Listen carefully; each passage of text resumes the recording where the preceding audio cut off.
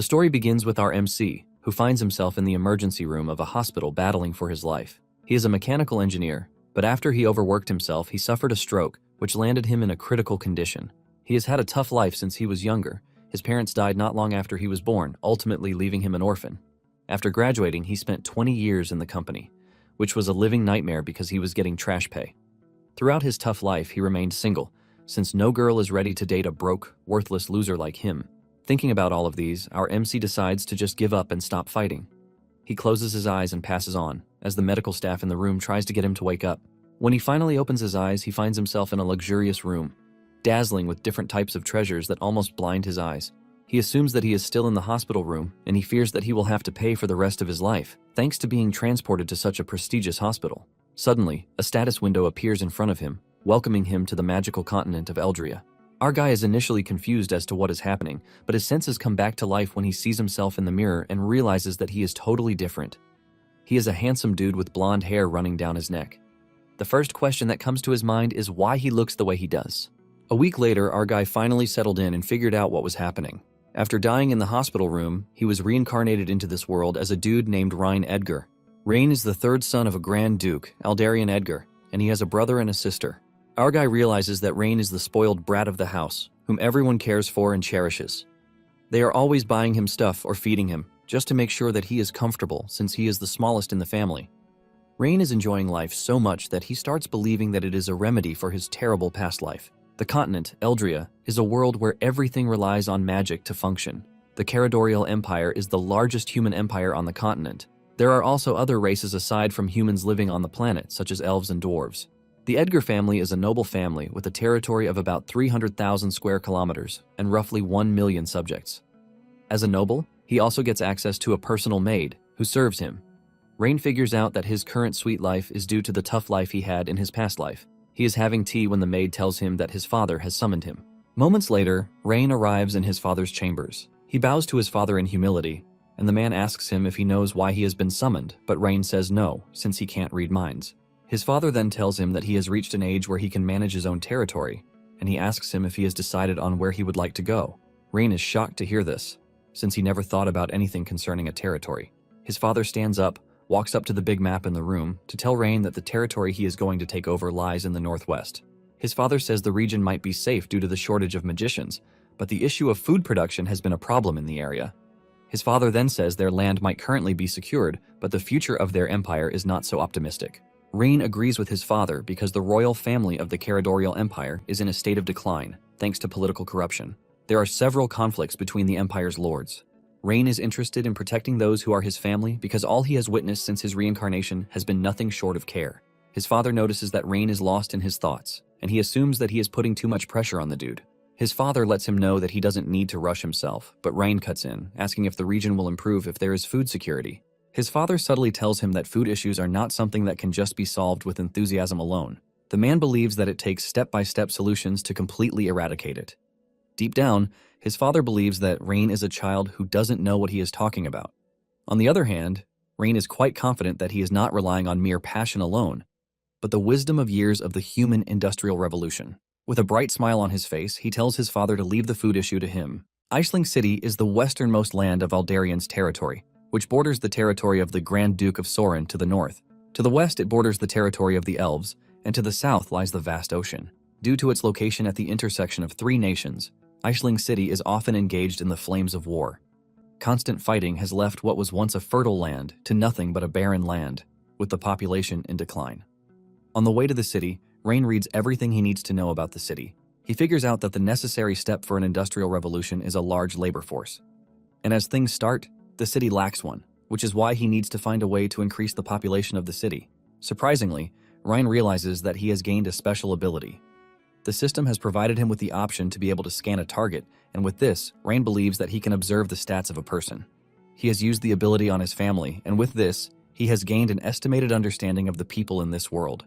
Rain has made it his priority to recruit talented individuals once he arrives in the territory. Sitting in the carriage with him is his maid, who has been instructed by his father to keep an eye on him so he doesn't cause any trouble in his new territory. Deep down, the red-headed maid also wishes that Ryan would keep things cool in the territory. At the Iceling City estate, the city lord has received the information that Ryan will be arriving that very day. One of the evil dudes running the city, who is apparently the city lord, asks if they should make the first move because he heard that the duke likes his youngest son very much.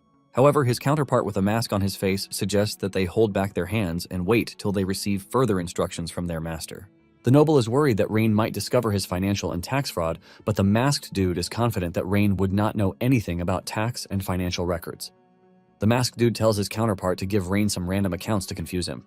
Since Rain will arrive in no time, the masked dude tells the city lord to leave so he can welcome him.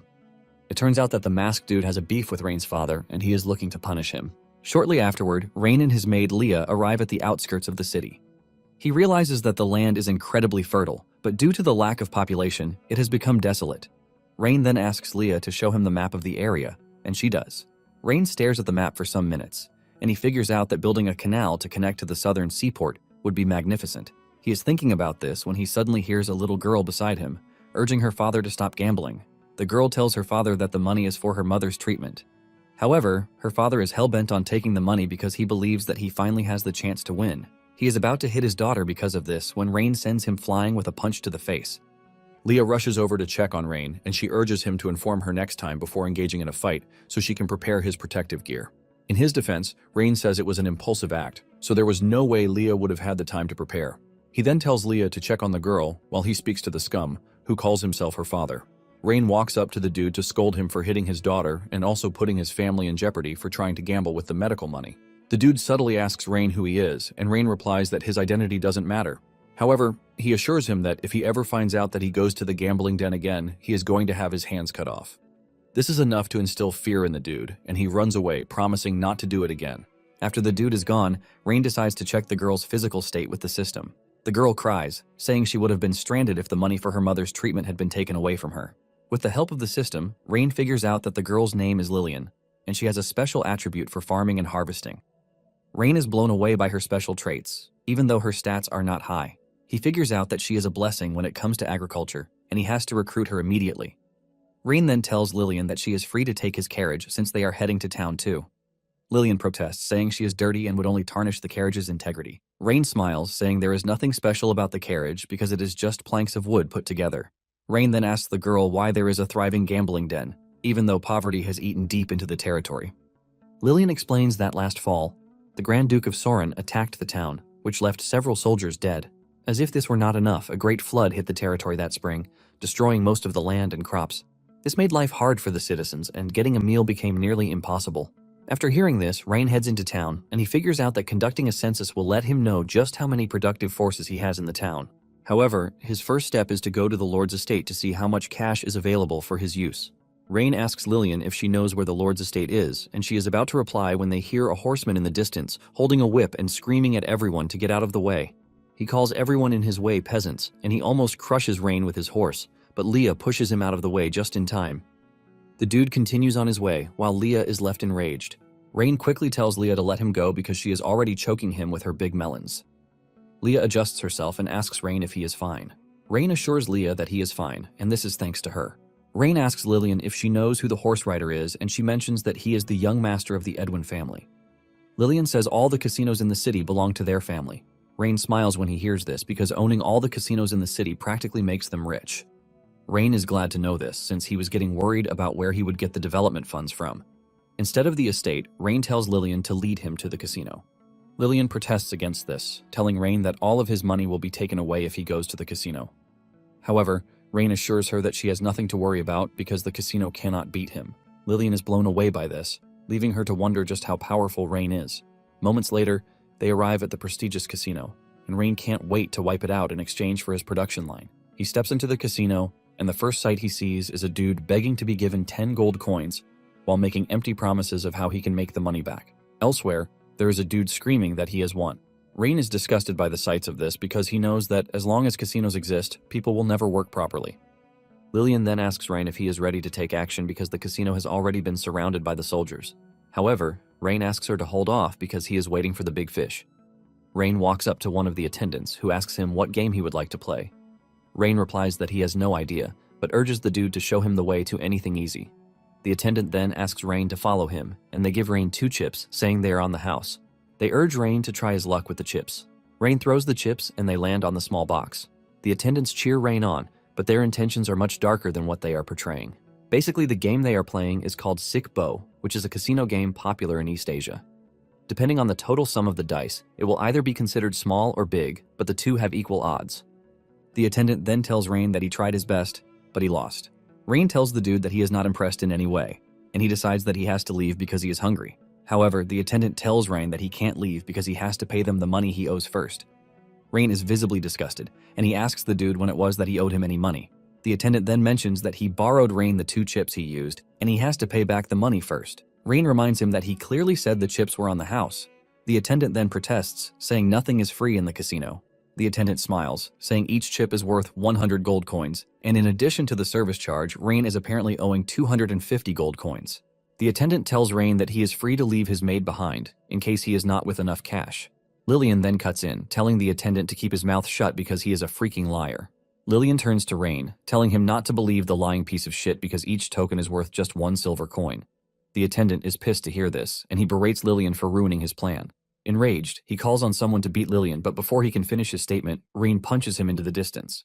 Rain stands tall and cool, asking the dude who gave him permission to speak. Rain then turns around to see the people just focused on the games they are playing, while hoping that they win. Nonetheless, Rain's recent act doesn't go unnoticed as the big fish Rain has been waiting for finally shows up, demanding to know who dares to make a mess in the casino. The dude then tells his guards to beat up the gamblers, who caused a ruckus.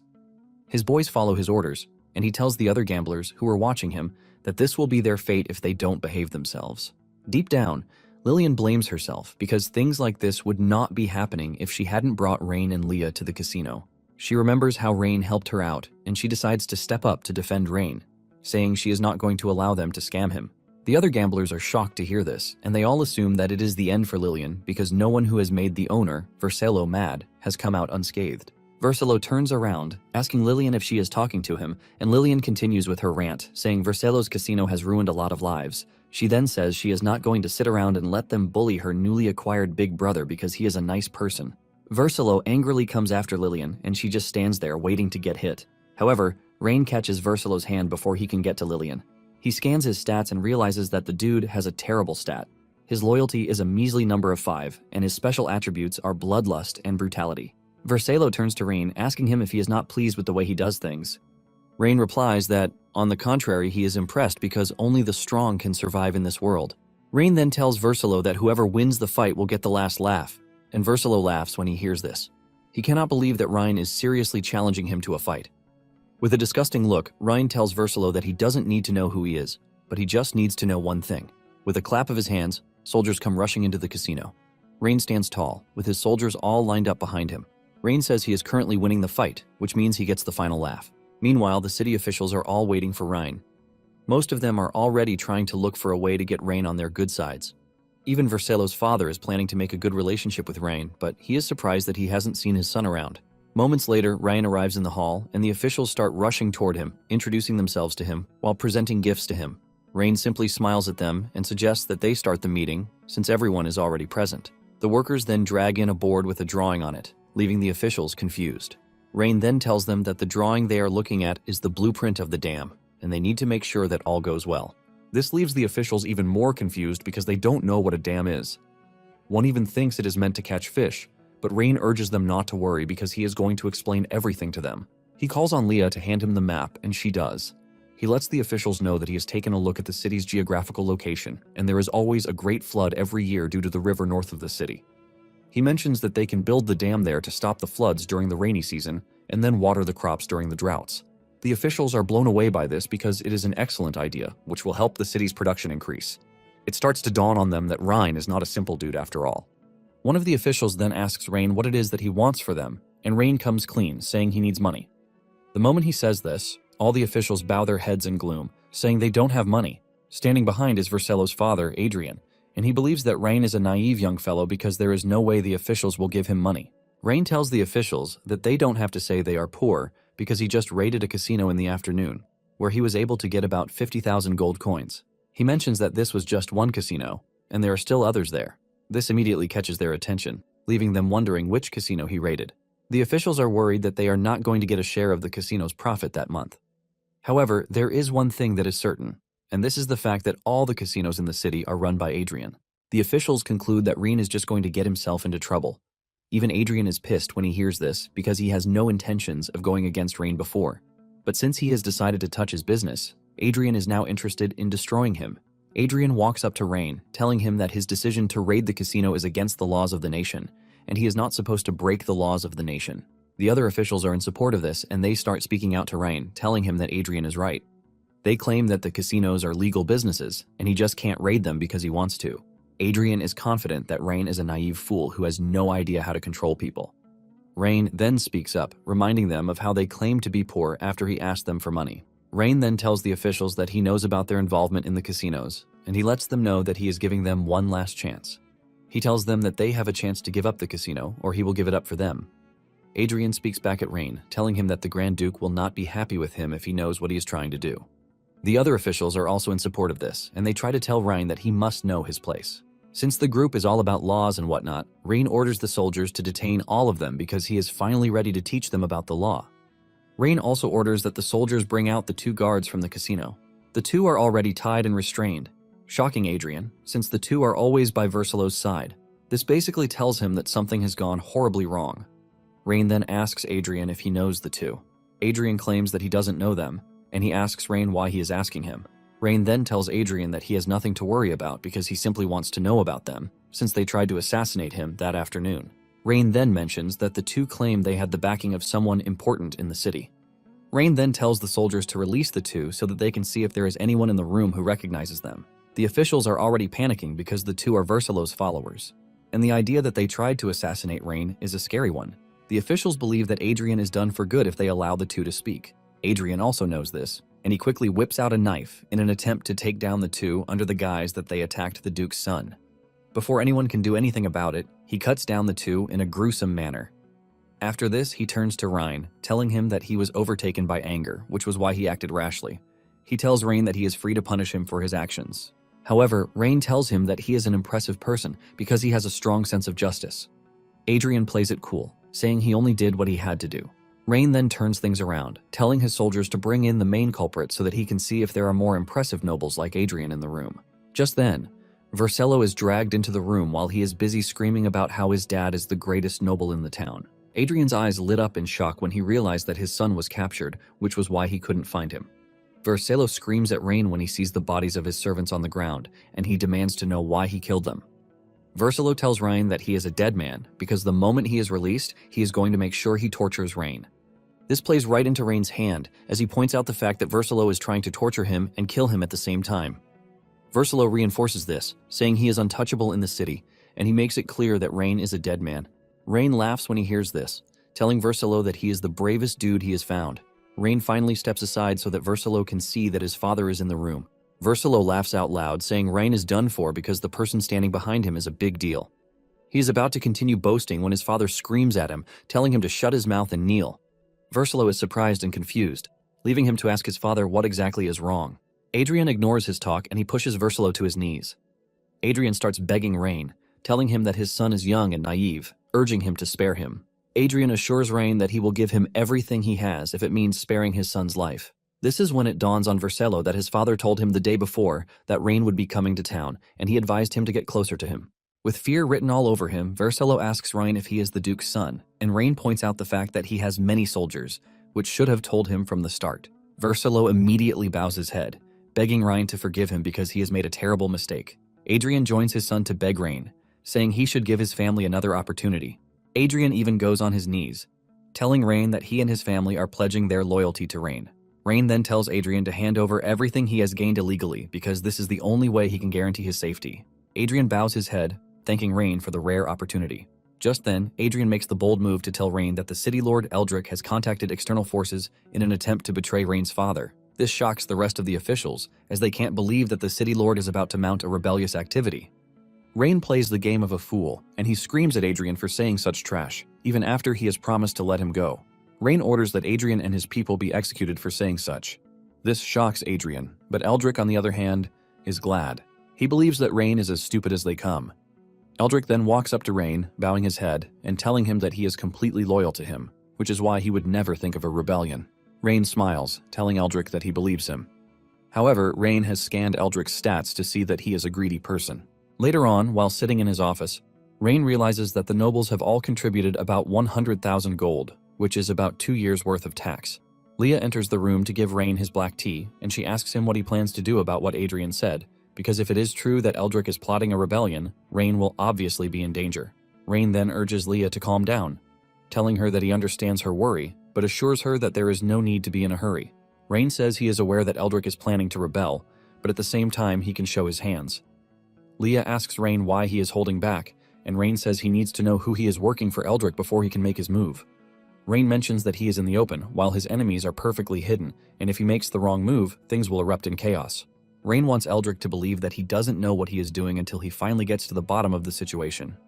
Meanwhile, Eldrick is speaking with the guildmaster Malcolm, and he tells the old man that there is no need for him to be in a hurry because Rain is still young and eager to prove himself to the Duke. Even with this, Malcolm doesn't think Eldrick has any reason to side with Rain because even his father would show the wizard some respect. Deep down, Eldrick is glad that Rain has somehow turned the guild against him. Malcolm angrily leaves the room, saying he needs to have a word with Rain. Eldrick smiles, believing that Rain has tripped the hornet's nest by offending the magical guild, which is going to leave him exposed in the city. The next day, Leah enters Rain's chambers to tell him that Malcolm would like to see him. Rain is initially confused since he has no idea who Malcolm is. Rain steps out of his office to meet the person called Malcolm, only to see that it is the guildmaster. Malcolm screams at Rain, asking him why he would insult the Wizards Guild. Rain shows his confusion, asking Malcolm when it was that he insulted the Wizards Guild. Malcolm tells Rain that he is only acting clueless, and then he shows him the recruitment letter that he signed off on. Inside the letter, Rain clearly stated that the project is not for individuals who are wizards. Rain admits that he sent out the letter to build the dam, but there is no indication that he is insulting the Wizards Guild. Malcolm argues, saying his application states that wizards are not allowed, which is nothing but a provocation to the wizards. Rain is surprised to hear this because he didn't know that wizards also take physically demanding jobs. Malcolm then demands a reasonable explanation from Rain, or else he will make sure that all the wizards stop working for him. Before making his next move, Rain tells the system to show him Malcolm's status. Rain is impressed to see that his loyalty is quite good, and he has a thing for seeking out knowledge. With the stats he has seen, he figures out that someone riled up the dude. Rain lets Malcolm know that everything is a mere misunderstanding because he never had the intention of disrespecting the Wizards Guild. Rain continues by saying there are 3 reasons he is not hiring wizards for the dam construction. He says the first reason is that the amount of mana is limited, and by this, they might not be able to meet the deadline. The second is that it is freaking expensive to hire a wizard. With the same money, he can easily hire about 10 physical laborers instead. And then, the third one is that most wizards live a comfortable life from being part of the guild, leaving the civilians uncared for. Rain mentions that as the leader, he has to pay special consideration to them. Malcolm then replies that everything in their world is guided by magic. Malcolm believes that those who have no affinity for magic should be beneath wizards. Rain replies, saying Malcolm is telling the truth with what he just mentioned, but he is not comfortable with this. Rain says he wants to make everyone see that civilians are not inferior to wizards. Malcolm then tells Rain that he would have to take his statement back if he is not looking to make an enemy of them. Rain stands strong, telling Malcolm to mind his tone, or else he will order Leah to cut his throat. Leah shows how serious she is by holding a knife to Malcolm's throat. Malcolm is shocked to see this, and he demands to know what Rain is saying. Rain lets Malcolm know that he is not making empty threats because the law about this actually exists. Rain tells Malcolm that he is free to test his patience, and he will have Leah cut his throat so that they can both see who the court will side with. Realizing that Rain is serious, Malcolm starts begging, telling Rain to spare his life. Rain notices that even with the situation, Malcolm's loyalty toward him didn't drop. Rain pities Malcolm because he was simply being used. Rain then tells Leah to take the knife off his neck, and Leah follows his order.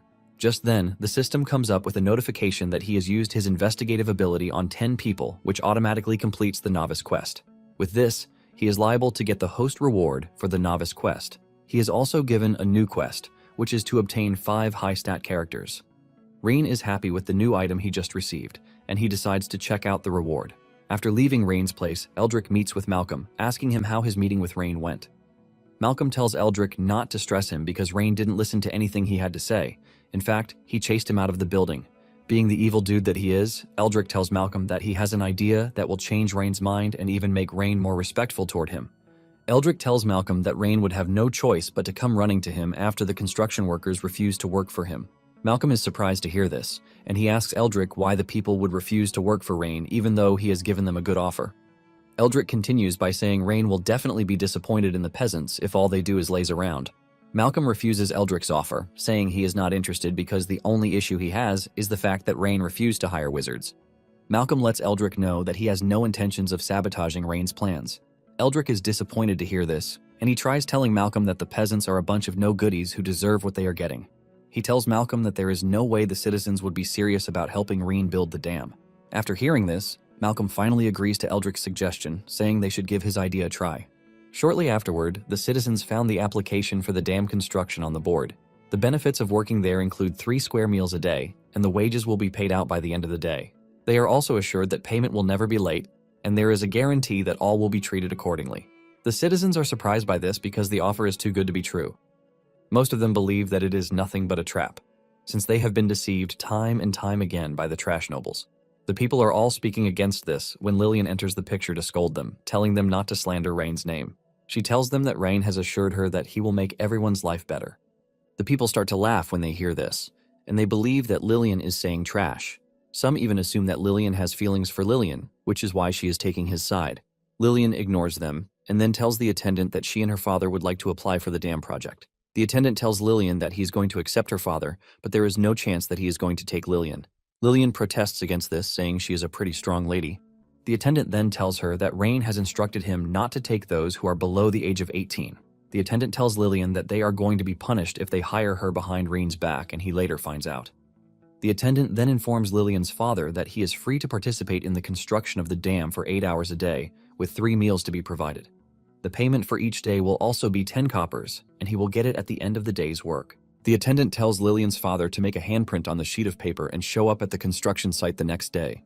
Lillian then turns to her father, telling him to work really hard, and the man assures his daughter that he will because he has no intentions of gambling again. He promises not to let Rain down. He hugs Lillian, telling her to stay at home with her mother because she can't work in the field, thanks to her illness. Just then, the attendant calls him back to confirm if his wife is truly sick. Lillian's father confirms this, saying his wife is really sick, which is why she can't work at all. The attendant smiles, telling the man that his wife is not required to work. In fact, Rain has ordered that members of the workforce working on the dam project are free to temporarily relocate to the workers' quarters. This is confusing to the man, and the attendant explains that it is a temporary residence he is entitled to while working on the dam's construction, and whenever the construction is done, he is free to return home. Lillian's father immediately falls to his knees in tears, thanking the attendant. The attendant helps him up, telling him that someone will take him and his daughter to the quarters so that he can pick where he would like to live. Hearing this throws a new sense of hope into the crowd, and they start rejoicing, believing that Rain might actually be saying the truth. Their perspective changed immediately, and they all believe that it is their chance to sign up. In no time, they all get in line to make sure that they get signed up for the project. Meanwhile, in his chambers, the system congratulates Rain, telling him that he has received the blueprint of a lithium iron phosphate battery as a reward. Rain is not entirely pleased with this because there is no use for the battery when there is no electricity generator. Rain wonders if the system is expecting him to carry the battery and allow lightning to strike him. At the same time, he is worried about the new quest because he has no idea where he is supposed to find 5 high-stat characters. He was initially thinking of training Leah, but she can't improve anymore because her stats are almost maxed out. Rain figures out that his best bet is to go into the city to scout for talents again. Not long after this, Leah informs him that Lillian is there to see him. Lillian enters the room, telling Rain that things are not going well at the construction site because people are slacking off. This comes as a surprise to Rain. When Lillian was at the site, she asked her father why he is taking a break without doing anything tangible. Her father then tells her that he can't understand his body because he has been feeling tired since he woke up that morning. In fact, the same thing is happening to all the other workers. Lillian screams at the others, asking them why they are all slacking off even though Rain has offered them something really good. The workers reply, telling Lillian that they are not trying to be lazy, but they have been feeling really weird since the day began. One of them assumes that they are exhausted quickly because it's been a long time since they last worked. They suggest that they might feel better the next day if they rest very well for the day. However, Lillian is pissed at all of them, and she screams at them, saying that they are nothing but a bunch of lazy lads because there is no way a disease like that exists. Rain soon shows up at the site, and he scans Lillian's father, Rock. He suddenly spots something unusual in the stat window, and this is the fact that the dude has been cursed. Rain then turns to Lillian, telling her that the workers are not sick, but cursed. Buried under the ground is a strange stone emitting really dark energy to affect the workers. Rain then resorts to the use of a skill named prospecting. He was waiting till the construction started so he can use it, but since it has come to this, he realizes that he has no choice. The skill allows the Rain to analyze the state of rocks, strata, formations, minerals, and other landforms in a target area. Rain then orders the system to analyze the geological condition of the area. The system takes the order, informing Rain that it is analyzing the geological condition within a 10-kilometer radius. Rain is disappointed that there is no petroleum or even metals in the area.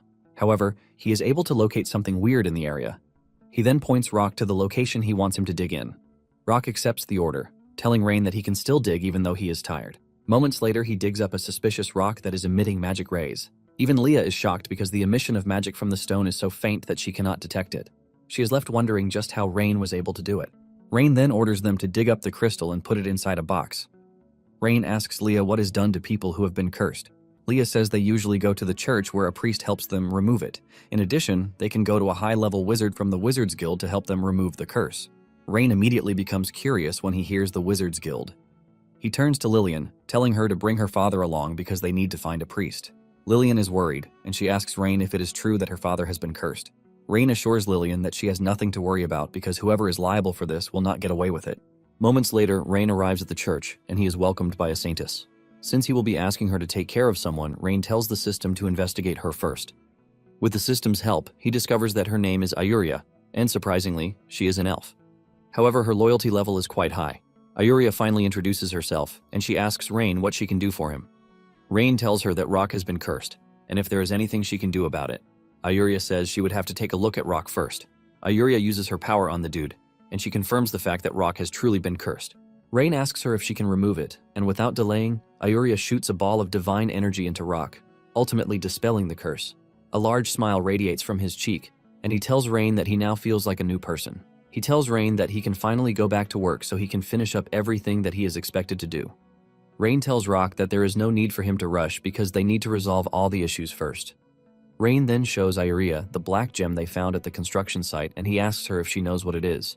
Ayuria replies that the dark crystal is the most common magical crystal, and a huge amount of magic has been stored inside for the curse to take effect. However, it is more like a prank rather than a curse.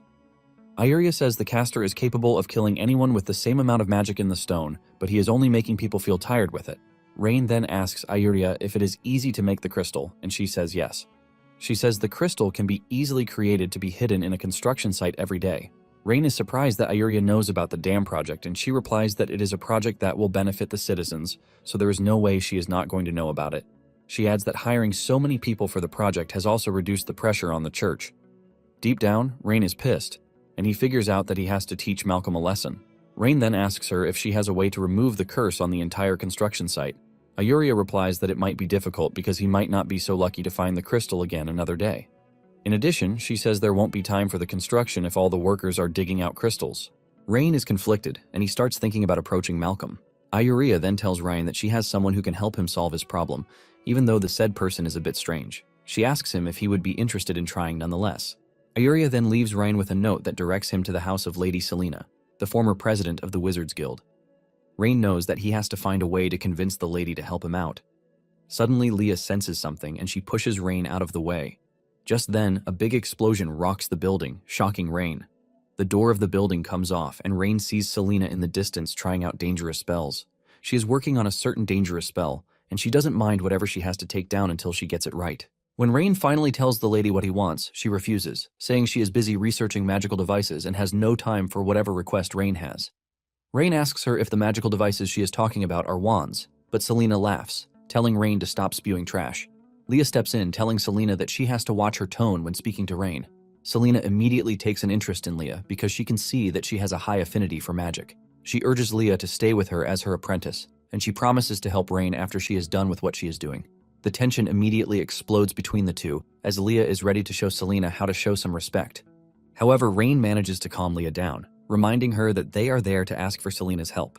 Rain then asks Selena if she is the one who made all the magical items on the table. Selena is impressed that Rain recognizes the items, but unfortunately, she says that they are all failures. Selena lets Rain know that the item she is trying to create is one that will be able to store the powerful electric magic that she has within her.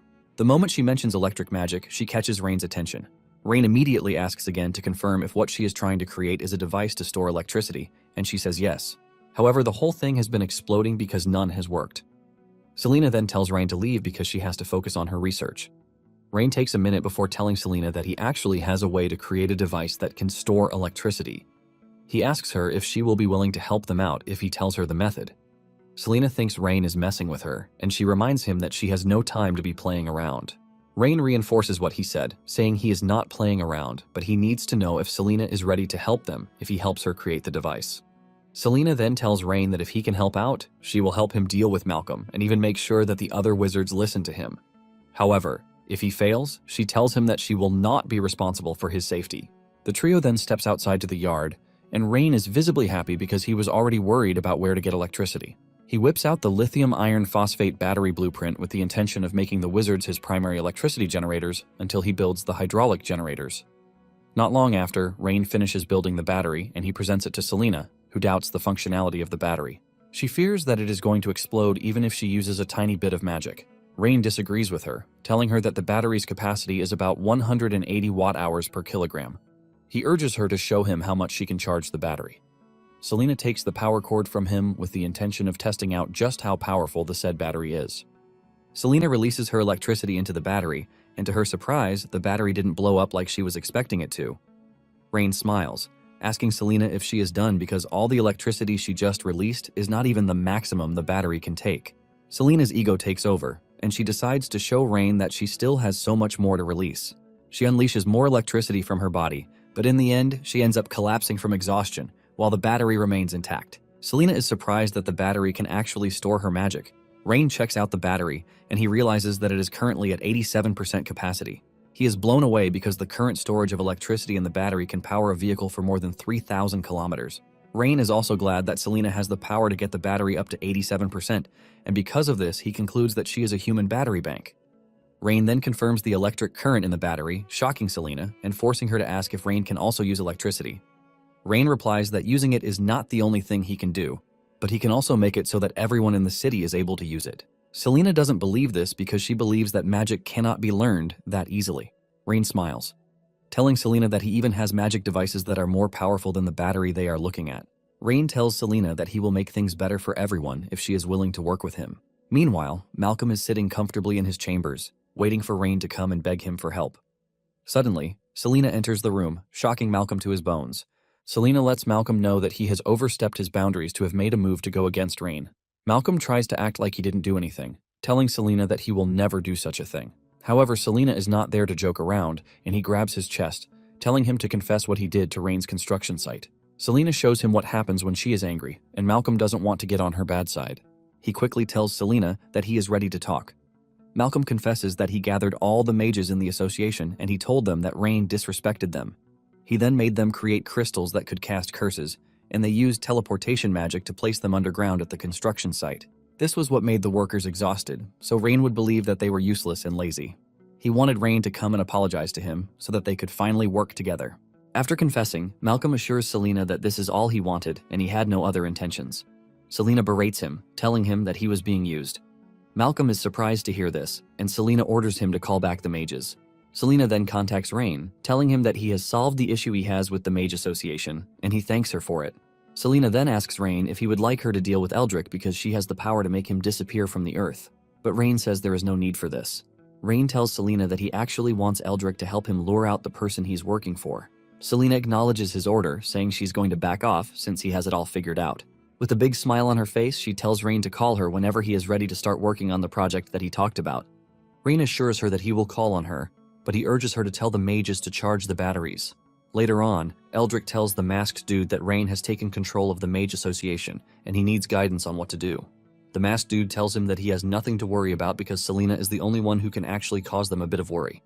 The masked dude says Eldrick's focus should be on the annoying dam project. He says if the dam works just like Rain said it would, the project will revitalize the people of the city, and this is the last thing they want. Eldrick assures his masked master that he has nothing to worry about concerning the dam because he has laid out a trap there already. Apparently, he has told the nobles in charge of grain supply to raise prices. The masked dude asks him if he is sure that the said nobles would side with him. Eldrick then explains that Rain made the nobles give up their money, but he has promised to help them get it back behind the scenes. Eldrick says the nobles might not be loyal to him, but they will definitely be loyal to their profits. Eldrick is confident that Rain doesn't have enough money to keep the project going until it is finished. In the market, Lillian finds herself fighting the sellers because of their prices. They have hiked the price of 2 bags of grain from 1 gold coin to 2 gold coins in just one day. The seller tells Lillian that she is free not to buy it because he doesn't care. He urges her to leave the grain if he can't afford it. Lillian remembers the promise she made to Rain about getting the grains at the lowest price possible. Lillian then asks the sellers if they are not scared that Rain is going to take action against them. The dude retorts, saying they are businessmen, and there is nothing Rain can do to them. He calls the situation a golden opportunity, and they are taking full advantage of it. He even pushes Lillian to the ground to trample upon her. When Ayuria also heard of this, she was pissed because she couldn't believe that they hiked the prices of grains in the space of one day. She tells her sister, Ilaria, that the grains they have won't be enough to get their people through winter. She tells Ilaria to take the grains back, saying she is going to figure something out. She then gives her money for a bribe. Ilaria is shocked because it is more than the usual money they use to bribe the guards. Ayuria is tired of explaining herself, and she tells Ilaria to just do what she asked her. Just as she is about to put the money in her pocket, Leah appears out of nowhere and snatches it away from her. The two are shocked, but are more shocked when Rain also shows up. Leah throws the money pouch to Rain, and Rain asks Ayuria if she is open to making a deal with him. The Saintess asks Rain what kind of business he might possibly have with her. Rain urges her to calm down, and he addresses her as an elf.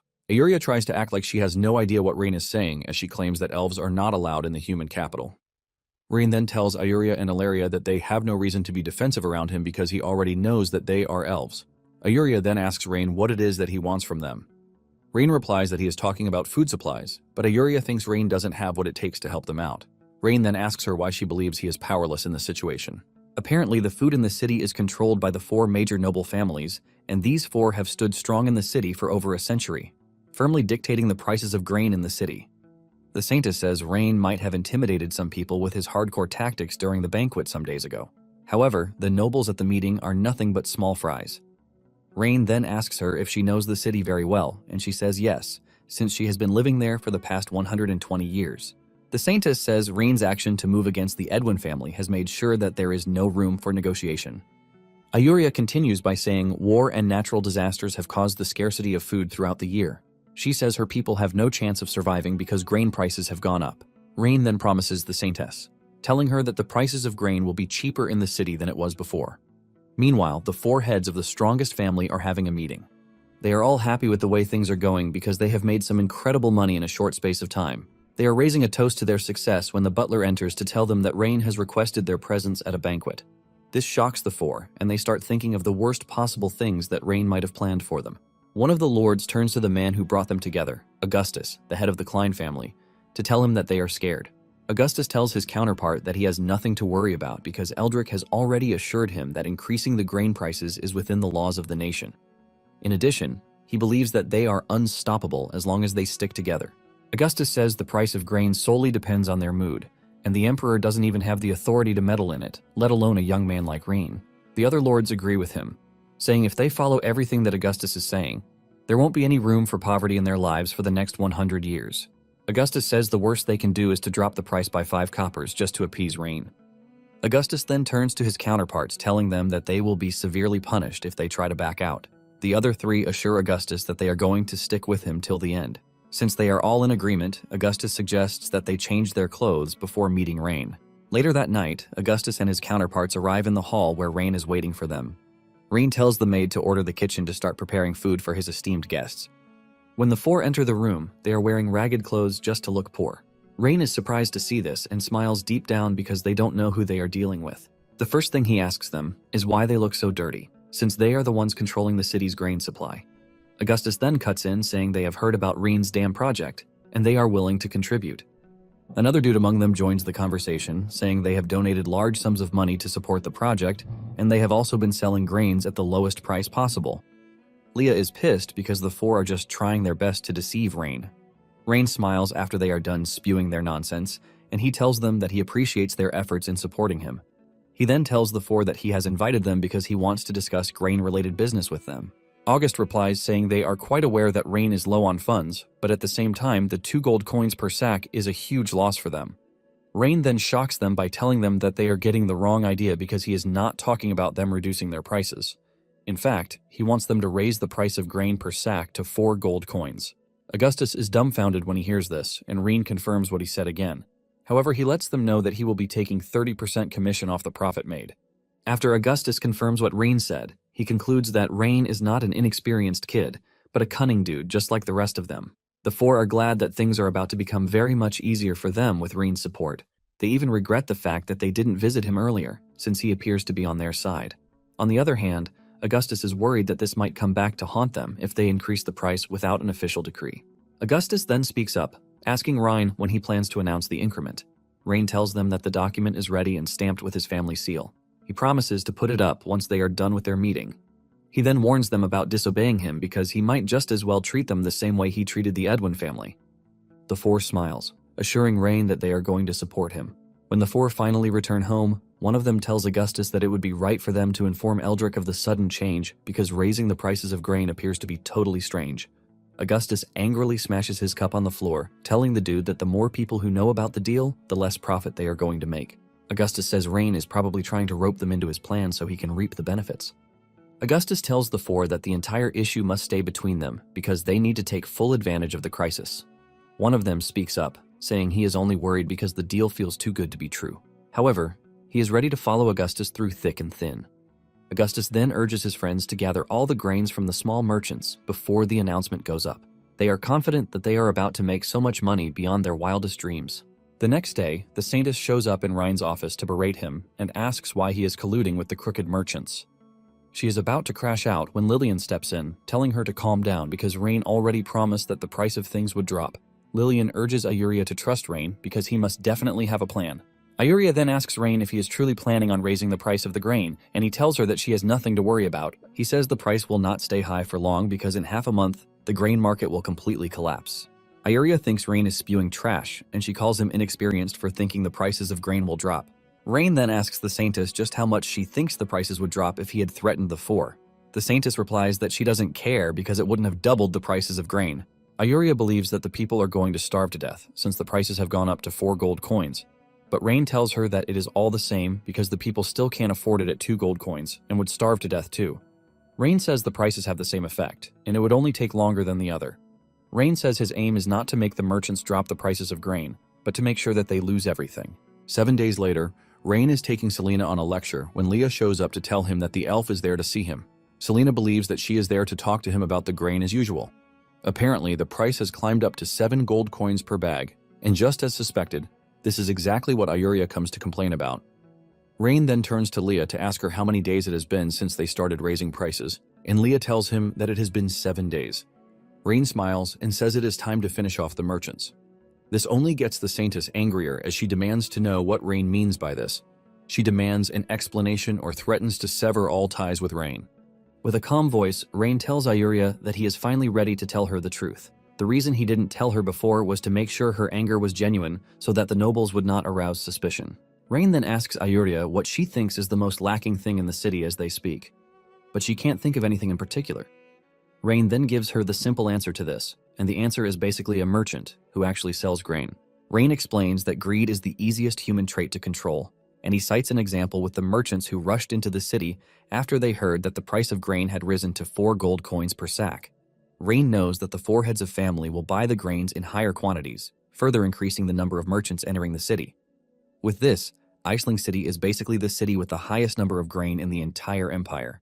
It is evident that all merchants lose their senses in the face of a 10,000% profit because the only 2 words in their minds are, "get rich." Rain assures the Saintess after that very day, the 4 noble families in the city will be eradicated. Rain then passes a note to Leah, telling her to pass it all across the city. The note is to inform them that Ayuria is selling the church's reserve grain because she doesn't like Rain's methods. Rain adds that the price of the grain should be set at 1 coin per bag. Ayuria is shocked when she hears this, and she asks why Rain is giving her such honor. Rain smiles, saying he doesn't have any grain, so he has no way of selling. The Saintess also argues with him, saying she doesn't have as much grain as that unless she is expected to sell the grain her people would need for winter. Ayuria continues arguing until Selena steps in, telling her that she is such a naive soul. She advises her to listen to Rain's words and start selling the grains because the more she delays, the more money she loses. Ayuria retorts, saying her people don't care about money because what they are more interested in is grain. Rain is tired of arguing, and he tells Ayuria to do what he told her, while assuring her that her grain will increase and not decrease. Rain then turns to Selena, telling her that he is counting on her and the Mage Association to seal the city. Selena assures Rain that not a single person would escape the city. Moments later, Rain notices that Leah is acting strange, and he asks her if something is wrong. Leah replies that she is scared that things won't go as planned. She asks Rain what would happen if the merchants hold out for some days, and Iria sells all her grain. Rain then explains to her that there are two types of schemes. One is the secret plot, while the other is an open plan. Rain tells her that a secret plan can be avoided by an open plan is unavoidable. Rain mentions that the merchants who are currently in the city are blinded by desire, and they are going to risk everything just to make a profit. However, if they find out that the prices of grain will fall overnight, they are going to panic and sell. Not long after this, Augustus gets the information that the church has said it would sell their reserve grain to help the people, and it will be selling 1 gold coin per bag. The other 3 start asking Augustus what the solution is because they completely forgot about the church. One of them urges the others not to panic because there is no way the church has enough grain to serve everybody. Augustus then makes his decision, telling his friends to send some people to the church so that they can buy as much as possible. In no time, the church is bombarded with requests to buy grain. Iria urges them not to rush because there is a bulk load of grain available for everyone. She claims that the Pope has sent 10,000 bags of grain because he is aware of the people's struggles. However, most don't believe this, and they assume that the grain will run out soon enough, which is why they want to rush and buy everything that they can. Just then, soldiers show up on the scene to publicly tell Iria that the grain she is currently selling is the first batch, and more will be sent by the Pope the next day. Iria plays along, but she hopes that Ryan will take it easy on her because she might be in so much trouble if the Pope finds out about this. However, this sends shivers down the spine of the merchants because they believe that their business is completely ruined. One of them realizes that he actually bought the grain for 60 silver coins, and the transport alone is about 10 silver coins. He adds his expenses for the past couple of days, and realizes that it amounts to 95 silver coins per bag. He figures out that he still stands to make a profit if he sells all his grain immediately. Without wasting time, he starts announcing that he is selling his grain for 95 silver coins per bag. The people immediately turn to him, asking him to sell to them. Another merchant is pissed about this, and he decides that they are going to completely crash the market if this is what it takes. He also makes his own announcement saying he is selling for 90 silver coins. Before they knew it, it had fallen to 80 silver coins. Rain stands on his balcony to watch the chaos unfold, and Selena commends his ingenuity because everything is happening just the same way he said it would. Rain then tells Selena that she is witnessing human nature at its best. He explains that selling even a second slower than the others means more loss. This is why everyone is scared to sell late and is all selling out of panic.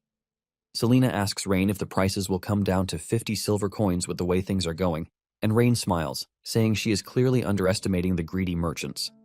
Rain lets her know that by the time Augustus and his group start selling their grain will be the cheapest commodity in the city. Selena doubts the possibility of Augustus and his crew selling out like the other merchants because they paid the highest price to get the grain.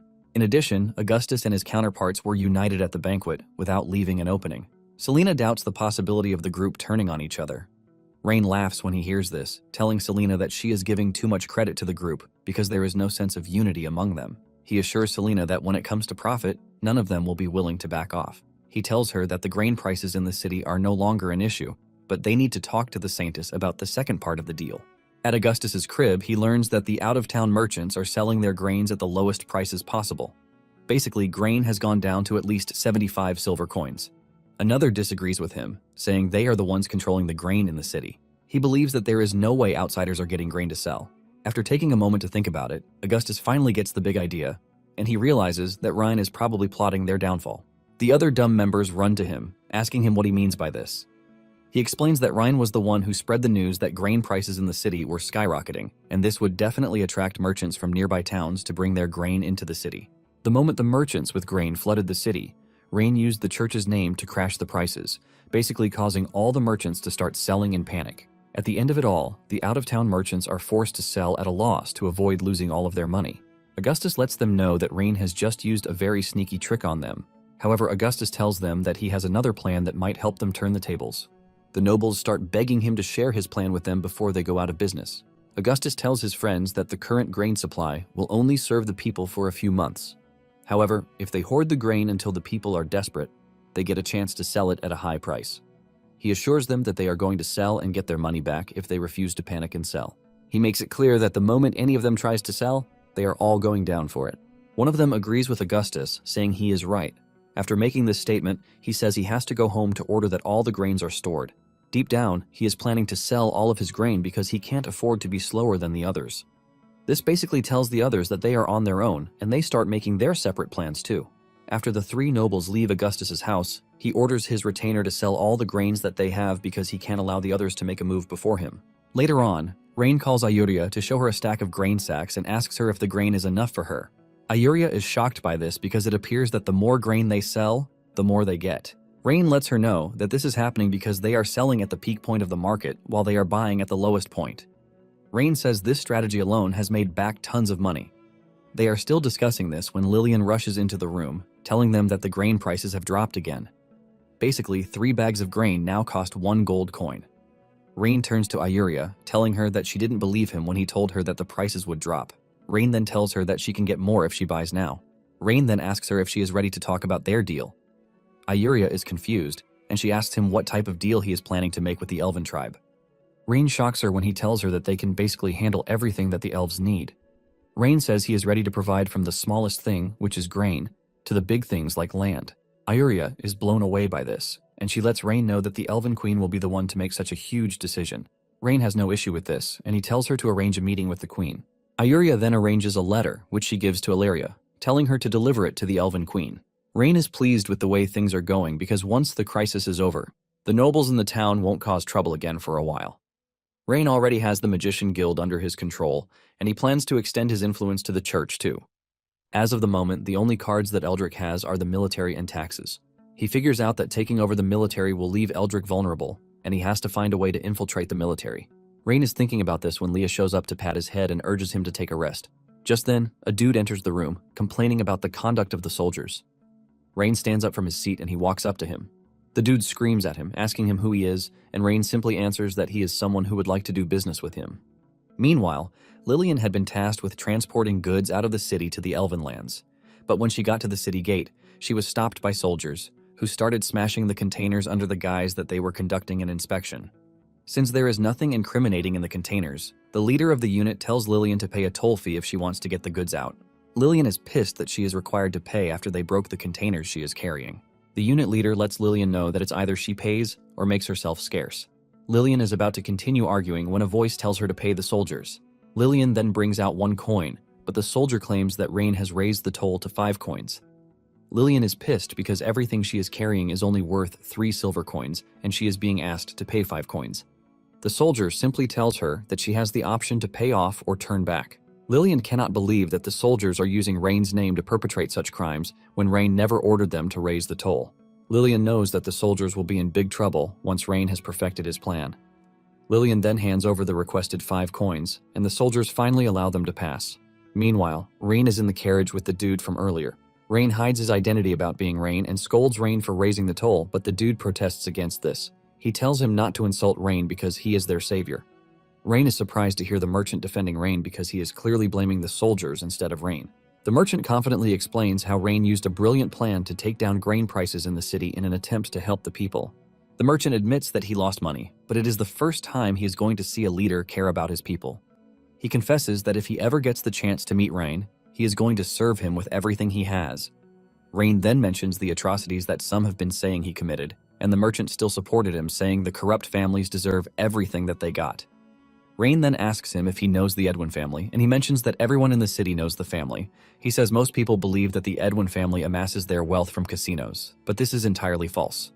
The merchant then subtly tells Rain that Edwin's family's main business is human trafficking. Rain is shocked when he hears this, and rage overwhelms him. He can't believe that he is trying to raise the population of the territory, but the Edwin family is ruining his hard work. Rain figures out that the first thing they need to do is control the guards, because if an internal chaos breaks out, it will be easy for external forces to take advantage of it. Moments later, they arrive at another gate where the soldiers are demanding a toll. Lillian questions this, and the soldier tells her that the toll for the city is different from the toll for the border fort. Lillian screams at the soldier, telling him that he is lying because they only had to pay the toll once before. The soldier then tells her that she has the option to pay or get lost. Frustrated and angry, Lillian asks him how much the toll costs. Lillian crashes out when the soldier tells her that the price is 1 gold coin. Before she can argue further, Rain tells her from inside the carriage to pay the soldiers. The moment the soldier finds out that there are people inside the carriage, he orders that they all step out because they must be inspected. Since he is claiming that he needs to conduct an inspection, Rain steps out, telling him to carry out his inspection. Fear runs down his body when he spots Rain's elegance and his maid beside him, forcing him to ask him who he is. In the end, it turns out that the soldiers don't recognize Rain, but the merchant with him. They call him Trist, and Trist, on the other hand, is not happy to see the soldiers. He has a good reason not to be happy to see the soldiers because he knows for a fact that they were bandits from the nearby mountains. He later cooperated with the Edwin family and was responsible for moving humans for the family. Basically, it was the Edwin family who got him where he currently is. The soldier looks utterly displeased, claiming that the last time he went out of the city, he didn't pay enough tariff, and he got scolded for it. Without holding back, he slaps Trist, telling him that he has to make up for the mistake of the past or else he won't leave. Trist argues that he gave the soldier the exact money he asked for. The soldier claims that there was no shortage of money back then, but as it appears, there is now a shortage of money. He adds that he would have allowed the carriage to leave, but since he is in the carriage, he has to pay 5 gold coins to leave. Rain finally steps in, saying the pay is too heavy, and asks why the tax revenue of the city is low in return. The soldier is surprised that a nobody is talking to him, but before he can beat Ryan up, he notices Leah, and her beauty attracts him. Realizing that things are about to escalate, Trist tells the soldier that he is going to pay the 5 gold coins as long as he doesn't make things hard for his business people. The soldier wastes no time collecting the money pouch from Trist. He then turns to Leah, asking her where she lives. He tries touching her, but Rain grabs his hand and lets him know that he is a disgraceful person. He tries attacking Rain, but Leah cuts him down in no time. Rain then tells Leah to kill all the soldiers, and afterward, the guards who are with them should be in charge of guarding the fort. The soldiers make a run for it, but Leah chases them down and cuts them all down. Rain checks out the soldier stats and is ultimately disappointed because they are nothing but trash. Before leaving home, his father had told him that there was an enemy territory close to him, and it would be good for everyone if he didn't cause any trouble. Rain is glad that he has discovered the big problem, or else he would be in a big problem because he would basically lose to the Empire. Just when Leah is about to finish off the rest of the soldiers, a voice echoes from behind, demanding to know who is causing trouble at the border of the city. The soldiers turn around and start smiling when they realize that a familiar face, General Caesar, has come to save them. The moment Ryan spots Caesar, he checks out his stat. He can see that he is truly talented, but he is a disloyal piece of shit. Rain then walks up to him, asking him if he is Caesar of the Holker family, who also has a brother working in Prisa's territory. Caesar confirms this, but wants to know how Rain knows his brother. Rain then mentions that Prisha Edgar is his older sister.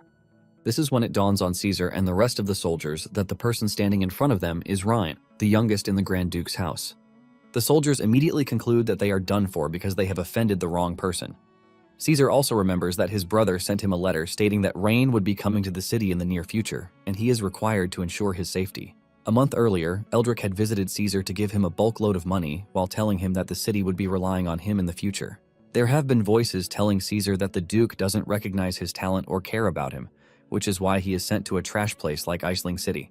They tell him that he deserves better, which is why it was easy for him to take the money from Eldrick. After thinking about all of these, Caesar pulls out his sword and he berates Rain for being an imposter.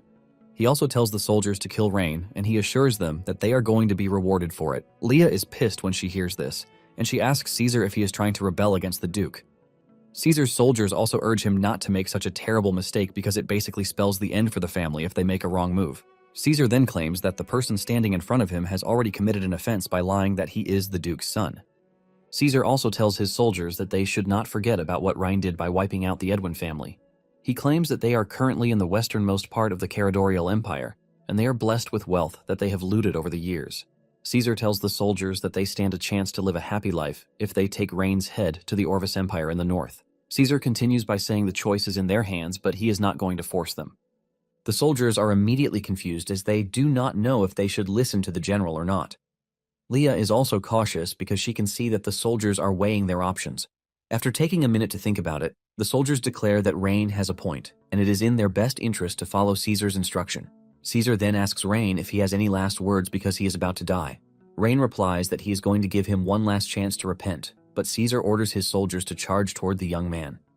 Realizing that the soldiers are not going to stop, Leah cuts off her skirt to make sure that she has enough mobility to deal with the threat. Leah goes after the soldiers and she slices one's throat before he can even move. Another tries to sneak up on her, but her acrobatic movements get her out of the danger before finishing off the dude. Suddenly she notices that a soldier has reached Rain already, and he is about to push his spear into Rain's head. Without delay, she throws her dagger at the soldier, ultimately taking him out, while Rain just stands there aura farming. Rain then looks up to tell Caesar that he is offering him one last chance, and he urges him not to be stubborn about it. Caesar refuses the offer and urges his soldiers to charge at Rain, promising to give whoever kills Rain 1,000 gold coins. This provides an extra motivation for the soldiers, who are looking to make a quick profit. They try to take Leah out, but she is far above their league. She easily takes on a bunch of them and defeats them while she remains in the same position. Caesar realizes that the soldiers are having a tough time, and he calls on the wizards to attack Rain and Leah. The wizards heed his call, and they hurl ice arrows at Leah, but she kicks them away. However, this turns out to be a problem because the ice effect ends up freezing her legs. The moment Caesar realizes that Leah is immobilized, he orders his men to go after Rain.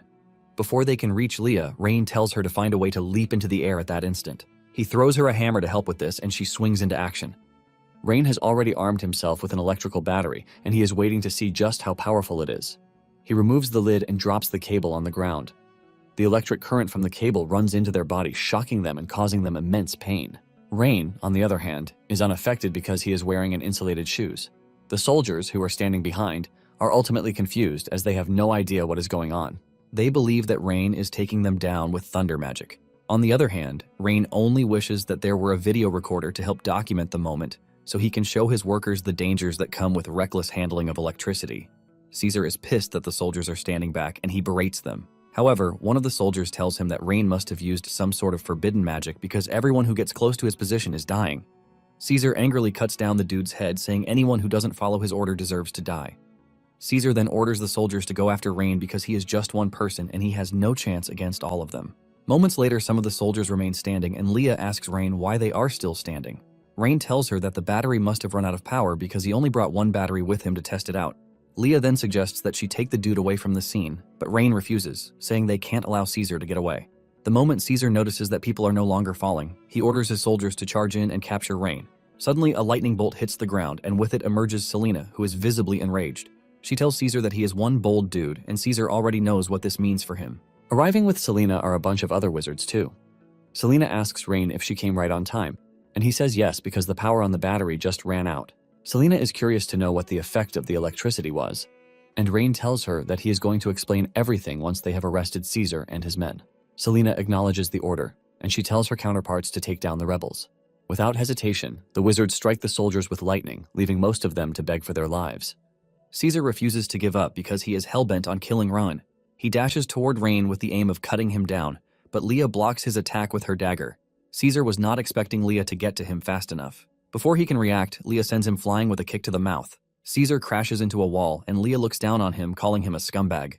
Momentarily, Caesar wakes up to find himself tied to a pole, while Rain and Leah are in front of him. Rain has gotten his hands on several documents that incriminate them. Rain can see that Caesar and the border guard have been stealing money for several years. He asks him when he started working with Eldrick. Caesar is shocked by this, and he asks Rain just how he knows this. Rain tells Caesar that he doesn't need to act surprised because he already knows that Eldrick was going to betray them. However, he has been waiting for a chance to take him down at once, and Caesar has just led him to the opportunity. Caesar smiles, saying Rain can't possibly think he can do anything to Eldrick because of the little bit of corruption evidence that he has. Rain lets Caesar know that he is getting the wrong idea because he already knows that the papers are a little threat to Eldrick. Rain says he only had to know the annual business tax figures of the city through the accounts because it is going to help in transforming the city in the future. Caesar laughs out loud when Rain says this, and he tells him that he is a dreamer. Caesar lets him know that Eldrick controls basically everyone in the city, and there is no way they are going to listen to him. Rain then walks up to Caesar, telling him that living people are the ones who can be called nobles, but dead people are basically corpses. Fear grips Caesar when he hears this, and he asks Rain if he is trying to create a bloodbath of nobles in the city. Rain tells Caesar that the nobles in the city have just two choices. They either follow the same path that Caesar followed and end up dying, or they should obediently listen to him and end up enjoying the benefits of it in the future. Rain looks into Caesar's eyes, asking him which one he thinks the nobles would choose.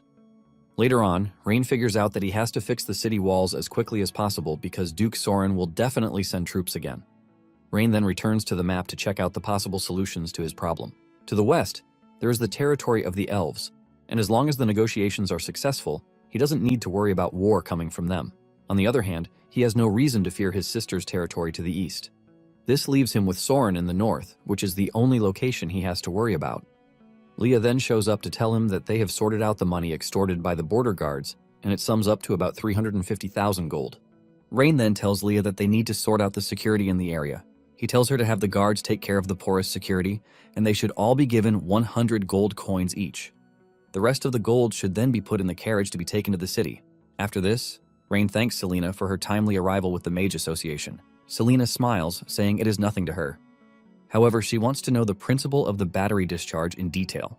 She wants to know why someone with no magic power is able to use it. Rain then tells her that he will explain everything to her on their way back. The two are about to leave when Malcolm comes rushing over with seemingly bad news. With fear written all over his face, he tells Rain to run because Eldrick has rebelled and taken over the city. Selena is shocked to hear this. But Rain, on the other hand, isn't. He realizes that Eldrick has finally made his move because he can't take it anymore. Selena asks Rain what their next move should be because she already brought out all of the magicians from the guild to suppress the border guard. Basically, there is no one in the city who can act as an internal agent for them. Rain tells Selena that there is no need for them to panic because the moment Eldrick rebelled, he had already lost the plot. Soon afterward, Rain returns to the city accompanied by the mages and troops. Eldrick stands at the city gate to ask Rain what he has come to do in the city. Rain then asks Eldrick why he betrayed his father, and Eldrick replies that he was pissed because the Duke left him in such a trash place. Eldrick mentions that he and the Duke were the ones who joined hands to establish the Empire. He claims that Rain's father refused to give him what he was worth after the Duke became established. Instead of being placed on a silver platter, he was thrown in a trash place like Iceling. Eldrick says he has written to the Grand Duke several times, hoping he would transfer him to a better place, but the letters were all rejected. Eldrick angrily points his finger at Rain, telling him to blame his father if he is going to blame anyone. Just then, a bunch of nobles step forward, and Eldrick tells Rain that the group all helped the Duke to establish his vast land. But they all got the same treatment as him. Eldrick lets Rain know that they are not rebelling, but taking back what they deserve. Rain is disappointed after hearing Eldrick's reason because he was expecting something tangible, but Eldrick just gave him some boring excuses. Rain then tells Eldrick that he will be giving him one chance to leave the city and surrender if he is interested in surviving. Rain tells Eldrick not to blame him for being cruel if he ends up breaking into the city in just 3 days. Eldrick and the nobles start laughing like maniacs, saying Rain has no chance of breaking into the city in 3 days. They tell Rain that he is just a dude with all talk and no action. Eldrick then asks Rain to make a bet with him if he is so confident in what he has said. Rain asks him what the bet is about, and Eldrick tells Rain to leave him to rule the city if he fails to break into the city within the said 3 days. Rain then asks what will happen if he breaks through, and Eldrick tells him that he would let him do whatever he wants. Eldrick excitedly asks Rain if he is up for the bet. Selena tells Rain that he has no reason to listen to Eldrick because they can fight them slowly. Leah also adds that she has reported the issue to the Grand Duke, and all they need to do is wait for the Grand Duke to send his large troops to destroy Eldrick and his annoying counterparts. Eldrick notices that Rain is silent, and he teases him, asking if he is scared. Eldrick calls Rain a coward because he was running his mouth some minutes ago, but he is already scared. The other nobles also urge Rain to accept the bet if he is not a freaking coward. Rain finally speaks up, telling the group that they are all eager to make fun of themselves, and he is willing to help them with it. Rain then tells them that he has accepted the bet and tells them that he hopes they keep their promise after 3 days. Eldrick assures him that they will, because everyone watching will bear witness to this. Just then, Eldrick tells Rain that the Orvis army has received news of his rebellion, and their army will probably arrive at the border in 10 days. After the standoff with Eldrick, Rain and his men set up a temporary base outside the city walls. Selena shows up to tell him that the city walls might look like they're gone, but it is difficult for them to break through with just their strength. One of the soldiers urges Rain to follow them so that they can escape to the south and wait for the Duke's army to arrive. Rain then tells his supporters that they have nothing to worry about because the city wall will be broken down in 3 days. The only thing he is worried about is the Orvis army heading their way. Rain then asks Leah if she has gathered enough firewood and hay balls. Leah assures him that everything he requested is ready, and they even found a lake nearby. Rain then tells Selena to order the magicians to use ice magic on the lake to lower the temperature of the water in the lake to about 0 degrees.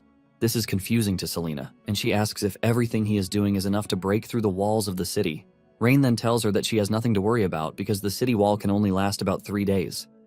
Later on, Rain's men charge toward the city with firewood only, shocking Eldrick, who thinks they must be going mad already. After throwing the firewood, the soldiers retreat immediately.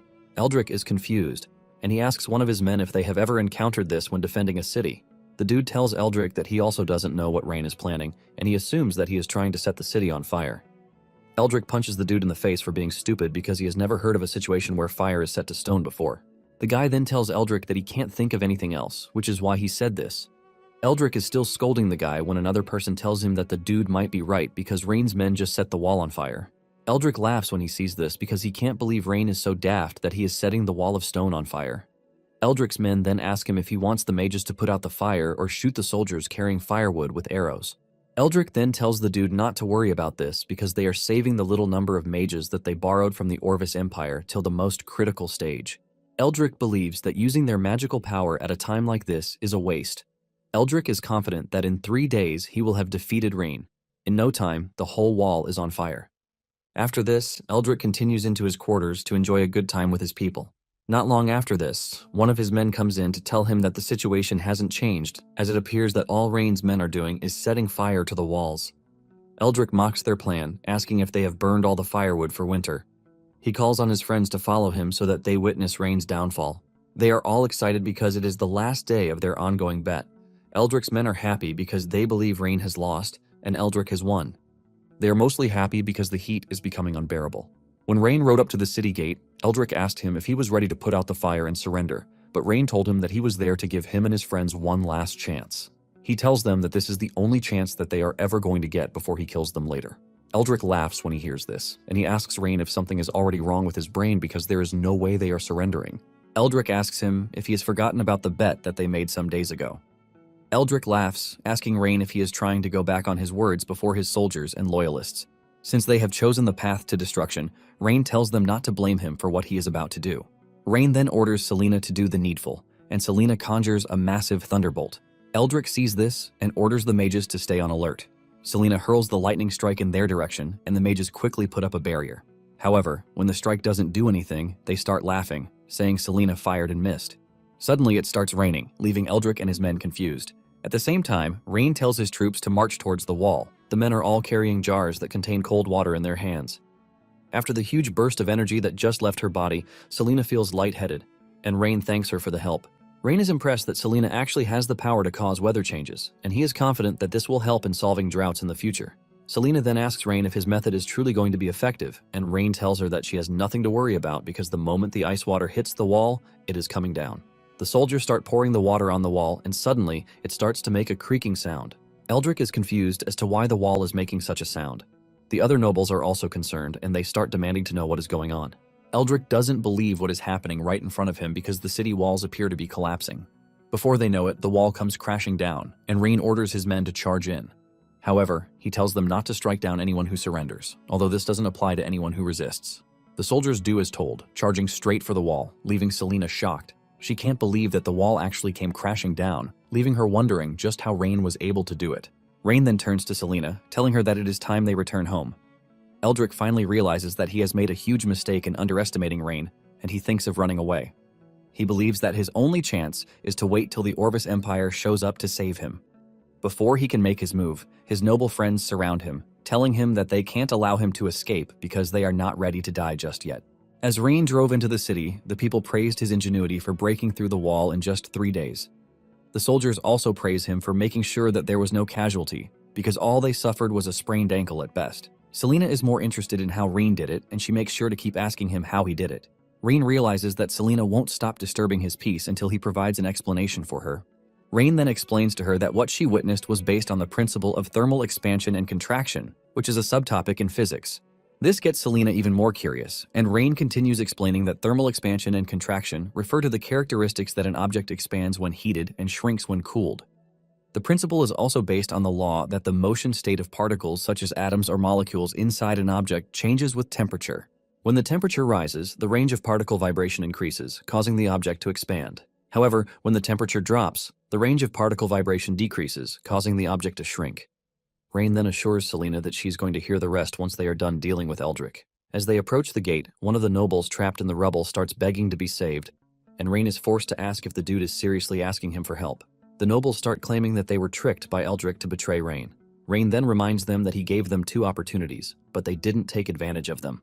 In desperation, the nobles tell Rain that they are ready to hand over their properties, but Rain reminds them that once he kills them, their family and property are automatically his. The nobles try the reverse psychology on Rain, telling him that no one will serve him if he kills them, because they are going to count it as tyranny. Rain then tells them that they are wrong about this because no one is loyal to anybody but their interests. Rain mocks them, telling them that they have lived so long and they haven't figured this out. Without further argument, Rain orders his men to arrest the nobles while they wait for their punishment. On the other hand, Eldrick safely made it to his quarters, and he tells his masked master that Rain is coming because he managed to break through the wall. This shocks the dude, who is forced to ask just how Rain was able to do it. Eldrick explains that the city wall was set on fire for days, and after this, water was poured on it, and it instantly collapsed. The masked dude is pissed when he hears this. and he believes that Eldrick is saying trash because there has never been anywhere in history where such has happened. Eldrick tries to tell him that this is exactly what happened, but the dude doesn't care one bit. The masked dude believes that Rain made use of some unknown magic to carry out his plan. Eldrick then suggests that they postpone their argument till later and try to find a way to escape first, because once Rain makes his way to them, the chances of escaping have automatically reduced. Just as they are about to make their move, Rain enters the room asking them where exactly they think they can run to. Eldrick is shocked when he sees Rain in the room, and he starts asking him how he made it to the room so quickly. Rain tells him that he got to him fast enough because he abandoned the city wall and was trying to escape. Rain says the soldiers who were following him dropped their weapons when they saw him running away. Rain lets him know that there was no one to resist him, so it was easy for him to move along. Rain then turns to the masked dude, asking him if he is the person supporting Eldrick. Rain even mocks him, skiing him if he is wearing a mask because he is ugly or because he has scars. The masked dude then tells Rain that he won't be as proud the same way he currently is in the next couple of days because the Orvis Empire and its army are already on the way. He says Rain destroying the city wall has complicated his problem even further. The masked dude tries to make a move, but Rain orders Leah to stop him. Leah throws her knife directly at the dude, cutting his mask, leaving a cut below his eye. It turns out that the dude recognizes Leah, and this sends a chill feeling down his face. The dude then activates the scroll he had previously displayed, and he vanishes alongside Eldrick. Leah apologizes for not stopping them on time, but Rain tells her that she doesn't need to beat herself up about it because he was pretty sure that they were going to have a way out. However, he is worried because he doesn't know the identity of the dude working with Eldrick. Leah then tells Rain that she actually knows the dude. Leah explains that the dude's name is Raven Edwin, and he was once a subordinate of the Grand Duke. He later betrayed Rain's father and defected to Duke Soren's side. When Rain hears his name, he wonders if he is related to Adrian. Leah tells Rain that he is right because Raven was initially the leader of the Edwin family. However, he didn't agree with the Duke's ideas, and he voluntarily left to join the enemy side. Not long after this, Selena enters the room, asking Rain what they are going to do about the invading Orvis army. Selena says even if all the mages in the city try to repair the wall, it still will not be enough. Rain then tells Selena that she doesn't have to worry about this because he always finds a way to solve the problem. After they have settled in, Rain decides to address the people, but Selena wonders what it is that Rain is going to tell them to prevent them from falling into panic.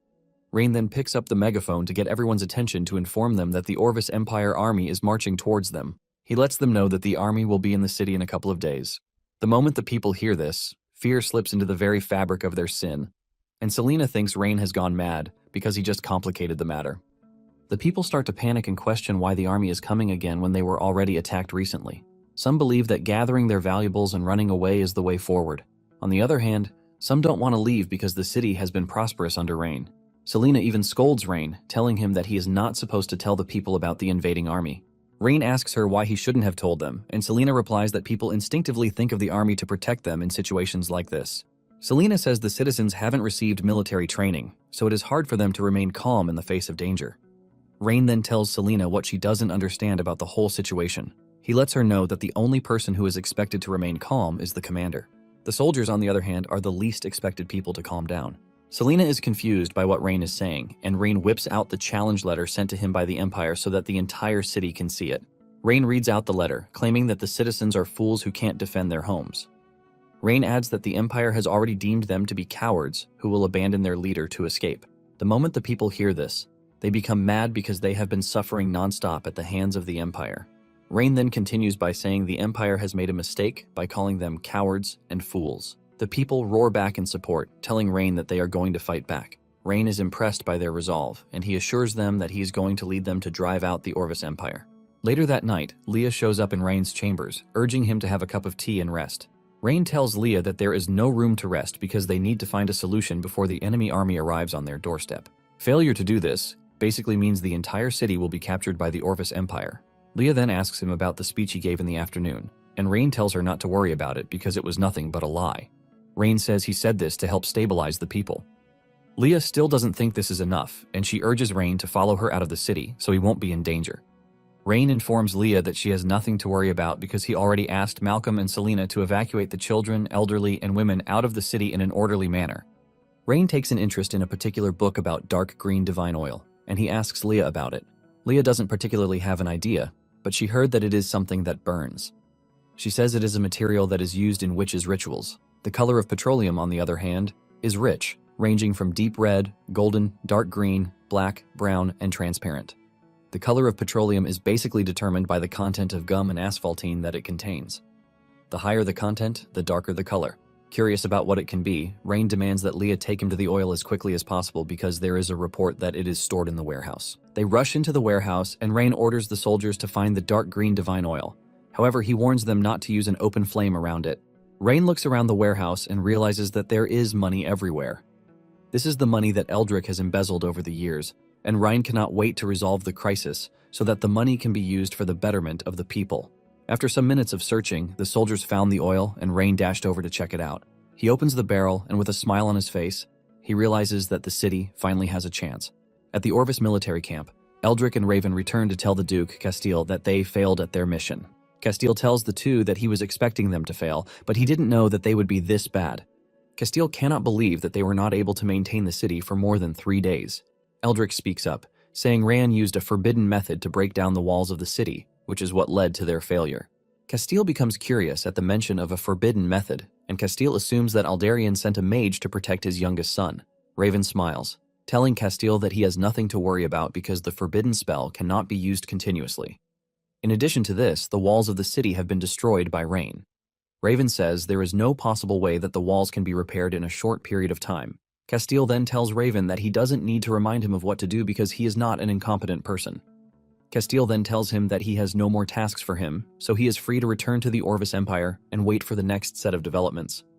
Raven is disappointed when he hears this, and he reminds Castile that they both planned everything together. Raven wants to know what Castile means about sending him back to the Empire, and Castile makes it clear that he has been kicked out. Castile then throws a scroll to him, and when he opens it, he realizes that it is his arrest warrant. Before he can make a move, Castile orders his men to grab him. After Raven has been taken away, Castile turns to Eldrick, asking him what his fate should be. Eldrick falls to his knees, begging to be spared. He says he knows a secret, and with this, he can move the Orvis Empire further. The mention of this certain secret piques Castile's interest, and he can't wait to hear what it is.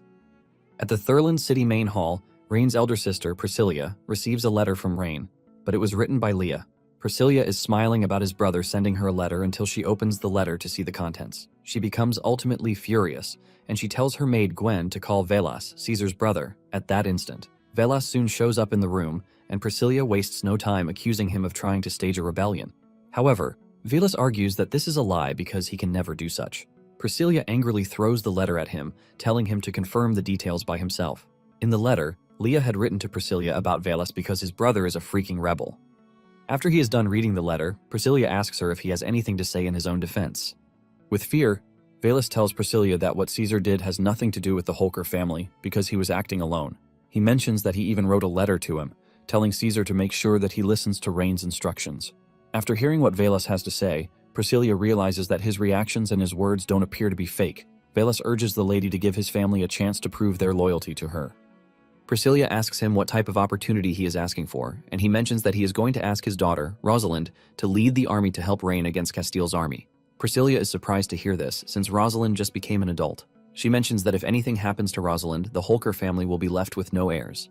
Velas then tells Priscilla that the Holker family is willing to sacrifice everything as long as it means pleasing Priscilla. Velas says his family would have been wiped out a long time ago, but it is all thanks to Priscilla that they are still standing. He urges the lady to give him a chance to prove his loyalty. Priscilla then tells Gwen to send someone to keep an eye on Rosalind, because if she does anything out of order, she is going to be killed on the spot.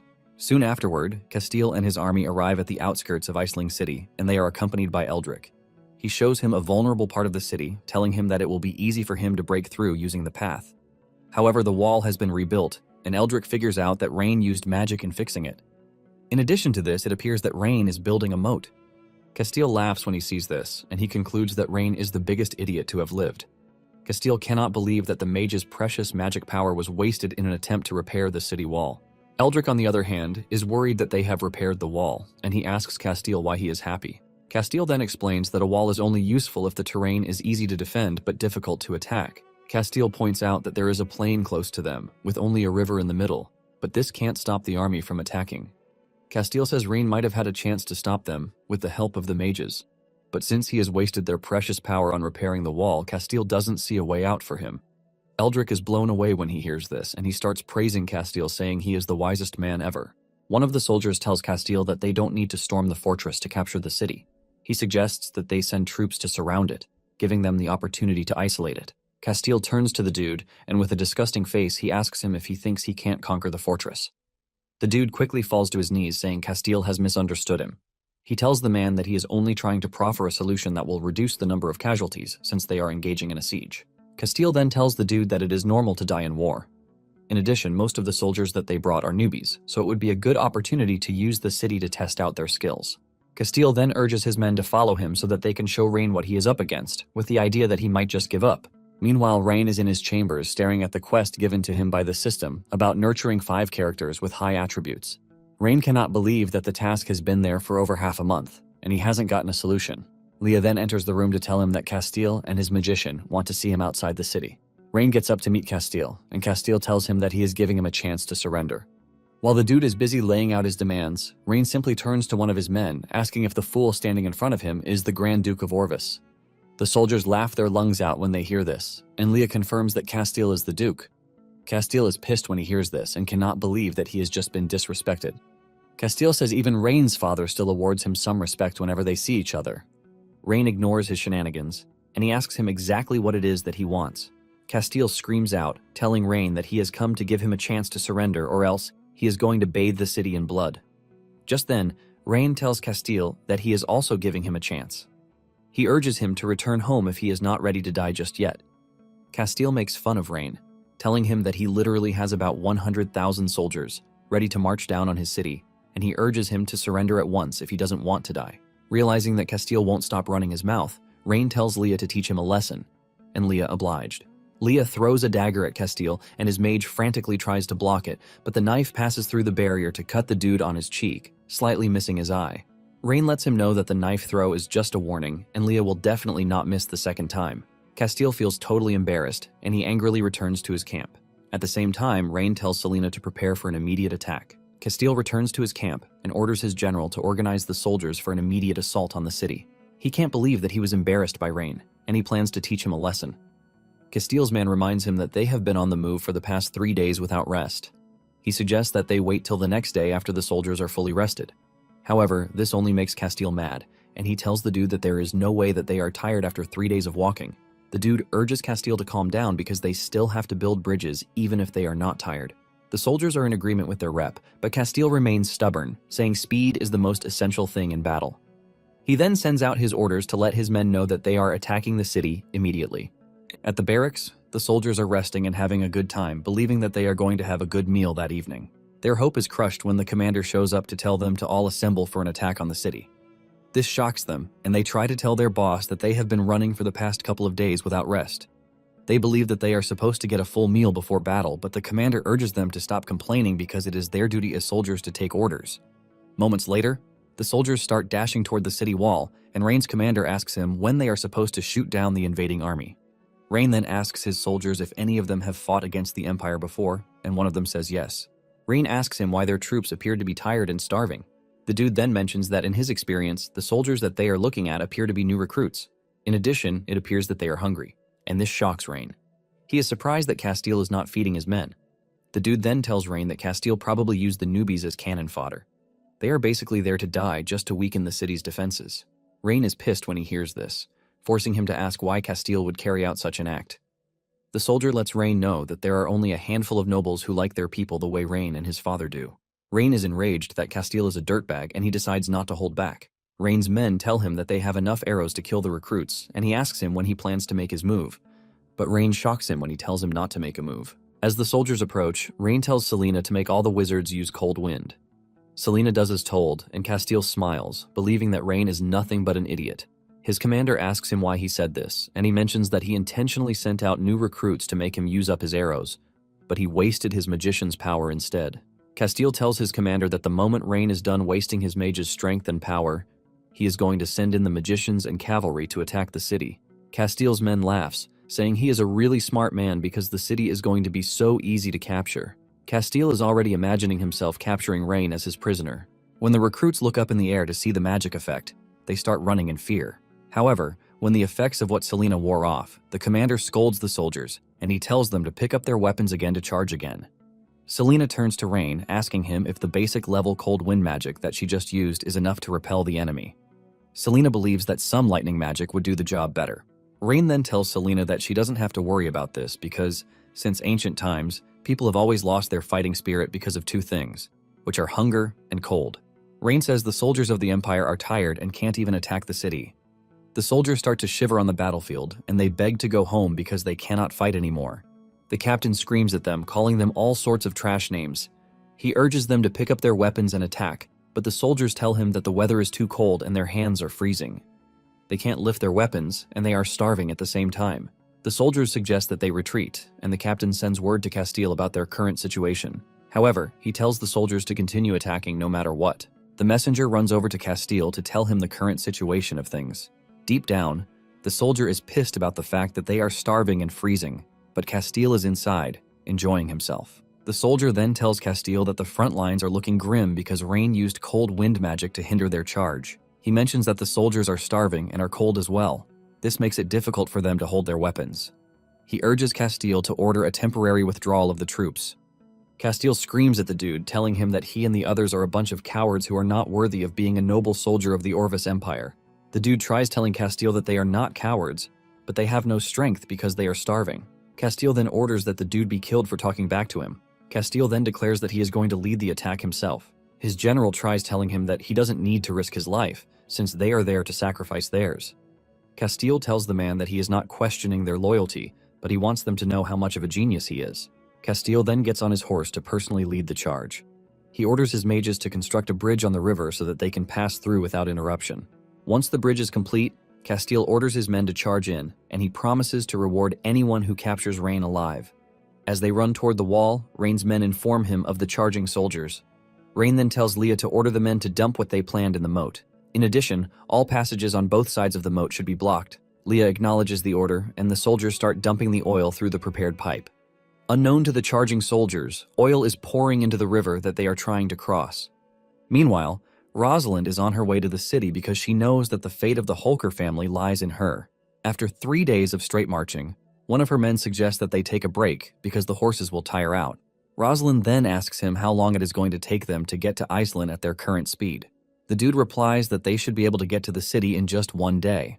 Rosalind then tells her mage to project the map in front of her so she can see an alternative route. Rosalind figures out that Orvis must have broken through and forced Rain to stay locked up in the city. Just then, she stops her horse and screams out, telling the mage Knox, who is tailing her, to come outside so that they can discuss countermeasures. The soldiers are shocked when a dude appears out of nowhere, and the captain orders his men to protect Rosalind. However, Rosalind stops her men from doing anything. Knox then tells Rosalind to say whatever it is that she wants to say. Rosalind then points to a spot on the map where she plans to send her troops to cut off the Empire's army and take advantage of the situation to capture all the Orvis Empire's troops. Rosalind lets Knox know that he was sent by Priscilla to spy on her, but she needs his help with this. Knox then tells Rosalind that the mission he received is to make sure that Rosalind dies in case she does anything bad, and there is no instance where he is told to help her. Rosalind says she is aware of this, but reminds Knox that none of them wants anything bad to happen to Rain. Knox then asks her what he wants her to do. Rosalind explains that she is going to lead the army to bypass the city of Iceland and attack the rear of the Orvis Empire's army. Rosalind wants Knox to block the upper reaches of the moat of the border fortress and wait for her magician to send a signal. Once they give the signal, Knox is to let go of the water upstream so they can drown the Empire's army.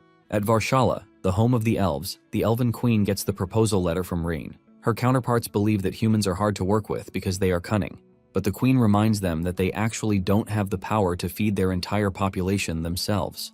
The Elven Queen then asks Ayuria to speak her mind because she is the only one who has been to the city, and she knows what's happening there. Ayuria then tells her queen that Rain is a very smart man who is able to provide enough food to last them for the whole year. In addition to this, he saved them a lot of money too.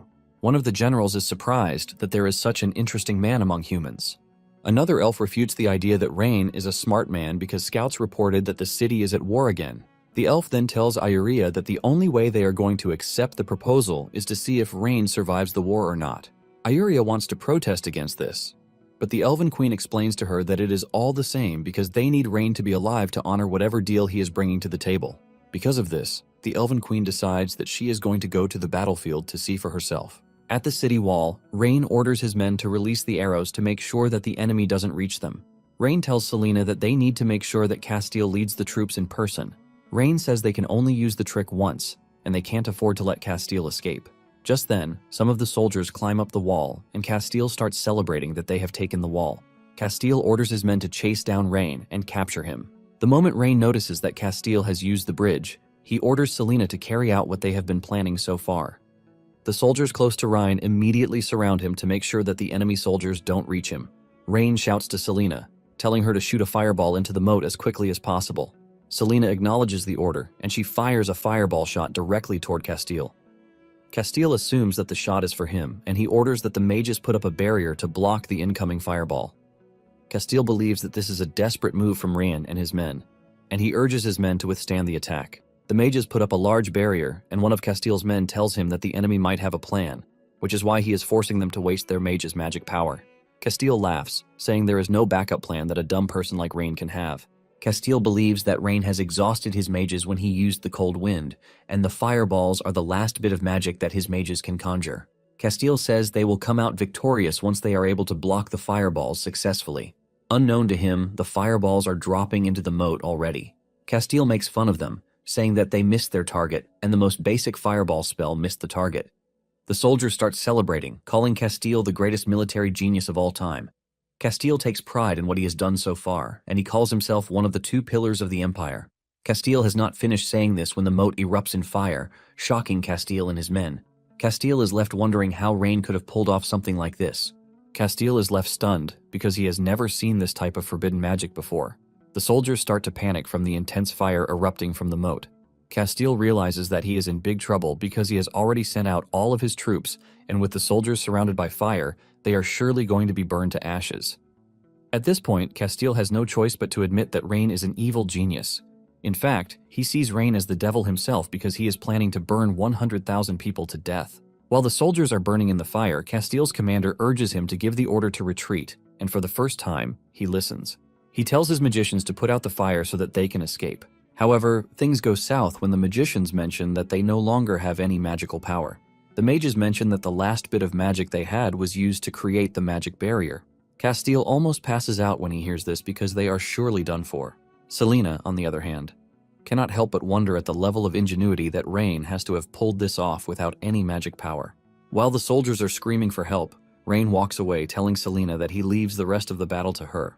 Selena then orders her mages to repel the enemy soldiers. One of Castile's men manages to get him through the fire, but when they return to camp, there is no single soldier on guard, leaving them perplexed. Suddenly, a large sword appears from above and almost impales Castile. Castile falls to his butt, demanding to know the girl who just appeared in front of him out of nowhere. Rosalind ignores him and reveals that she has been looking for him for a long time. Castile crawls back, asking what Rosalind wants from him. Rosalind then asks where his main force is stationed and if Rain is safe. Rosalind brings out a whip to beat the living daylight out of Castile, and he quickly speaks up, telling Rosalind that his main force was burned to death by Rain's forbidden magic. Castile tries to tell Rosalind that he is a Grand Duke and he can't just slap him on the face. Rosalind screams at him, believing that he is lying to him about what he just said. Rosalind then orders her men to grab Castile and beat him so much until he confesses the truth.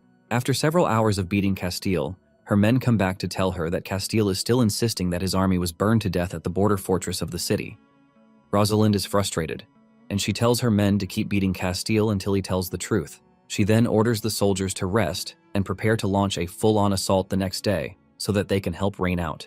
Rosalind starts thinking of different formations in her head that she can use in getting to the city and luring out the enemy. Suddenly, they notice that someone is in the area, and Rosalind orders her men to stay on alert. She tells whoever it is to step outside because they have no chance whatsoever. Rosalind is shocked when Iria and a bunch of other elves appear in the distance. Rosalind starts to wonder if the elves are colluding with the Orvis Empire. She lets out her mind and accuses the elves of this. But the elves retort, saying Rain was the one who asked to see their queen. Rosalind, as usual, refuses to believe this, and she maintains her stand that the elves are accomplices of the Orvis Empire. The elves are pissed because Rosalind is basically insulting them, who are noble elves. The elves prepare to attack, and Rosalind and her men prepare to defend. Things are about to escalate when the elven queen steps up to tell Rosalind that Rain was the one who asked for them. She then mentions that there is no need for them to fight if she is Rain's ally. However, if she is Rain's enemy, she lets Rosalind know that they are going to turn back, and they return after they are finished fighting. Rosalind then demands evidence to support their claim, and Iuria produces the handwritten letter that Rain sent to them. Rosalind is surprised when she sees the seal on the letter because it is a family emblem that cannot be imitated by anyone. Rosalind then decides to trust the elves, but she lets them know that this is only until she meets Rain. She lets them know that there will be someone monitoring their every move while they meet Rain. The Elven Queen smiles, saying she has no issue with this. Rosalind then tells her men to continue whatever they are doing because their original plan remains unchanged. Rosalind tells her captain to keep an eye on the elves to make sure that there is no problem anywhere. One of the elven ladies demands to know why her queen is still trying to make a deal with Rain, even though the humans don't trust them. The queen simply replies that they won't be called humans if they had trusted them on a whim. However, the queen hopes that Rain doesn't disappoint her because the future of the elves depends on his deal. The next day, as Rosalind and her army march toward Iceland, the scouts return to inform her that the banner on Iceland remains the same, and there has been no change at all. Rosalind is surprised to hear this, and she starts believing that Castile might have told the truth. However, she doesn't want to wait around any longer, as she is eager to see the truth for herself. As they approach the border, Rosalind tells her men to wave the flag so that Rain's men will know that reinforcements have arrived. She tells her men that they are not stopping for anything because their aim is to rush into the city. Meanwhile, Rain is assessing the damage of the wall, and he is disappointed that he had to kill such good men because they would have been useful for a workforce. Leah is surprised and impressed that Rain is actually feeling sad about the death of the enemy. Leah then walks up to him to tell him that he doesn't have to feel bad for the invaders because they actually deserve it. Rain is about to explain why he is sad when a soldier shows up to tell him that a cavalry has just appeared in the direction of the Orvis Empire. However, the flag they are waving is Priscillia's flag, and this shocks Rain. Later on, Rain meets with the Elven Queen to explain what will become of the future of the city. He tells the Queen that as long as she is ready to invest at the moment, she will be known as one of the founders of the legendary city. The Queen tells Rain that his plan indeed sounds interesting, but she and her people have always been one with nature, and even without the things he pointed out, they are still going to live well. Rain tries further to convince her, but she maintains her stance, saying most human needs are nothing in the eyes of the elves. The Queen tells Rain that there have been several empires that have come to ruin thanks to their desires. Rain agrees with her, but lets her know that desire is also the push that motivates the world to progress. Rain cites examples of human desires like wanting to fly, which is why they ended up inventing airplanes. They wanted to dive underwater, and they invented submarines for it. Because of their desire to explore the universe, they invented spacecraft. Rain assures the Queen that one day she is going to stand on a tall building and look down on everything below, which will give her a satisfaction she has never felt before. While explaining these, the Queen is totally confused, since she hasn't heard of airplanes or submarines before. The Queen then tells Rain that he is the most confident human she has ever met, but at the same time, she lets him know that her elves are different from humans. The Queen says elves have not been enslaved by desire for thousands of years, and wonders if they can change this with the commercial districts that he mentioned. Rain assures her that this is possible as long as she is willing to invest in it. She is going to see a different future. The moment Rain mentions the possibility of a great future, it catches her attention, and she wonders if she will be able to avoid the catastrophic future that she saw in a vision. The Queen lets Rain know that he speaks well and fluently, but at the same time, his reasons alone are not enough. In addition to this, she says she needs some time to discuss with her tribesmen. Rain assures the Queen that it is fine for her to take her time, but he lets her know that he will be looking forward to her investment anytime. Rain then presents the Queen with a VIP ticket to the completion ceremony of the Iceland City Dam. He urges her to come so she can witness the first step in the industry of the city. When Rosalind hears that Rain is fine, she is shocked because the Orvis Empire brought about 100,000 men to the battle. She starts believing the words that she heard from the Grand Duke himself. Even though she is interested in all of these, she doesn't want to care much about them. She wants to rush to Rain's side as soon as she can. Moments later, she arrives in the city, and she is taken to Rain. Rosalind bows to Rain, telling him that she was the one sent by his sister. She apologizes for not arriving when he needed her. Rain is surprised that his elder sister actually sent someone to him. He then asks her why she was coming in the direction of the Orvis Empire. Rosalind explains that she believes Rain would have abandoned the border fortress, which is why she made the decision to take a detour in an attempt to block the invading army's retreat. Rain expresses his shock that Rosalind was able to get to him in just 3 days from a location that is hundreds of kilometers away. Rain asks her how she did it when there was no railroad yet. Rosalind is confused by the question since she has no idea what a railroad is. Rain tells her to forget about it, and he commends her for a job well done.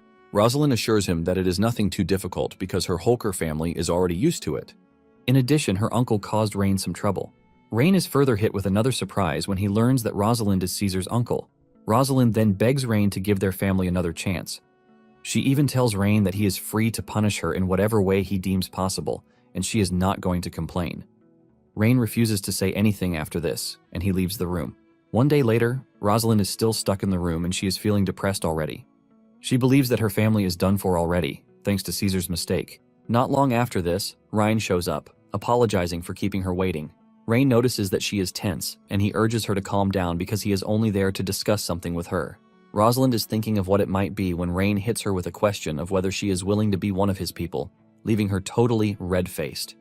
It turns out that Rain has checked out her stats and realizes that her loyalty is a solid 100%. She also has a special attribute in sword mastery, and her traits include bravery.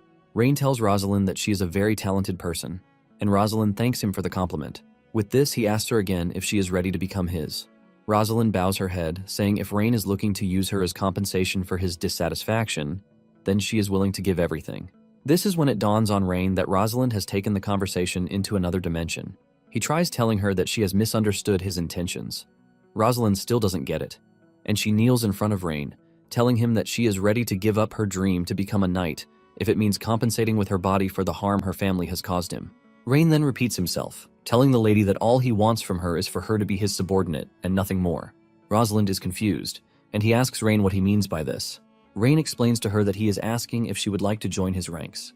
He assures her that he is not going to hold her or her family accountable for the crimes committed by Caesar. Realizing that Rosalind is still not getting it, Rain then makes it formal, asking Rosalind if she is willing to serve him as a knight. Rosalind's heart melts in joy when she hears this because she believes that Rain was trying to make her his plaything. Her dream has always been to be a knight, and she quickly accepts the honor. After their meeting, Rain writes a letter to her elder sister to inform her that the crisis has been averted. He also adds that Rosalind is an outstanding knight. He tells Leah to send the letter to his sister and should attach an invitation to the dam completion ceremony to it too. Leah acknowledges the order, and Rain goes back to his usual trouble of how he can find talents real quick. He has already found one, and that is Rosalind. Leah then asks Rain what they are supposed to do with Castile, who was captured by Rosalind. It turns out that Rain has completely forgotten about the dude, and Leah tells him that Castile is being held in the city's dungeon. Rain decides to pay a visit to the Grand Duke inside his cell. Castile angrily calls Rain a despicable boy, and he tells him that he is finished. However, Rain reminds him that he is the one currently in a cell. Castile angrily speaks out, saying that forbidden spell magicians of all countries are not allowed to participate in any wars of ordinary people. Castile claims that Rain broke the rule the day before. Castile lets Rain know that all the forbidden spell magicians on the continent will be coming for his head because of this. Rain then asks Castile if he is talking about Selena, but Castile replies that Selena is just a high-level magician. Castile says he is talking about the forbidden spell magician who wreaked havoc on the battlefield. This is when it dawns on Rain that Castile is talking about the explosion caused by the barrels of oil. Rain lets him know that he has misunderstood the situation because he can create the said explosions repeatedly. Castile argues with him, saying only a forbidden spell mage has enough power to carry out such an act. He says the kind of power that is strong enough to destroy the world is not something that someone like Castile possesses. Rain is tired of arguing, and he tells the man that he is free to call it whatever power he wants, but it is already in the past. Rain then tells Castile that the only reason he came to see him in the cell is to ask him who his mastermind is, or what exactly he is planning. Castile angrily replies that he has no ulterior motive because warriors of the Orvis Empire have no reason to conquer the cowards, who call themselves the Caradorial Empire. Rain laughs when he hears this. He mentions that he reviewed the records of Iceling City, and he realized that every spring he was always crossing the border to cause a war, seizing towns and territories. However, they have never occupied it or even left a garrison in the seized territory. In the fall, Castile's men are always withdrawing their troops immediately as if they had a reason to leave. Rain tells Castile that his actions speak against his claims and he believes that they have other purposes for their so-called crusade. Castile continues further by saying they didn't stay because they had no reason to occupy such barren lands as theirs. Castile says what the Empire needs to do is to declare its strength to the world to see. Rain then asks him if they are testing something unknown or strange, but Castile fearfully says he has no idea what Rain is talking about. Since Castile claims that he knows nothing, Rain tells him to keep thinking about it while he rots in prison. As he walks away from the cell, Rain is confident that there is a hidden conspiracy behind the yearly attacks that he has not figured out yet. Rain concludes that they need to develop their industry as fast as they can. 10 days later, Priscilla receives the letter from her brother, and in the letter, Rain lets her know of his intention to make Rosalind his subordinate. Priscilla then tells Gwen to inform Velas that Rain has taken a liking to his daughter, so he has nothing to fear again. Priscilla then asks Gwen if she knows anything about a dam because the invitation letter says something about a dam. Gwen simply replies that she is too dumb to know what a dam is.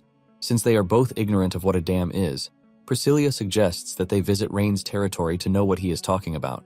In addition, she tells Gwen to help her find girls who are about Rosalind's age because she wants to know the type of girls that her brother likes. Castile's capture soon reaches the Emperor of the Orvis Empire, and he calls a meeting with his officials to discuss the next step. One of his officials, Craven, tells the Emperor that it is going to be disastrous for them if Castile ends up leaking their secret information. Another official complains and scolds Castile's impulsive action, but the Emperor screams at them, telling them that what he needs is a solution, not complaints.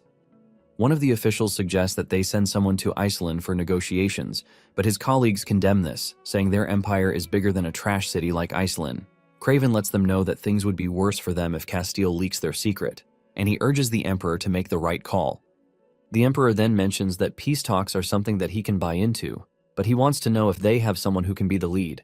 The Emperor says the person has to be brave and wise to be able to properly carry out the assignment. Just then, the Emperor notices Craven's expression, and he calls on him to provide a suitable candidate. Craven tells the Emperor that he wants to recommend Wilvina, the daughter of Duke Richard, for the mission.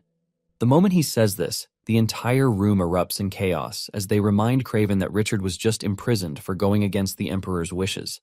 Deep down, the Emperor is happy that Craven suggested just the right person that he wants.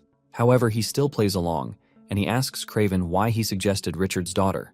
Craven then replies that he nominated Wilvina for 3 reasons. One of them is her noble status, which basically shows sincerity. The second reason is that Wilvina is quite eloquent and wise, even though she has just hit adulthood. Then the third and the most important part of all is that Wilvina can use the opportunity to atone for her father's sins. She would want to use the opportunity to prove her worth so that the Emperor can pardon her. After listing out his reasons, the other officials have no choice but to admit that Craven has a really good reason.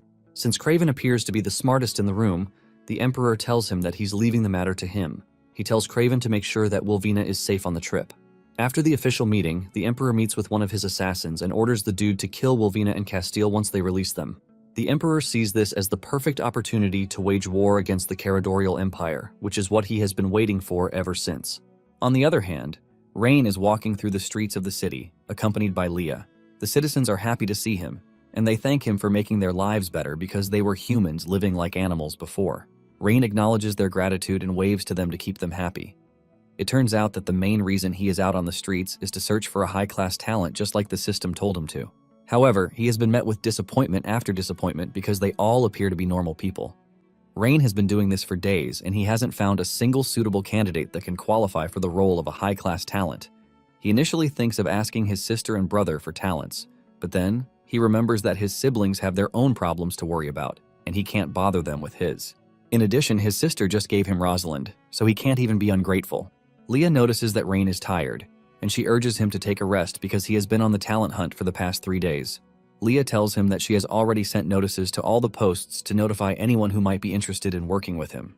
Rain admits that some of the candidates are excellent factory workers, but nothing more than that. At the same time, he remembers that he can't get his factory running yet because the elves have not made their investment. The dam project, on the other hand, will also take about a month to be fully completed.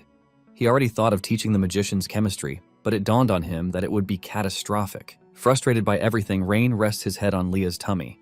He can't believe that the system also gave him a stressful task to complete.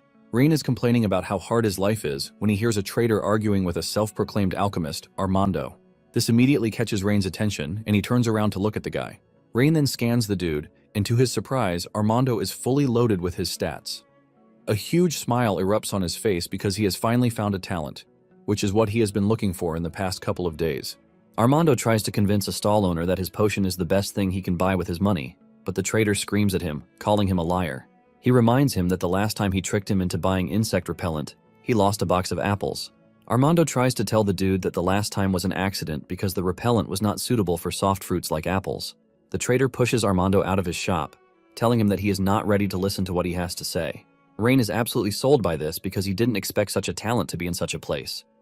Leah also notices that Rain has taken a liking to the alchemist, and she plans to stop whatever Rain plans to do. Armando is on his knees thinking of what to do when Rain shows up in front of him, telling him that he is interested in his potion. Armando smiles when he sees this because he has finally found a fat sheep that he can sell his potions to. Armando brings out a bunch of potions, asking Rain which of it that he wants. Rain asks him who he is and why he has never seen him in the city. Armando introduces himself, saying he is an alchemist and he rarely comes to town. He lets Rain know that he can make him any potion that will satisfy him. Leah quickly whispers in Rain's ear, telling him not to trust alchemists because they are all liars.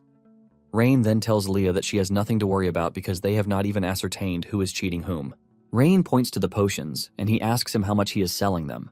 Armando smiles as he whips out the potion, saying the bottle can make objects glow at night. He brings out another potion, saying it allows the drinker to run faster.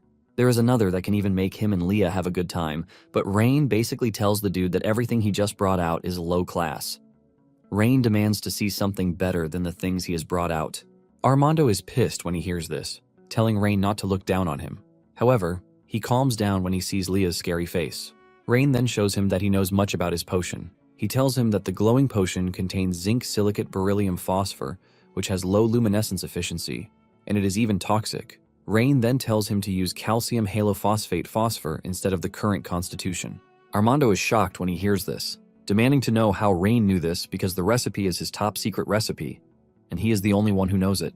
Rain laughs out loud when he hears this, telling Armando that the constitution is nothing to be called a secret. Rain lets Armando know that it is just basic chemistry knowledge, telling him that alchemy is nothing special. However, Armando argues against this, demanding to know where he peeked at his alchemy notes.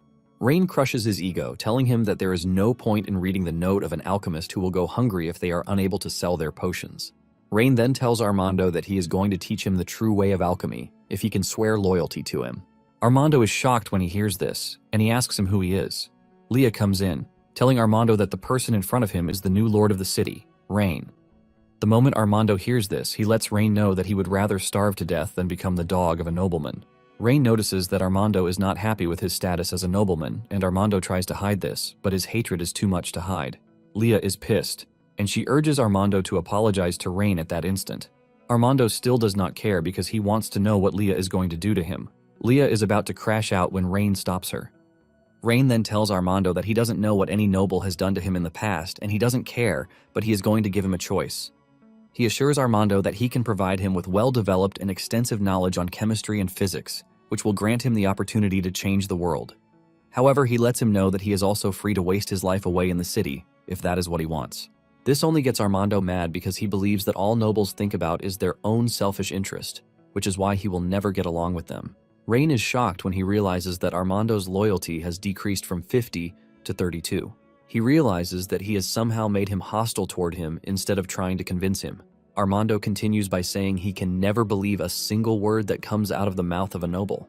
Just then, Armando hears his sister Yelena calling him. He rushes over to hug his sister and he urges her to leave the area because it is not a place for her to be. Yelena asks him why she is not supposed to be there, and Armando tells her that Rain is a bad noble who will hurt her.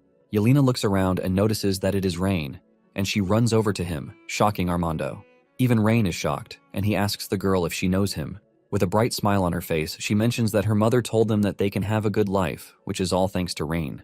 Rain finally realizes that Yelena's father took part in the construction of the dam. Armando jumps in, calling Rain a black-hearted noble because he is literally exploiting the people of the city. Rain is shocked, and he asks Armando how he came to this conclusion. Armando points to Yelena, saying she is wearing shabby clothes, which obviously means she is being oppressed. Armando mentions that the nobles have not changed one bit either. This pisses Leah off, and she scolds Armando, telling him that Rain is the most caring noble in the entire city. Yelena also berates Armando, telling him that Rain is a good lord. She mentions that he hired people to work and even provided shelter so that they wouldn't starve or freeze. Armando argues with her, telling her not to say what she doesn't understand. Rain then explains to Armando that the reason Yelena can't wear good clothes at the moment is that his light industry hasn't been developed yet. He assures him that when the light industry develops, people throughout the city of Iceland will be able to wear beautiful clothes. Armando retorts, saying he has no idea what he means by the light industry, but he is pretty sure that no noble would care about his people. Armando says nobles are only trying to fill their own wallets. Armando then turns around to leave, telling Yelena to be careful of nobles like Rain. Yelena angrily stamps her leg on the ground out of rage because of everything that Armando has said. Rain is conflicted because Armando is leaving, as he knows that he is a pure talent that he needs. Just as he is about to make a move to go after him, he feels a sharp headache, causing him to crash to the ground. Armando and Leah rush over to check on him, and by the time Rain opens his eyes, he realizes that he is back in his castle. Leah is standing beside him, looking all worried, but he assures her that he is fine. Leah tells him that he pushed himself too much, which is why he passed out the way he did. Rain holds her hand, apologizing for making her worry, and he assures her that he is fine. Rain then asks about Armando, and Leah explains that he actually rushed back after he fainted. Rain is surprised to hear that Armando rushed back to check on him, and Leah explains to him that Armando even gave him some medicine, saying it would cure his illness. After dropping the medicine, he left, and Rain asks Leah if the medicine was what brought down his fever. However, Leah says this is not the case because she didn't administer the medicine, since it was administered by someone of unknown origin. Leah lets Rain know that she simply left the medicine on his desk, and the one who treated him is a doctor from the city. Rain reveals his interest in checking out the medicine, and Leah rushes over to bring him the medicine. Rain mentions that the color and texture of the medicine make it look professional. He opens the lid to smell it, and he reveals that he is going to find a doctor the next day to help him check out how good the medicine is. Leah then asks Rain if he truly wants to recruit Armando because he is someone who truly hates nobles. Rain assures Leah that he is interested in hiring him because he appears to have real talent and is also a rare genius. However, the problem with everything is that he really hates nobles, and it would be good if he could know the reason for this. Meanwhile, sitting on Armando's desk is a picture of him and an older lady, and it appears that he cherishes the picture and whoever is in it. While staring at the picture, Armando talks to himself as if he is talking to the person in the picture. He mentions how he met a noble who is able to analyze an alchemy formula at a glance. He adds that Yelena also likes the dude, but even with this, he maintains his stance that nobles are bad people. Apparently, the person in the picture is his teacher. Armando is willing to complete his teacher's research and avenge his teacher too. He hates the nobles so badly that he is ready to make all of them pay for what happened. To look at what happened, we have to go back to 15 years ago when Liesl Grant, Armando's teacher, was the best alchemist in the city of Iceland. Liesl was not only a genius in the field of alchemy, but also an idealistic person. She firmly believed that the meaning of alchemy was to benefit the public rather than serve the powerful. Liesl took in an orphaned kid, Armando, and raised him as a son and as her disciple. She taught him everything that she knew, from making potions to building complex mechanical devices, and also how to find a balance between humanity and morality. Apparently, Liesl's alchemy research was not pleasant to a certain noble, and he broke into Liesl's home with his guards. He stole all of her research and even slandered her for studying forbidden alchemy. Later on, Liesl died in what appears to be a deliberate accident.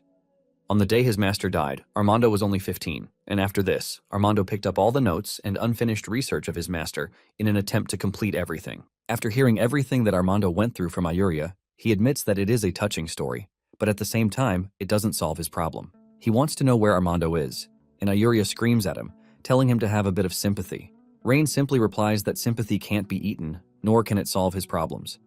He explains that people still have to move on no matter what happens. Ayuria then tells Rain that Armando must have gone to Liesl's old residence, which is a place he frequented almost all the time. She says Armando doesn't go there just because of Liesl's research notes, but because her remaining research equipment is in the house. Rain is happy to hear this, and he suggests that they go to where Armando is to get him. Rain then asks Ayuria if she knows what Liesl was researching before she was killed. Ayuria racks her brain before she finally lets it out that it sounded like steam, but before she finishes it, Rain has grabbed her out of sheer curiosity. Rain demands that she opens up about it, but Ayuria says the only thing she remembers is that it is related to steam, but she can't remember the details. Rain lets her know that if what she is talking about is the same thing that he is thinking, they have the chance to completely change the world. Ayuria is surprised because the last time she heard is that the device is nothing but a toy. Without hesitation, he grabs her hand and demands that he take her to where the device is. Deep down, Rain is convinced that what Liesl was working on is a steam engine, and she might have left details about blueprints and experimental records. Because he considered the steam engine to be ancient, he didn't study it very much in his past life. However, as a mechanical engineer, he has an almost innate understanding of mechanical structures. Even though he was interested in creating the steam engine in this world, he lacked the blueprints and key ideas to carry it out. He believes that getting his hands on Liesl's notes will provide a breakthrough for him and help restore the glory of the steam engine. With the help of the steam engine will also begin the age of the industrial world. Moments later, Rain arrives at Liesl's old house. Armando is working on the steam engine when he hears Rain's voice in the distance, and he concludes that Rain is a danger to what his master was working on. He covers the steam engine before proceeding to where Rain is. Armando tells Rain that he cannot be at the house, but Rain ignores him and waltzes into the compound, asking him where Liesl's notes are stored. Armando rushes over to Rain, telling him to give up on the idea of acquiring the notes because he has no intention of handing over the notes. Ayuria tries telling Armando that they are not there to steal because Ryan is there to see if there is anything in Liesel's note that can make life better for everyone. Just as Rain approaches where the steam engine is hidden, Armando becomes desperate and he whips out a knife, telling Rain to back off because he doesn't entertain nobles. Leah is about to make a move when Rain stops her and urges her to let him take care of the situation. Rain then walks up to Armando to tell him that he is an idiot who has no idea what a steam engine is, not to mention its significance. Rain lets Armando know that what he is currently doing is only wasting Liesel's great research. Armando angrily tells Rain that he can't lecture him because he doesn't understand a thing about Liesel's research. Since Armando is proving to be so stubborn, Rain suggests that they make a bet. Armando asks him what sort of bet he is talking about, and Rain tells him that if he is able to make Liesel's device work successfully, Armando has to work for him without questioning him. Rain assures him that if he fails, he will leave the city and never set foot in it again. Armando hears this and concludes that Rain is making unnecessary jokes. Armando tells Rain that he doesn't even have the insight to recognize all the alchemical containers, and he is boasting of making Liesel's device work. Rain has no time to argue, and he asks Armando if he has agreed to the bet. Armando says yes, but the offer is still not enough. Armando tells Rain that if he loses, he will have to bow down in front of his master's grave and apologize before permanently leaving the city. Ayuria tries to step in, telling Armando that he is taking things too far since Rain doesn't even bear ill will toward him in the first place. Armando doesn't care about what anyone says, and he asks Rain if he accepts his terms or not. Rain then assures Armando that he is accepting his terms to personally apologize to Liesel if he fails. Since they have agreed on the terms already, Rain demands to check out the steam engine that Liesel left behind. Rain is already imagining Armando working for him once he fixes up the steam engine. Armando then removes the cloth covering the device to showcase what his master left behind. Rain is relieved when he realizes that it is actually a steam engine. Rain cannot hold back his happiness, and he hugs the engine while declaring that Liesel is a true genius. Leah is surprised by this, and she asks Rain if the things that Liesel created are truly amazing. Rain assures her that anyone who is able to create something as magnificent as Liesel did is considered a genius. Armando stands proud, saying Liesel is different from the other alchemist who knows nothing aside from chasing a trash reputation.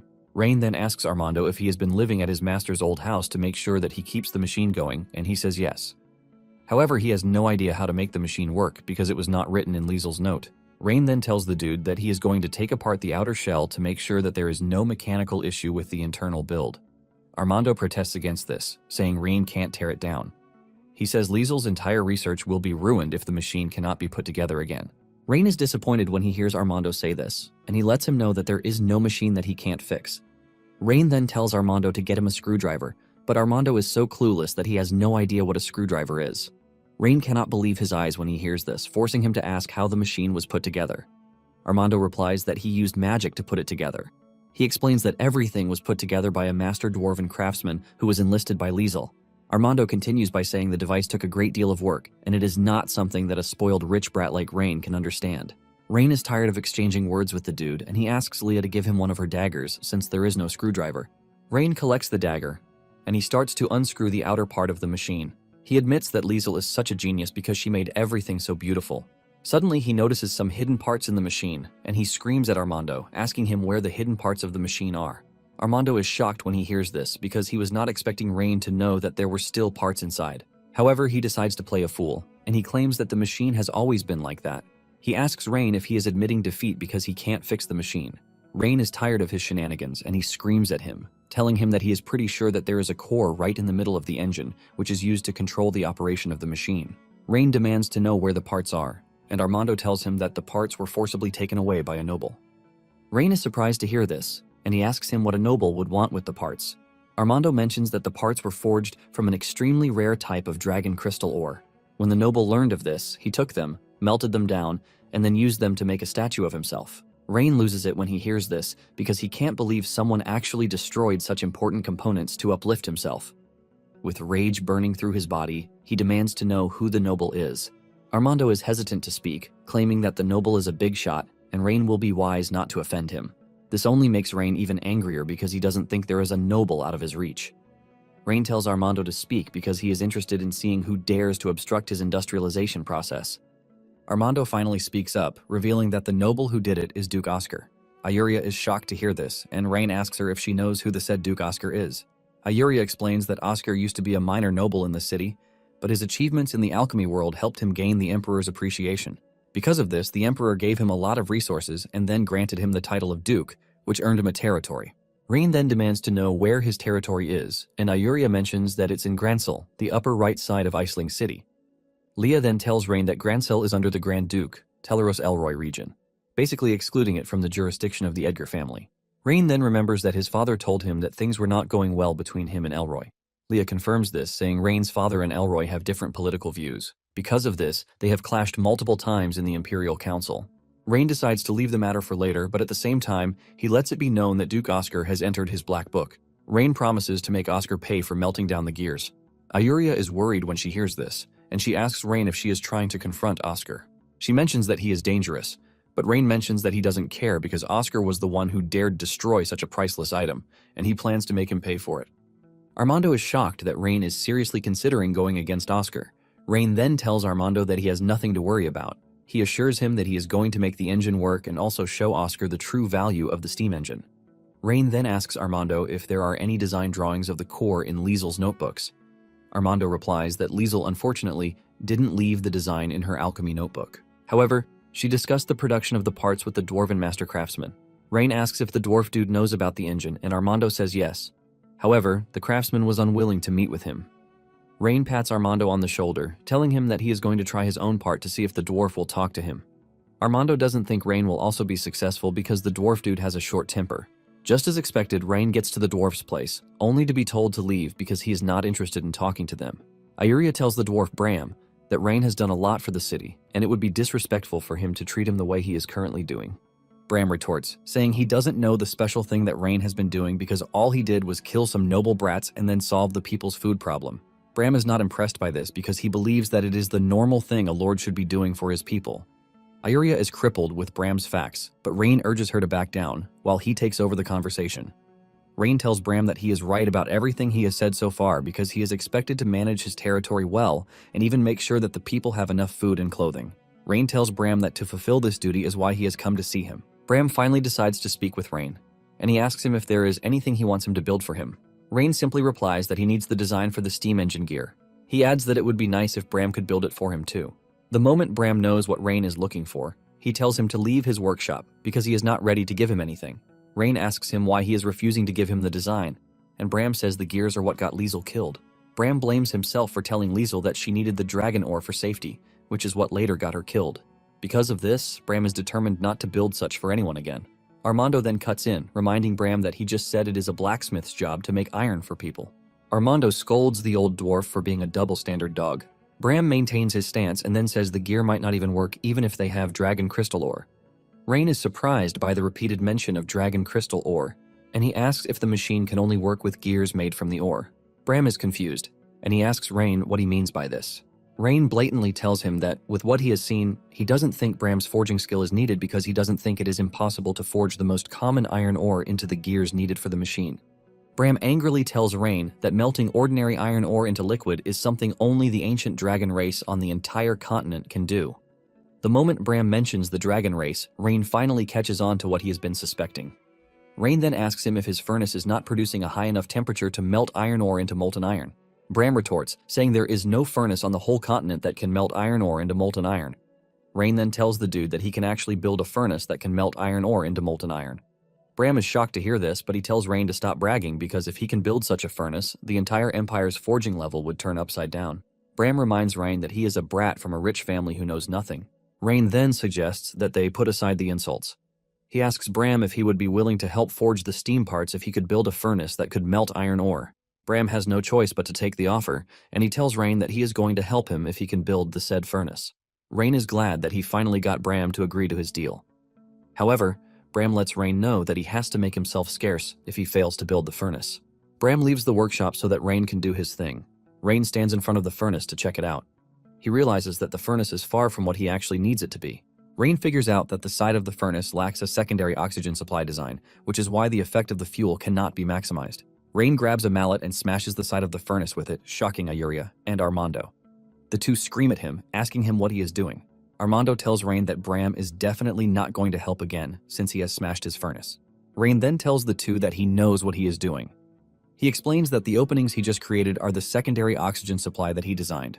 Rain says that with this, the furnace combustion efficiency will increase by at least double, and the temperature can also reach the requirement for melting iron ore. Ayuria is curious to know if such simple modifications will really make the furnace reach the desired temperature.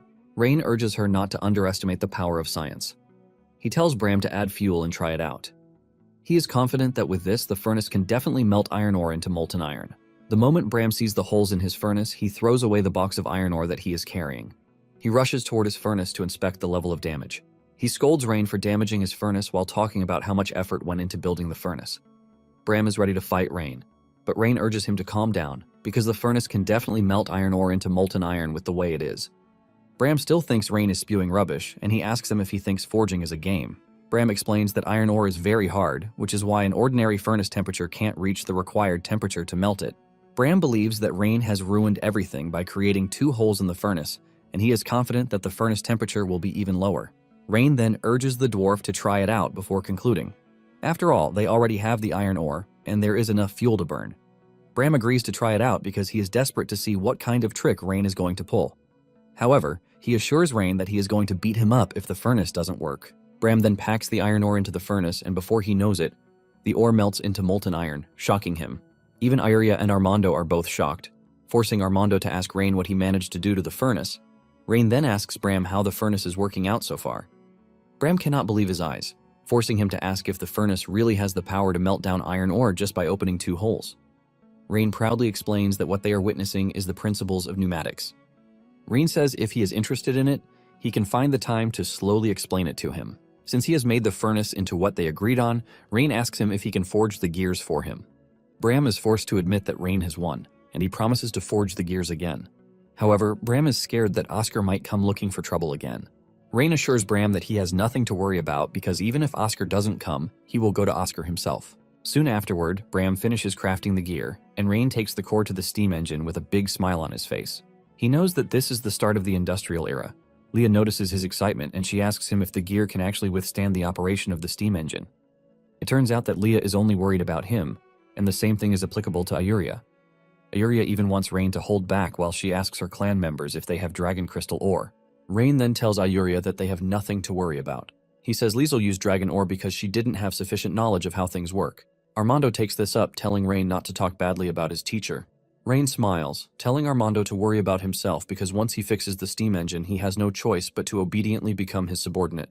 Armando smirks, telling Rain to fix the engine before he starts boasting. Rain then pushes the gear into the core, and he tells the spectators to witness a miracle. After inserting the gear, Rain kickstarts the engine. To everyone's shock, it comes to life, puffing out smoke like a proper steam engine should do. Ayuria is blown away because Rain was able to pull it off. Armando, on the other hand, is left emotional because his master's device has finally come to life. This brings back the memories he had with his teacher. He remembers all the time she was teaching him how to couple each part of the engine. Armando can clearly remember his teacher saying that people will live a better life if they manage to make the device work. Before passing on, Liesel had told Armando that she would be leaving the machine to him. Armando falls to his knees in tears while telling his master in heaven that her invention has come to life. Ayuria calls Rain's attention to something, but Rain tells the elf to leave Armando to cry till he is satisfied. Rain says he is currently letting out emotions that he has suppressed over the years. 3 hours later, Bram comes visiting, and he admits that he never thought Rain would be able to fix the machine. Since Bram and Ayuria have no idea what the machine does, they ask Rain if the only thing the engine can do is smoke. Rain is forced to enter into another realm of explanation again. He tells them that the steam engine is not just a useless engine that smokes. He assures them that the steam engine is the foundation of industrial society. Bram is confused by this, and he asks Rain what he means by this. Rain explains further, saying the machine can drive gears to rotate, which in turn powers more machines. The steam engine is capable of powering mills, textile machines, transportation, and even war machines. Basically, the steam engine is the core of everything, and it is irreplaceable. After explaining to them, Ayuria looks up to Rain like a god, while telling him that everything he just said is mind-blowing. Bram admits that the engine is impressive, but he wants to know if it is life-changing like Rain claimed. Rain tells the group that there is no need to talk too much because they will soon understand the incomparable value of the engine. Rain tells them that he is about to take them into the world of industry so that they can see the power of industry. They are still in the middle of this celebration when Rosalind shows up, informing Rain that Priscilla just arrived in the city. Rain is excited to hear that his sister is in town because she came just in time to watch the dam enter the completion stage. In addition, he wants to ask his sister to invest in the things that he wants to do. Rosalind then tells Rain that his sister brought a special gift for him. This makes Rain even more interested, and he asks Rosalind if she sees what the gift is. Rain is hoping that it will be gold, so he won't have any reason to ask for money again. Rosalind then crushes all of his monetary hopes by telling him that the gift is a group of young girls who have just come of age. Rain hears this and almost concludes that he must have gone deaf because of how shocking the information is. Shortly afterward, Rain returns to the castle and he runs into his sister. The two admit that they have both missed each other, but before things go too far, Rain asks about the girls. Priscilla asks him if there is anything wrong or if the girls are not his type. Rain says this is not the problem, but because of the arrival of the girls, people have started looking at him in the strangest way. Priscilla basically assumes that the people are crazy to have been disrespectful toward their lord. Deep down, Rain is worried about what Leah thinks of him because he assumes that girl will see him as nothing but a pervert. Rain walks up to his sister, telling her that Leah's expression has changed toward him. Rain claims that Leah is always the gentle type when in front of him, but it appears that she is wearing a very deadly face. Priscilla smiles when she hears this, and she tells Rain that the girl only cares about him, which is why she has an opinion about what he does. Rain cannot believe that his sister just made things worse, and he was expecting her to at last make things better. Rain then tells his sister to stop joking. He demands to know why she brought the girls to him. Realizing that her brother is getting nervous, she decides to tell the truth. Priscilla says she brought the girls because of his letter. This shocks Rain, and he demands to know what letter she is talking about. Priscilla whips out the letter he sent to her, which mentioned Rosalind. Because of this, Priscilla claims to have acted on her brother's happiness. She assumed that Rain would want options, which was why she brought a bunch of girls for him to choose from. Rain cannot believe that his sister basically misunderstood his letter. Priscilla laughs at Rain while admitting that she misunderstood the whole situation. However, she urges him to reconsider Rosalind because she appears to be a good pick for him. Priscilla spices things up by asking Leah if she has any objection to Rain marrying a bunch of ladies. Leah tries to play it cool, saying Priscilla must be joking because she is nothing but a maid, and she doesn't have the right to comment on what Rain can or cannot do. Leah says Rain will decide on the number of wives that he wants to marry. Rain supports her motion, telling her not to pay attention to the nonsense his sister is insinuating. Priscilla decides to stop teasing her brother and maid, and she tells Gwen to take the girls away. Moments later, Rain and Priscilla hold a meeting in his office, and he tells his sister that in a few days, the dam will be complete. He lets his sister know that the dam can not only control water, but can also provide irrigation for the surrounding farmland. He says the dam even has the potential to develop into a hydropower project. Priscilla is genuinely confused by the things that her brother is saying, and she asks if they are all part of a magic array. Rain explains that the way the dam can be used for power generation is to make it drive a mechanical device, which will produce an effect that can provide energy. Priscilla then asks Rain if the things he is saying are part of what he claims would solve the food problem. Rain knows that his sister is confused, but he assures her that it is a technical system, which is different from magic. This further confuses Priscilla, and she asks him where he learned everything he is talking about. Priscilla says the Rain she remembered used to prefer swordsmanship over reading, leaving her confused about what happened to Rain. With a stern face, she asks Rain what he did to her brother.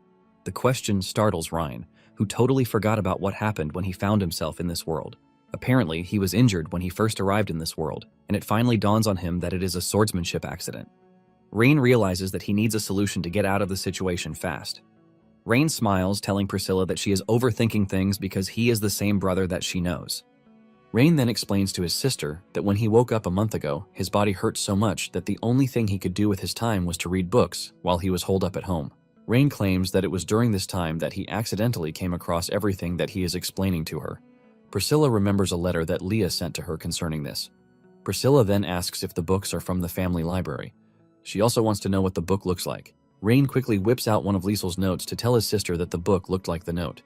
Priscilla collects the book, and after going through it, she admits that there is strange knowledge in it. Priscilla finally lets her guard down, and she commends her brother for being the best. Rain smiles, saying he can't practice martial arts, but he can read to gain knowledge. Priscilla then urges Rain not to push himself when it comes to martial arts because she knows that he is trying his best. Priscilla hugs Rain, assuring him that she is no longer going to suspect him. Rain hugs his sister, assuring his sister that he is fine, which is why he can make all the things that he is making. Priscilla is happy to hear this, and she assures Rain that she will always be by his side. She tells him that he is free to let her know if there is anything in the territory that needs her help, and she will definitely help out with it. Rain is happy that Priscilla mentioned this herself, and he rides the opportunity. Rain then tells his sister that there is a particular place where he needs help. Priscilla is surprised that her brother needs her help already, and she asks him what it is. Rain tells his sister that he needs her help in investing in himself. He mentions that it is an important plan concerning the future development of the city. His sister is surprised that he is asking for resources when he literally just took a bunch of resources from the corrupt nobles in the city. Rain then explains that his sister is not getting it because it is not about money, but about people. Rain explains that the city has suffered severe population decline due to years of war and natural disasters, and the bulk of these are the skilled people who understand technology and can work. Priscilla is shocked when she realizes that her brother is asking her for people. Rain asks his sister if she can transfer experienced craftsmen, farmers, and some administrators from her territory to his. He assures his sister that he is not asking for free, as he is ready to provide well for the people that she provides for him. In addition, he is going to make sure that they learn new technology. Priscilla admits that Rain's plan is good, but she points out the fact that the people he is talking about are also pillars of her territory. She asks if he thinks she is going to release them so easily.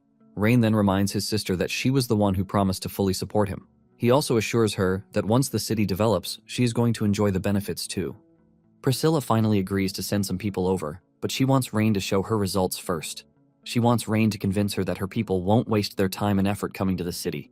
Rain stands boldly, assuring his sister that he is going to show her the power of industry. After the meeting with her brother, Priscilla tells Gwen that her worries are over. She was scared that her brother had turned to the Emperor's puppet, but this isn't the case.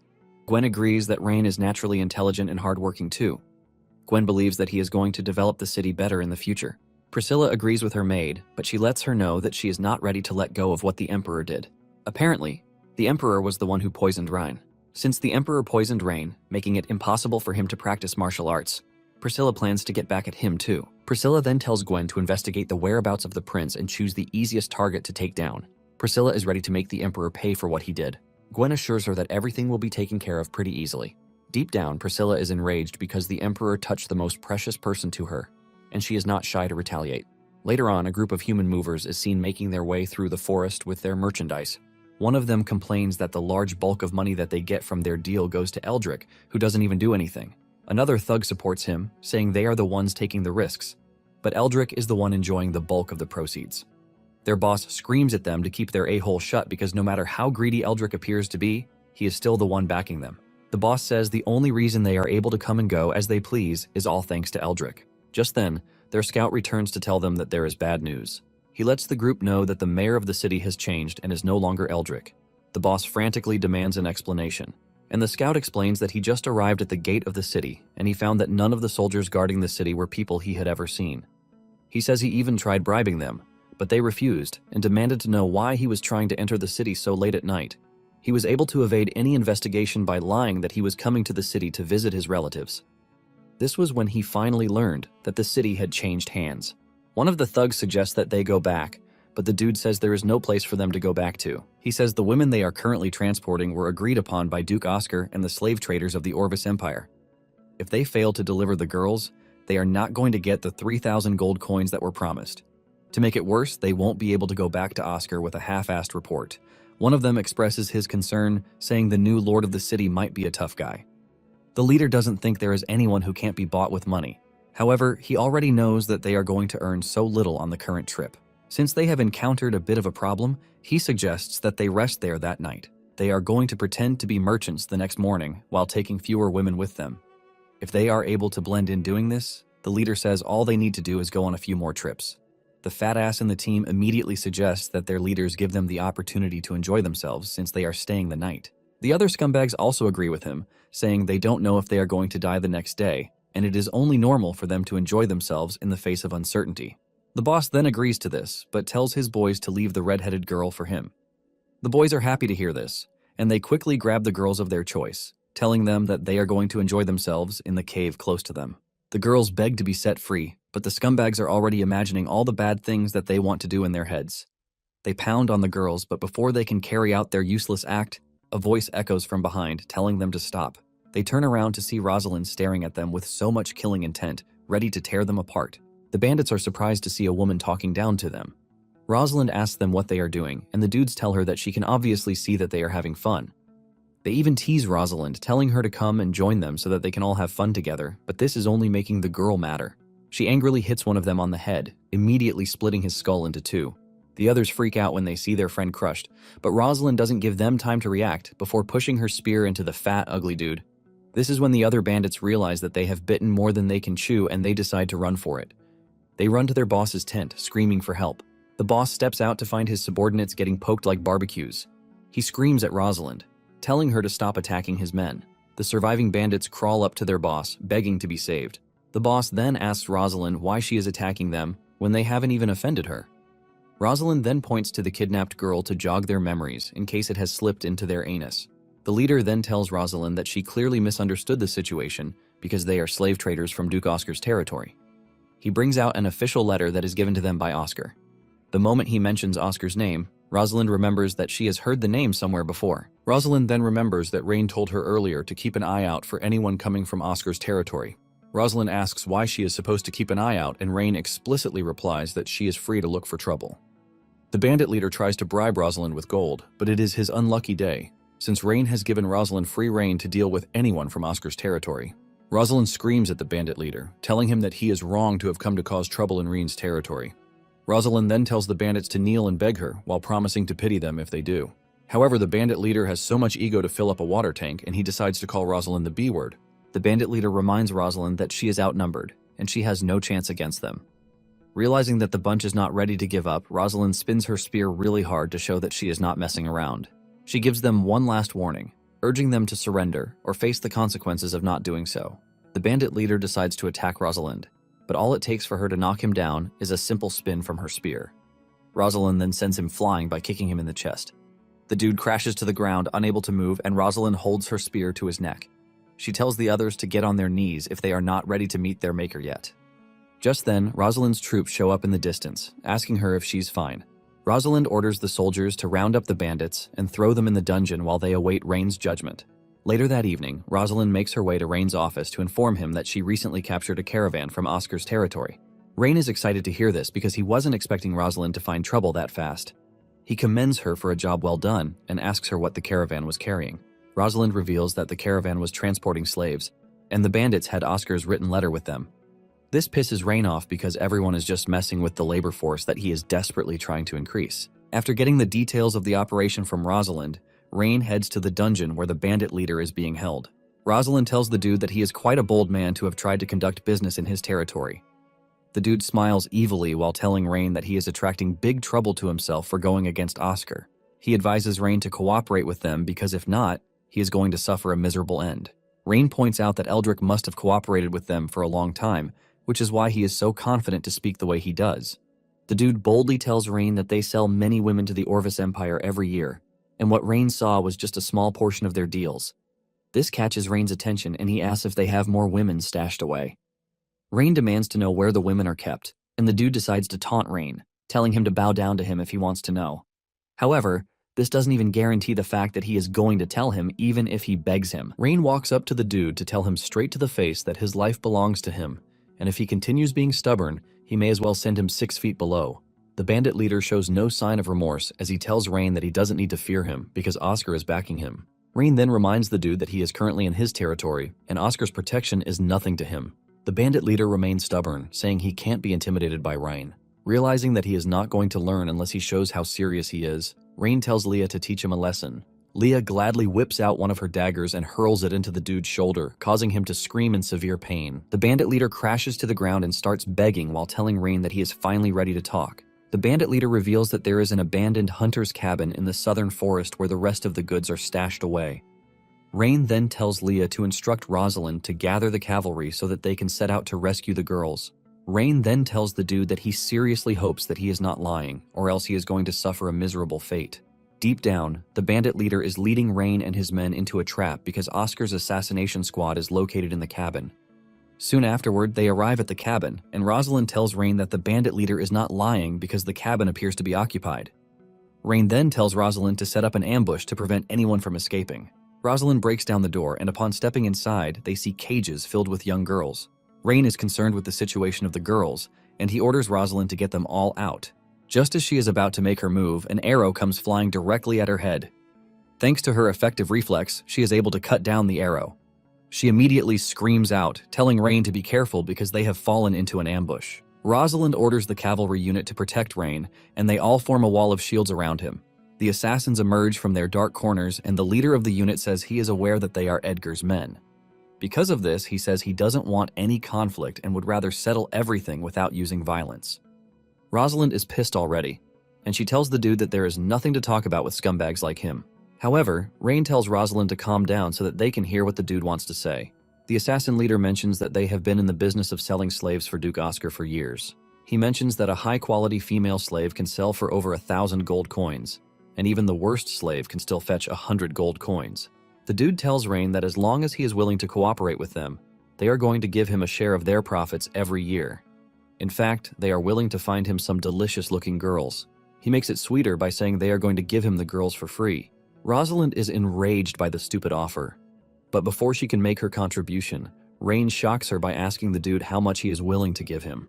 The dude tells Rain that they are willing to give him 10,000 gold coins annually if he cooperates with them. Rain is disappointed when he hears this, asking the dude if he thinks he is a beggar. Rain boldly reveals that his sister gives him more than every month as his pocket money. The assassin then asks him how much he will be willing to take. Rain says his price, saying he would like to take 100,000 gold coins every month. This shocks the assassin leader, who thinks Rain must be joking. He mentions that they don't even make up to that amount of money every year from selling slaves. Rain then tells the dude that they don't have a deal again, since he is not ready to pay the amount of money he is requesting. Rain tells Rosalind to turn them into baskets, and Rosalind acknowledges the order. The assassin realizes that things are about to go south, and he tries to renegotiate, saying they have to return and report to Duke Oscar. Deep down, he is planning to escape so he can get Oscar to send his troops to wipe out Rain and his men. The assassin leader then tells Rain that they are willing to leave behind 10,000 gold coins as a show of good faith. Rain refuses the offer, saying it is not good enough for him. He orders Rosalind to carry out his order, and the assassins make a run for it the moment they realize that their puny lives are in danger. The assassin leader orders his men to retreat to the mountain. Rosalind tells the archers to step forward to take down the escaping bandits. The archers fire a ton of arrows at the retreating bandits, and in a desperate move, the assassin leader creates a water barrier to protect himself and his men. However, this gives Rosalind the chance to close him down and try to cut him in half. Rosalind tells the dude that they have the upper hand already, and she advises the assassin leader to just accept his death. The assassin leader realizes that they are all going to get wiped out if things persist the way they are. He looks around and realizes that there is only one way out of the current situation, and this is by grabbing Rain. The assassin kicks his plan into motion, and he dashes toward Rain in an attempt to take him hostage. The assassin leader tells his boys to cover him, and this is what they did. Realizing that the dude is targeting Rain, Rosalind urges him to be careful. She also orders the troops to protect Rain to make sure no one harms him. However, before the soldiers can reach Rain, the assassin has already reached him. Just as he is about to push his blade into Rain, Leah appears beside Rain and punches the assassin into the distance.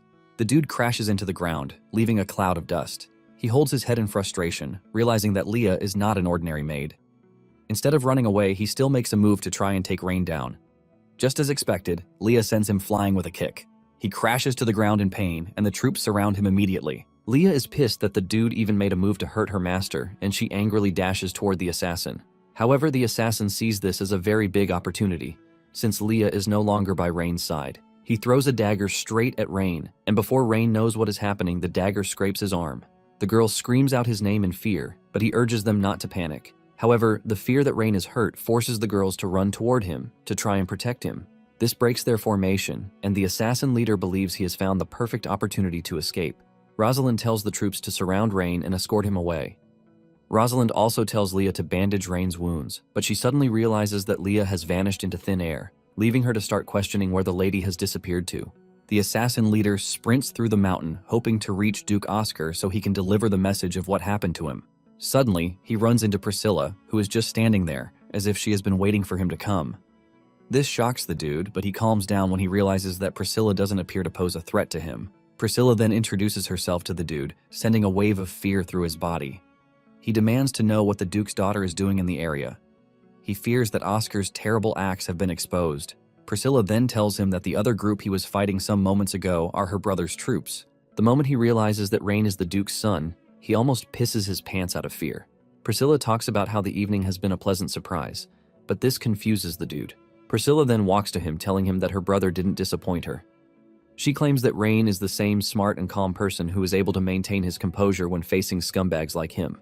However, she assures the dude that she has no intention to harm him because she's just a mere spectator. However, she lets him know that he has provoked the worst person he can possibly provoke. Standing behind the assassin is Leah, and she is radiating so much killing intent from her body that it sends a shiver down the assassin's spine. He turns around to see Leah staring at him with so much animosity, and Leah lets him know that there is no escape route for him because he literally hurt her master. Realizing that Leah is not messing around, the dude starts begging to be spared, but Leah shows her magical powers for the first time. She lifts the assassin dude into the air with her telekinetic powers, shocking the dude. He realizes that he is unable to breathe, and before he knows it, he explodes into tiny bits, thanks to Leah's crazy powers. Leah doesn't even let his blood touch her, as she creates a magical barrier to shield herself. After killing the dude, she tells Priscilla that she needs to return as fast as possible because Rain is wounded. Priscilla tells her that she is free to go, and Leah flies toward Rain's direction.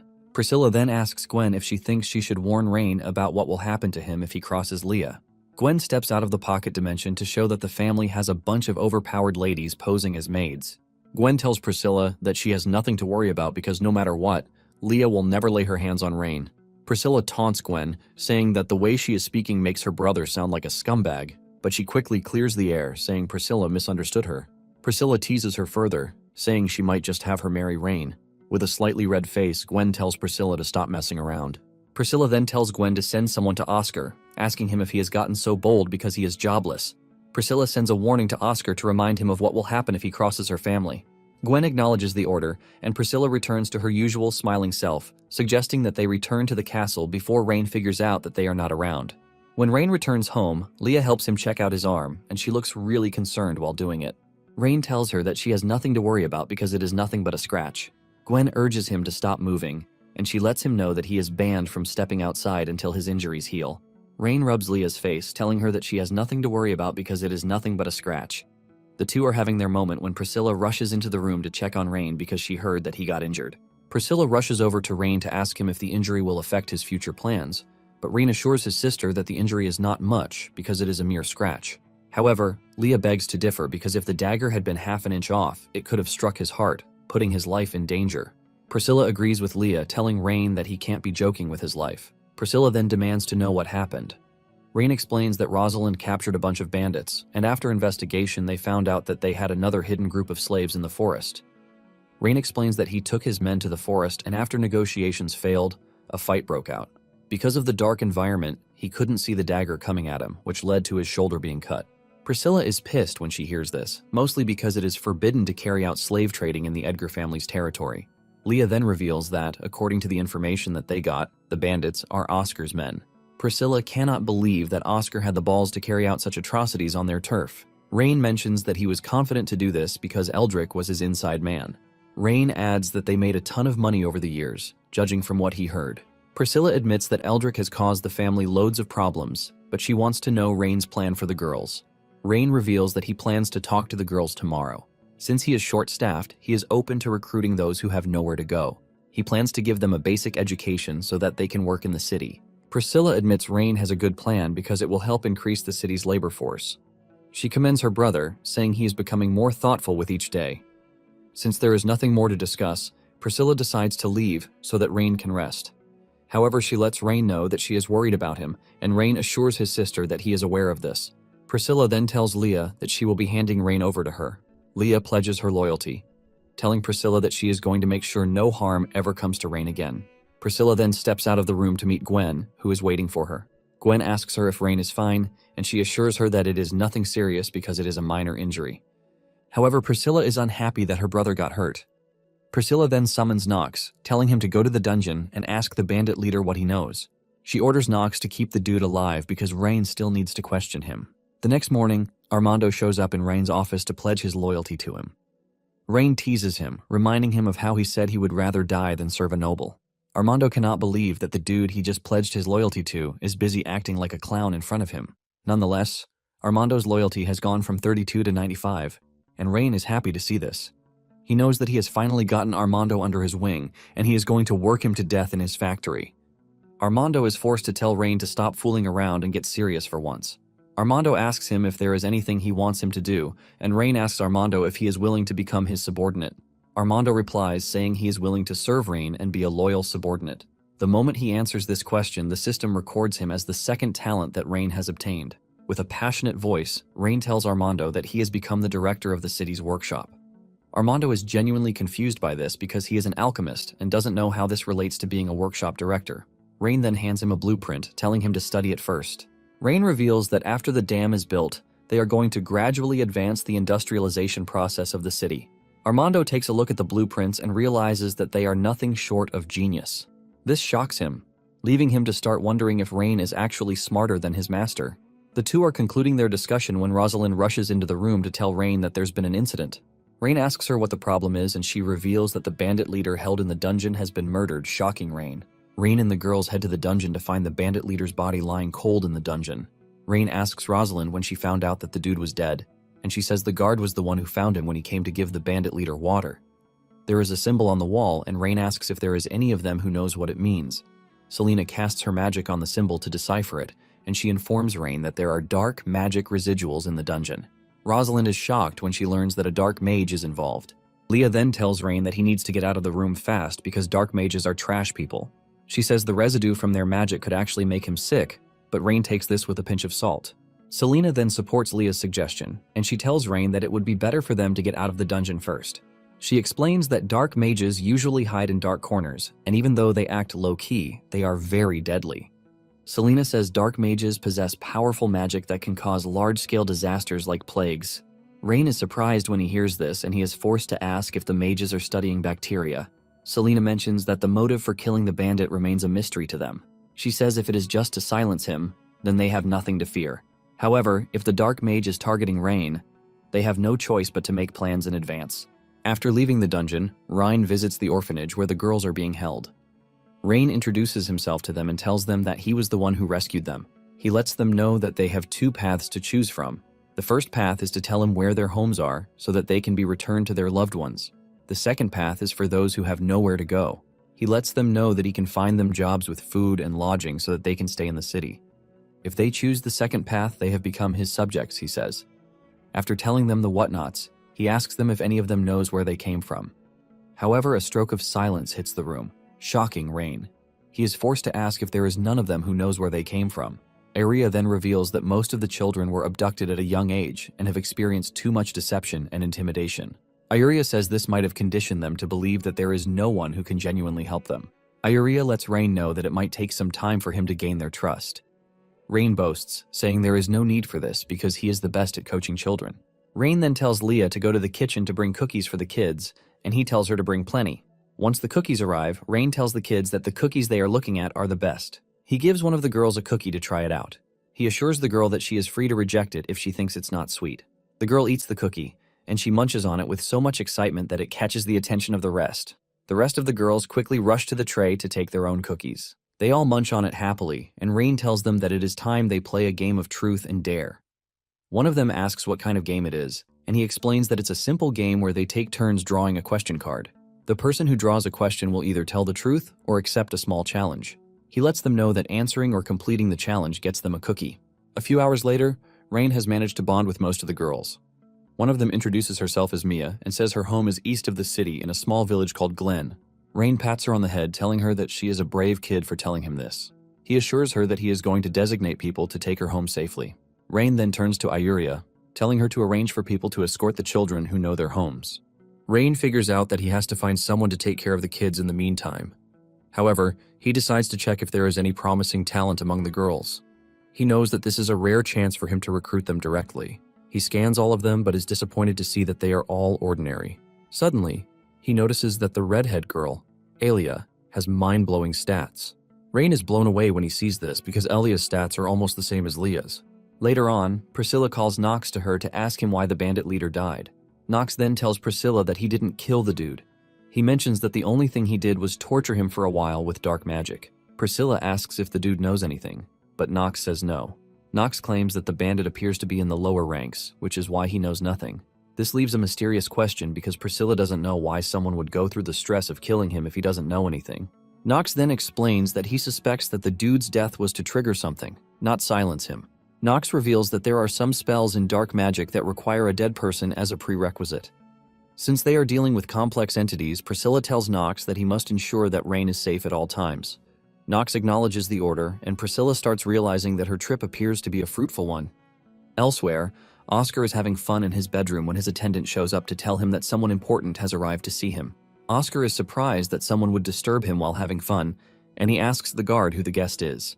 The guard reveals that the person is Eldrick, and he claims to have important things to discuss. The moment he hears that it is Eldrick, Oscar immediately assumes that he has brought a new gift for him. Oscar then tells the guard to take Eldrick to his study, saying he will be there soon enough. All Oscar can think about are the girls that Eldrick brought for him the last time, and he assumes that he has brought another batch of girls. With this in mind, he rushes to his study to meet Eldrick. Oscar asks Eldrick if he has brought some incredible goods for him, which is why he came to see him personally. Eldrick then drops the bombshell, telling Oscar that he didn't bring him gifts, but a piece of bad news. Oscar asks Eldrick what it is, and he explains that the Grand Duke's son, Rhine, has chased him out of Iceland. Eldrick breaks Oscar's heart when he tells him that he might not receive beautiful goods again.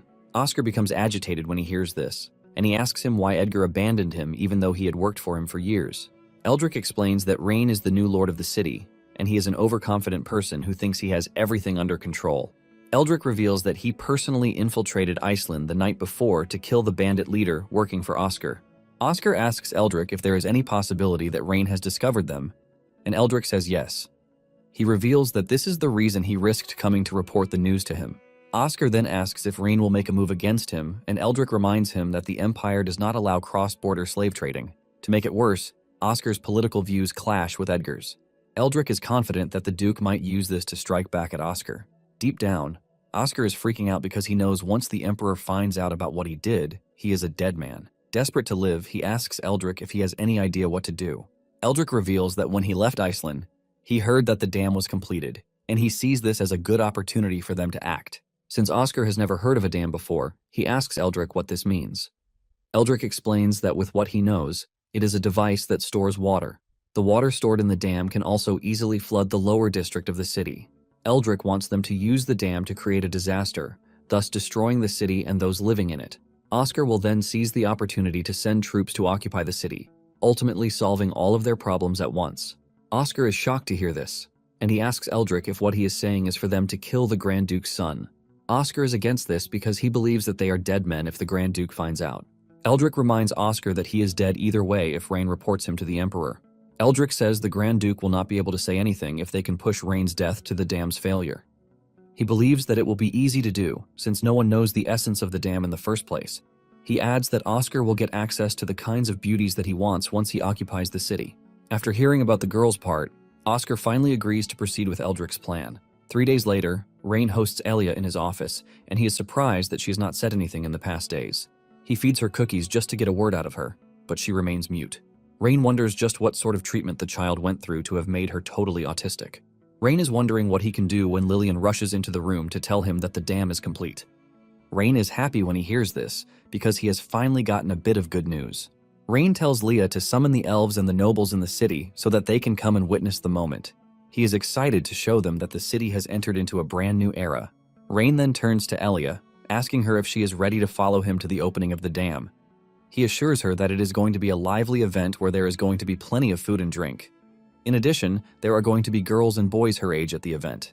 Even with all of his persuasion, the girl remains mute, and Rain decides to leave her in his office. He assures her that there will be maids to take care of her in case she needs anything. He also adds that she is free to change her mind, and in case she wants to come, all she needs to do is tell the maids to bring her.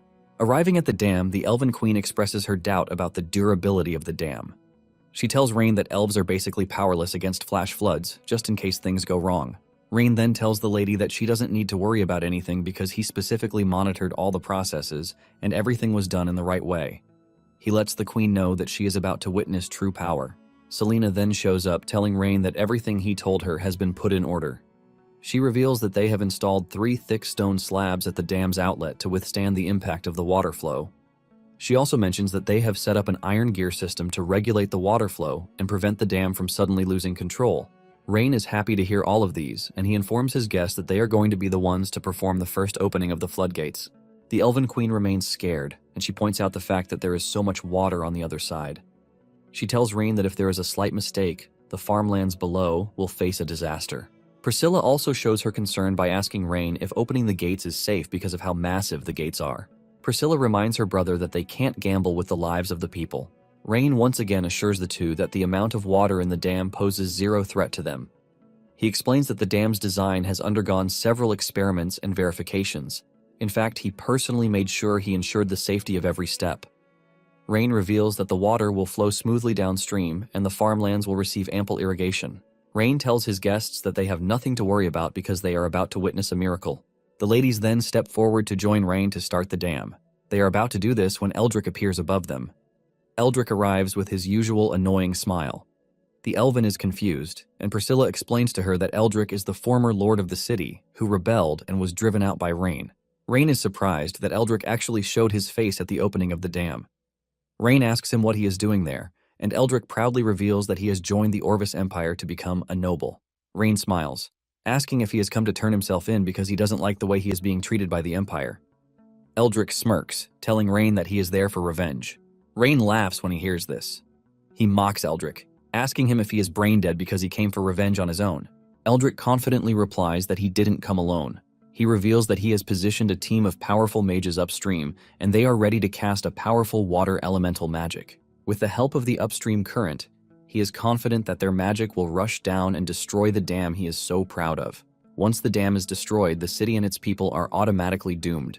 The Elven Queen freaks out when she hears this. Even Priscilla is scared, and she warns Eldrick, telling him that if he tries ruining everything, she is going to chase him to the ends of the earth. Eldrick laughs out loud, saying he is enjoying the frustration on their faces. Eldrick then hits the water with his magic, unleashing a powerful water flow in the direction of the dam. The Elven Queen panics and suggests that they leave because things are looking grim. Rain then tells her not to panic because no matter how much Eldrick releases, the dam will remain strong. Rain tells the Queen that he has already set up all the safety measures to make sure everything goes right. This is why he is confident that no matter how scary the flood is, the dam will remain standing. Rain then turns on the dam, releasing a huge flow of water, and Eldrick starts laughing at him, saying the dam is unable to withstand just a single blow. Even the Elven Queen believes Eldrick, and she suggests that they leave before they are swallowed by the flood. Priscilla also urges Ryan to leave, but Ryan remains stationary, telling the two that the amount of water they are looking at is not enough to take down his dam. Rain even taunts Eldrick further, asking him if that is all he can do. Eldrick is more than happy to shoot more magic power into the water since Rain is asking for death. The water starts rushing so hard that the slab underneath starts to crack. The Elven Queen wants to run away, but Rain tells her that it is not yet time for them to panic. Eldrick continues attacking the dam just so he can make sure Rain fails. Suddenly, the intensity of the flood takes down the three slabs, shocking the ladies. While the others are panicking, Rain is smiling because it is finally going down the way he wants it to. The gear under the dam then changes direction, and the overflow of water starts going through another outlet, which leads to the farmlands. This shocks everyone who is watching, and Rain thanks Eldrick for his help. Rain says he would have had to waste his magician's mana to irrigate the farmlands, but Eldrick has done it for him for free. Eldrick cannot believe that Rain actually used him, and Rain explains to him that the dam was not meant to block water only. He explains that the main purpose of the dam is to actually utilize the power of the water flow to allow the entire farmland to be nourished. Rain says the larger the flood, the more adequately the farmland is irrigated. Eldrick cannot believe that his grand plan has been used against him. Since his plan has failed, Ryan suggests that they continue with the last unfinished business. Instead, Eldrick decides that he needs to leave, but he assures Rain that they are going to meet again. Rain laughs when Eldrick says this, and he reminds him that his city is not a theme park that he can just waltz in and out of. Rain then tells Selena to go after Eldrick, and Selena gladly obliges. She conjures a huge lightning bolt, and she strikes Eldrick with it, taking him down. Since they have taken care of the Eldrick problem, Rain turns to the ladies to discuss the investment plan with them. The Elven Queen admits that Rain's dam has opened her eyes. Priscilla then asks him how he wants them to invest in the plan he is offering. Rain says the dam has solved the incessant flooding of the city, and to make the city great, they need to work toward building economic prosperity. The Elven Queen asks him if he is planning on building caravans to achieve this, but Rain says no. Rain reveals that his plan is to earn money from the caravans instead. Priscilla asks him if he is planning to raise tolls because this is a bad idea, which will cause resentment among the caravans. Rain then replies that she is also wrong with her assumption. Rain reveals that he is planning to build a community that serves passing caravans so that they can spend all their money while they are in the city. Rain then takes them to the only road from the city that leads to the border fortress. He shows them a particular spot that used to be a casino, and he tells them that the location is pretty advantageous for what he wants to do. He says as long as they build a service area there, the passing caravans will definitely stop to spend money. The Elven Queen points out the fact that the area is in complete ruin, and she asks why the service area would survive when the casino couldn't. Unknown to the Elven Queen, Rain was the one who ordered the destruction of the casino, but he couldn't even tell them that. Rain lies that the reason the casino didn't work out was thanks to the mismanagement of the previous owner. However, he is confident that they can do better. The Elven Queen then asks him what he means by the service area that he is talking about. Rain explains that a service area is a type of comprehensive facility, and he shows the blueprint for this. He says the service area includes rest stops, shops, stables, and so on. Rain says the service area is specially designed to provide services for passing caravans and travelers. It is basically a commercial center that integrates rest, supplies, trade, and communication. The Elven Queen admits that Rain just brought up a good idea. Rain then explains that the trade between the city and the border fortress is usually frequent. In addition, the number of caravans passing every day is countless. Rain says the surrounding people will also be drawn to the service area by the convenient transportation once they establish the area. Rain tells them that it is going to generate more consumption and investment, which will drive the development of other industries. After he is done explaining, the Elven Queen asks him what the elves stand to gain since everything he has mentioned so far benefits the humans alone. Rain proudly tells the lady that it is going to become a hub for grain distribution, which means the entire elven population will no longer have to worry about food shortages. The Queen's face lights up when she hears this, and Rain explains that several caravans will pass by the service area every day. With this, the elves will be able to purchase enough food and other agricultural products. Rain explains that with this, the elven race will become more prosperous.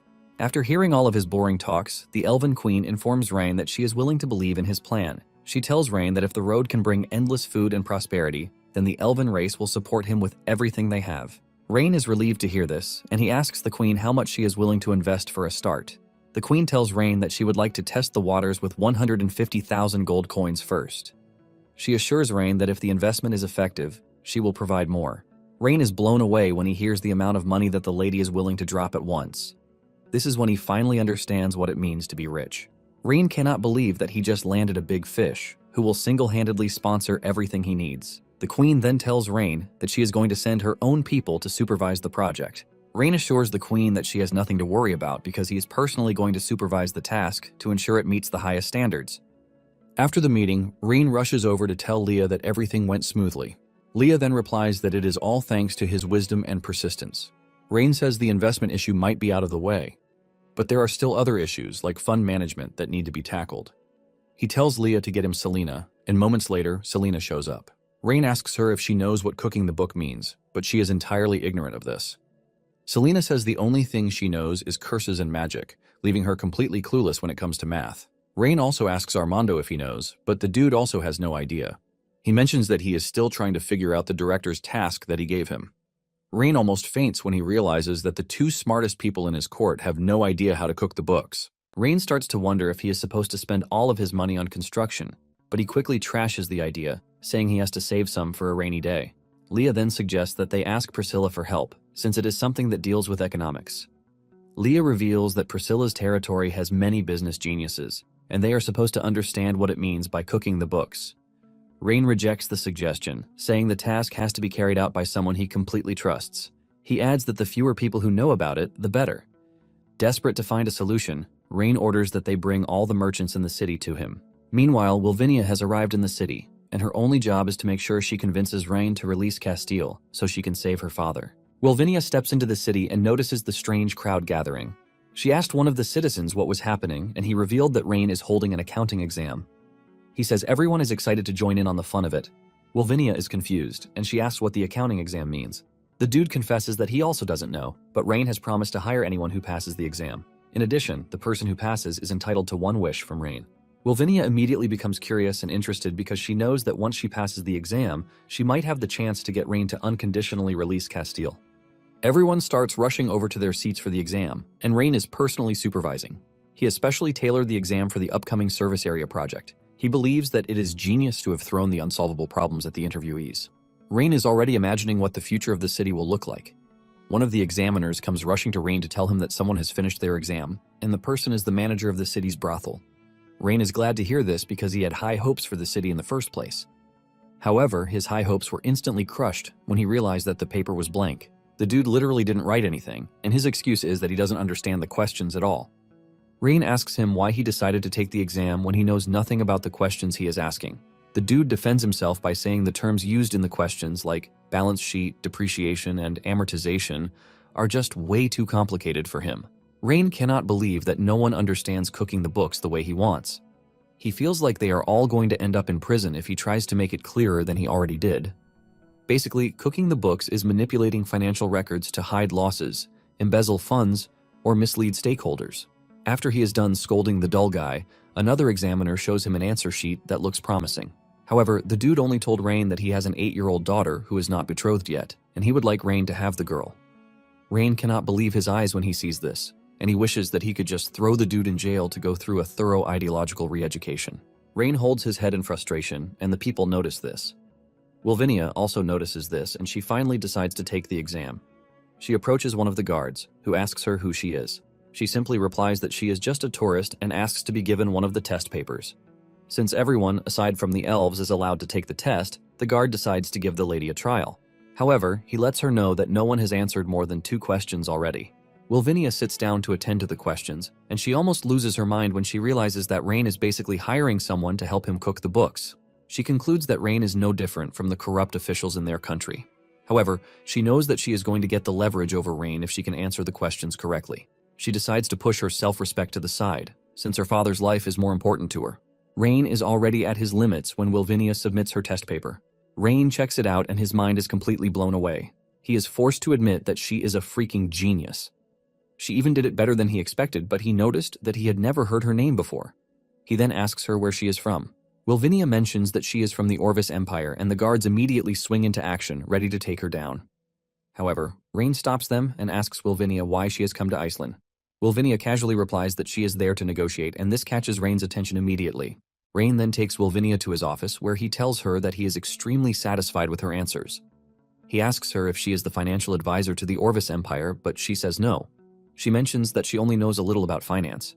Rain is impressed with her answers because they are so detailed, and he decides to scan her stats to see what he is dealing with. Rain is blown away when he realizes that she has a special attribute in mathematics. Rain realizes that Wilvinia is the kind of talent that he needs, and he has to find a way to keep her. Rain then asks her what the Orvis Empire wants with him, since she claims that she is there to negotiate. Wilvinia comes clean, telling Rain that she is there for Castile because the Orvis Empire hopes that he can release him.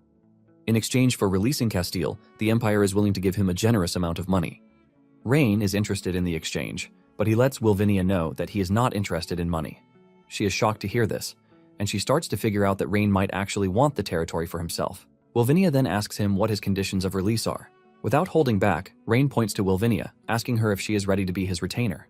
Wilvinia is shocked when she hears this, and Rain lets her know that he has just made the most reasonable request that he can make. He reveals that Wilvinia is far more valuable to him than Castile. Wilvinia cannot believe that Rain is seriously offering her a chance to become his retainer, which is something she considers to be a joke. Wilvinia asks Rain if he is trying to humiliate her because she is a noble of the Orvis Empire, and there is no way she could possibly bow to an enemy nation. Rain lets the lady know that he doesn't joke around when it comes to matters like this because Wilvinia is such a talented individual that he can't afford to waste. Wilvinia is entirely confused because she can't tell if Rain is serious or just messing with her.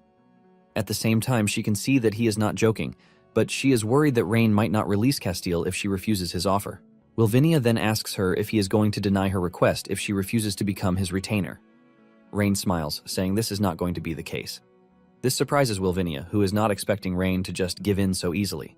Rain tells Wilvinia that she has helped him solve something that was a huge problem for him, so there is still something to discuss. Rain tells the lady that he needs talented individuals like her to make the city a prosperous city. Wilvinia bows her head in sadness, telling Rain that his request might be tempting, but she can't agree to it. Rain asks her why she is holding back on the request, and he asks if it is because of some old-fashioned imperial glory. Wilvinia confesses that her father is still imprisoned in the Orvis Empire and she must bring Castile back with her. She plans to use Castile to negotiate her father's release. Rain finally understands her plight, and he realizes that winning her over by force might work out well. Wilvinia then reminds Rain that he promised to grant a wish to anyone who is able to pass the test. She tells Rain that she is hoping he holds on to his promise. Rain smiles when he hears this, and he orders one of the guards to get Castile out of the dungeon because Wilvinia is taking him home. Wilvinia is relieved to hear this, and she thanks Rain for his generosity. Moments later, Wilvinia and Castile began moving to the Orvis Empire, and they were escorted by Rain's men. Castile shows his rage inside the carriage, saying Rain humiliated him, and he promises to get back at him. Wilvinia cannot believe that Castile is so dumb enough to be thinking about revenge after he already lost once. He soon starts to complain about the carriage being too bumpy, but Wilvinia tells him that it is not the carriage, but the road. Castile still crashes out because of this as he tries to tell Wilvinia that he is a Grand Duke, and by this he deserves the best treatment. He threatens to report Wilvinia to the Emperor once they return. Deep down, Wilvinia is cursing the dude out, and she is pretty sure that the Emperor is going to punish Castile once they get back. Not long after, the guards inform Wilvinia that there is a stream up ahead, and he asks her if they should rest there. Wilvinia agrees to this since it is dangerous to travel at night.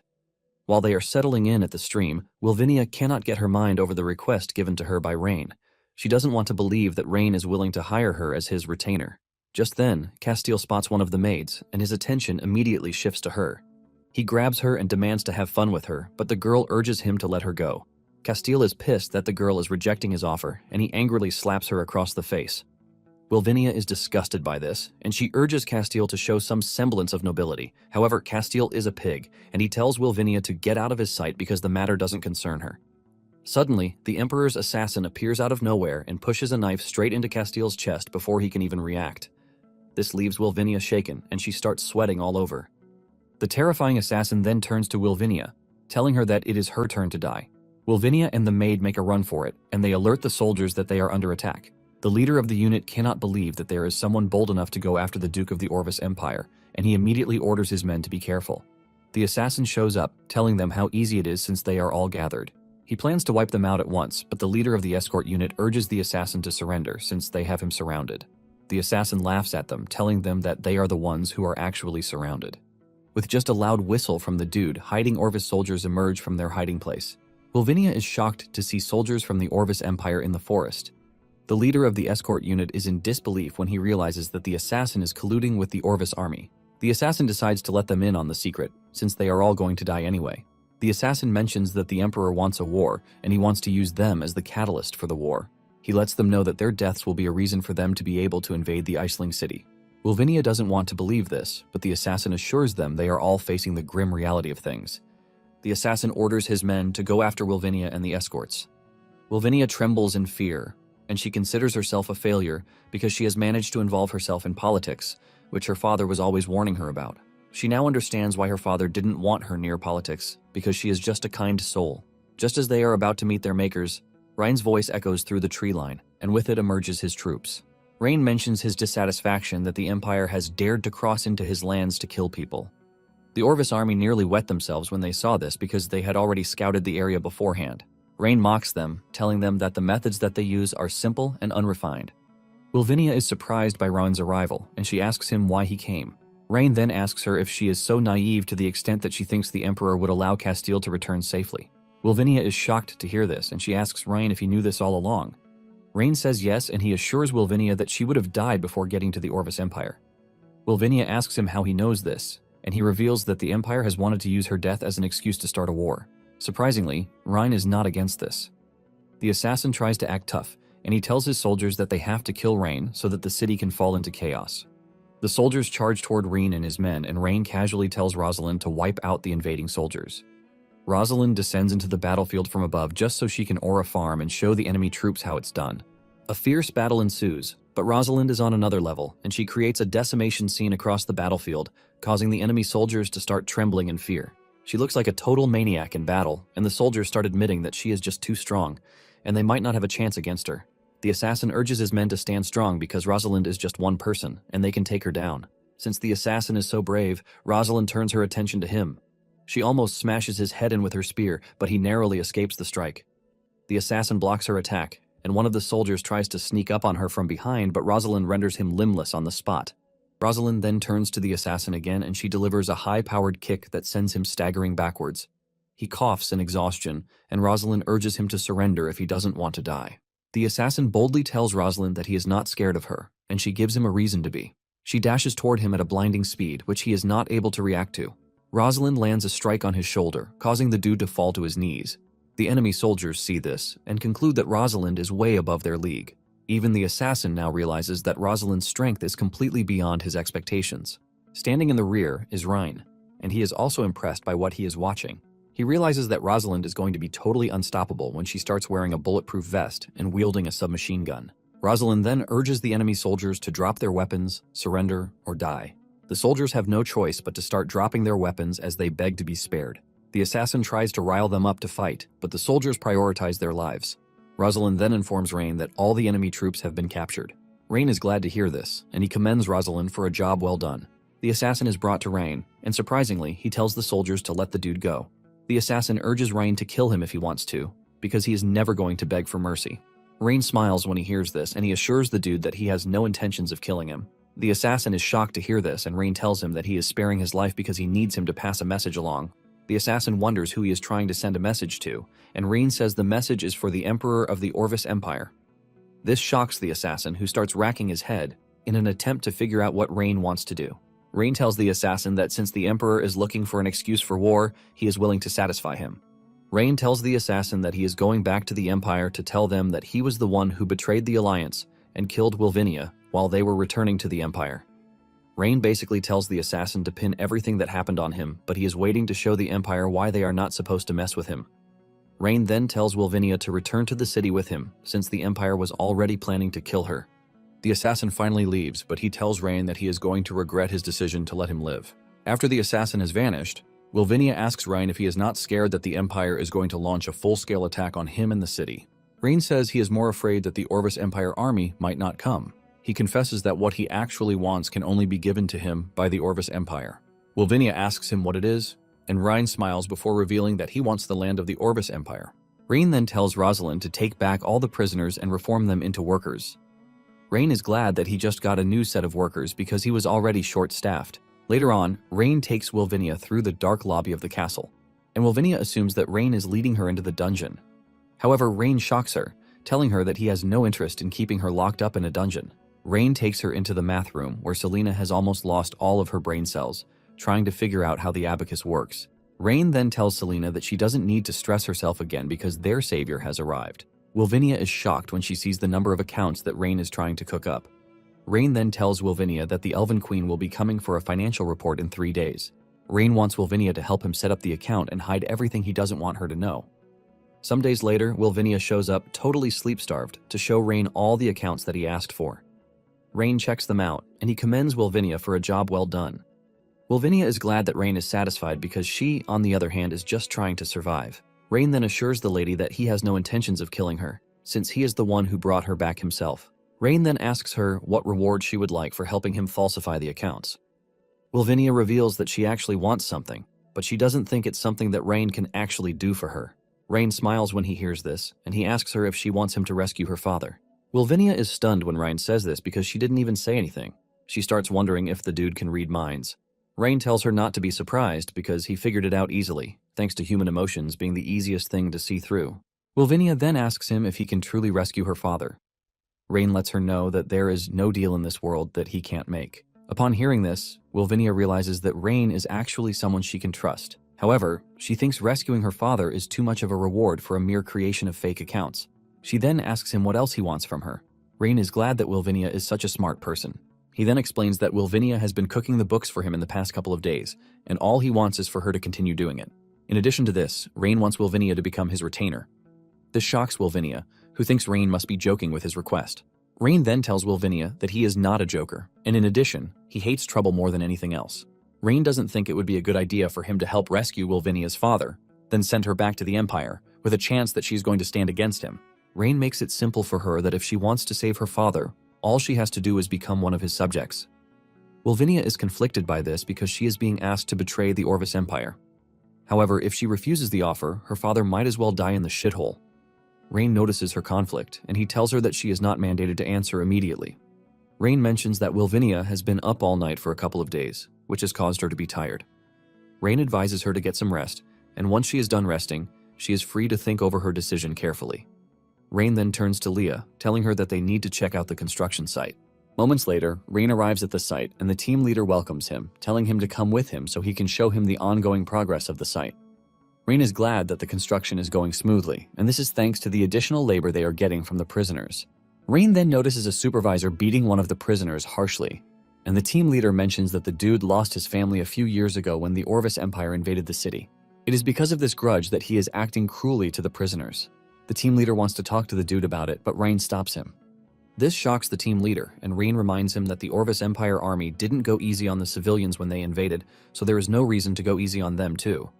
Rain says that he doesn't mind whatever method they use as long as no one dies before the service area is fully constructed. The team leader assures Rain that he is going to keep an eye on them to make sure that everyone survives to finish the construction site. Rain then asks how many hours a day they work and how many times they eat. The dude replies that they work 8 hours a day and they get to eat 3 times too. Since it is autumn already, Rain tells the team leader to add 2 more hours to their work hours. Later on, Rain meets with the Elven Queen to present the accounts to her. She goes through it, and even though her gut feeling is telling her that something is wrong, she can't quite place her hand on it. She asks Rain if there is anything wrong with the accounts, but Rain assures her that a lot of effort has been put into ensuring the accuracy of all the data.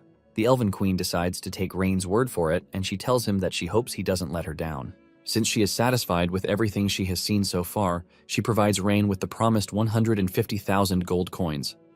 She urges him to finish up the service area as soon as possible, and Rain assures her that it won't take long before she sees a thriving commercial center rising from the ground. The Elven Queen then asks about the issue Rain had with the Empire. She wants to know if they are going to war and if this will affect their cooperation. Rain then assures the Queen that she has nothing to worry about because he has prepared a good show for the Orvis Empire, and when the time comes, they are all going to benefit from him. Soon afterward, the Emperor gathered his officials to tell them that he had received a report that Castile had died on his way to the Empire. The officials are shocked to hear this, and the Emperor produces a bloodied letter sent to him by his spy. He tells his attendant to read it for them to hear, and in the letter, it is said that Rain colluded with Wilvinia to kill Castile and the guards in the forest. The Emperor plays his role so well by acting all pissed off in front of his officials, and this is enough to rile them up too. The Emperor then turns to Craven, pointing out the fact that he was the one who originally proposed the peace talks with the Iceling city. He says the Grand Duke has been killed because of this, and he asks Craven what he has to say about it. Craven cannot believe that the Emperor has managed to push him into a tight spot. He is pretty sure that he was the one who had Castile find an excuse to send in his troops. Craven is pissed that the Emperor is now trying to put everything on him. However, he has no choice but to play along too. Craven goes on his knees to tell the Emperor that he is willing to take the blame for what happened. The Emperor then walks up to him, asking him how he plans to take the blame. Craven screams out, telling the Emperor that he would like to lead the campaign to attack Iceling City. He tells the Emperor that with Wilvinia and Ryan's blood, they will wash away the shame of the Empire. The Emperor smiles when he hears this, and he tells Rain that he is willing to give him a chance to atone for his sins, since he is ready to do so. The Emperor then orders that the Western Legion group, the Silver Wolf Knights group, and the Crimson Flame Mages should all assemble in a march to destroy Iceling City. The officials are all in support of this, and they all cheer for Iceland's city destruction. The Emperor smiles evilly, while calling Rain a small boy who gave him the excuse to bring war to his doorstep. Meanwhile, Rain is sitting by his window, and he is proud of the changes going on in the city. He is pretty sure that the population of the Orvis Empire will pour into the city due to the war, which will ultimately solve his labor problem. In addition to this, if he manages to win the war, he will be able to expand his territory to the very place he wants the most. Not long after this, Rosalind shows up to tell him that the first group of border residents who sought refuge with them has all been settled in the service area. She mentions that the logistics department is currently distributing food and clothing. Rain is impressed by the number of people pouring in, and Rosalind mentions that there are about 3,000 people. Among them are about 800 men, who meet the labor standards set by Rain himself. There are also about 1,400 women in the group. Rain is relieved to hear this, and he says the city will no longer have to worry about labor when the time comes. Rain tells Rosalind to give the new refugees some extra food since they still have excess money from the money the elves gave them. In addition to this, he tells Rosalind to put up a few notices about the city being tax-free for 3 years, and the fact that the city provides free accommodation. He wants the people along the border or Orvis to know about this, and this is all thanks to the plenty of money given to them by the elves. Leah then informs him that Wilvinia wants to see him. He gives her permission to come in, and Wilvinia wastes no time scolding him for letting the assassin go. She says because of this, the Orvis Empire is coming at them with a bulk load of troops. Wilvinia suggests that she return to the Empire in an attempt to stop the war. Rain says her suggestion is good, but there is no way it is going to work. Rain assures her that there is nothing to worry about because he has made preparations for the war. Wilvinia continues ranting, saying countless lives will be lost in the war. She asks Rain if he is actually okay with starting a war for his own selfish interest. Rain is surprised to see Wilvinia getting mad because of the common people, and he tells her that she is a kind person. Wilvinia believes that she is being mocked, and she screams at the dude to stop mocking her. Wilvinia says she hates wars, and Rain replies that the same can be said for him. Wilvinia is shocked to hear this, and Rain explains that he hates people who start wars. However, this is also the same reason why he has to fight. Wilvinia gets curious about this, and Rain says that until he makes people fear his presence, there will always be war. Rain mentions that the only thing that can stop a war is force, not reason. Rain reveals that he has no intention of facing the Empire head-on. He has prepared a swamp of death for them, and he is going to enjoy watching them sink into it. Rain then pats Wilvinia on the shoulder, telling her that she has nothing to worry about because she is going to see her father very soon. Wilvinia is ultimately blown away by this, leaving her to start wondering what sinister plan Rain has in his head. Later on, Rain checks out the preparation going on outside the wall. Rosalind questions why the pits are dug inside instead of outside the moat. Rain says there is no need to block the enemy from coming in because he actually wants them to come in. Rosalind asks him what he means by this, and he reminds Rosalind about how he destroyed Castile's men with a forbidden spell. Rosalind is surprised by this, and she asks if the spell has anything to do with the oil barrels. Rain says yes, because the oil barrel is the forbidden spell that Castile was talking about. Rosalind is shocked to hear this, and she asks Rain if he can inflict the forbidden spell level damage as long as he has the oil. Rain assures her that this is the case because once a fire is lit around the barrel, it is going to explode. Rain then tells Rosalind that when the Imperial army comes, she is not allowed to win. Rosalind is confused when she hears this. She mentions that they are about to get a once-in-a-lifetime opportunity to inflict damage on the Imperial army at the border while solidifying their defenses. Rain smiles, telling Rosalind that she is too naive. Rain reveals that what he actually wants is not to inflict damage on them, but to make them arrogant. Rain wants them to think they have won and that the city is struggling to survive. In addition, Rain wants them to be so proud and confident so that they can easily fall into the graves that they have dug for them. Rosalind asks if what Rain is saying is to deliberately show weakness to lure the enemy in, and Rain says yes. He tells her that in a couple of days, the vanguard of the Imperial army will be the ones to arrive first. Rosalind is to lead her army to confront them head-on, but she is not allowed to win. However, she also must not lose badly. Basically, she can win and she can lose. She is to give them a false impression that the city's defenses are struggling to hold on. Rosalind finally understands that Rain wants the Imperial army to chase them to where the oil drums are buried. Rosalind assures Rain that she is on board with the plan, and she promises to lure them in. Rain tells Rosalind that he is going to leave the planning to her so that he can check what Armando is doing. Rain assures Rosalind that after the war, the rules of the war will be rewritten. Inside the forge, Armando is busy arguing with Bram, telling him to follow every detail of the blueprint that Rain left for him. Bram argues that the barrel is too thin for what Rain wants them to do. But Armando continues pointing out the design that Rain wants. Bram tells Armando that the dimensions are wrong because the pipe he is holding obviously cannot withstand the pressure of the gunpowder. The two are arguing when Rain enters the workshop. Rain asks Armando why he is arguing with Bram, and Armando mentions that Bram is not ready to follow the blueprint because he believes that the barrel is too thin to withstand the pressure and claims that it would explode. Bram tells Rain that he might have helped them build a powerful furnace, but he doesn't believe in the design that he sent to them because he believes in practicality. Bram lets Rain know that the pipe is too thin and will definitely explode due to pressure. Rain then tells the dude that he has nothing to worry about. He says the pipe can indeed explode under pressure.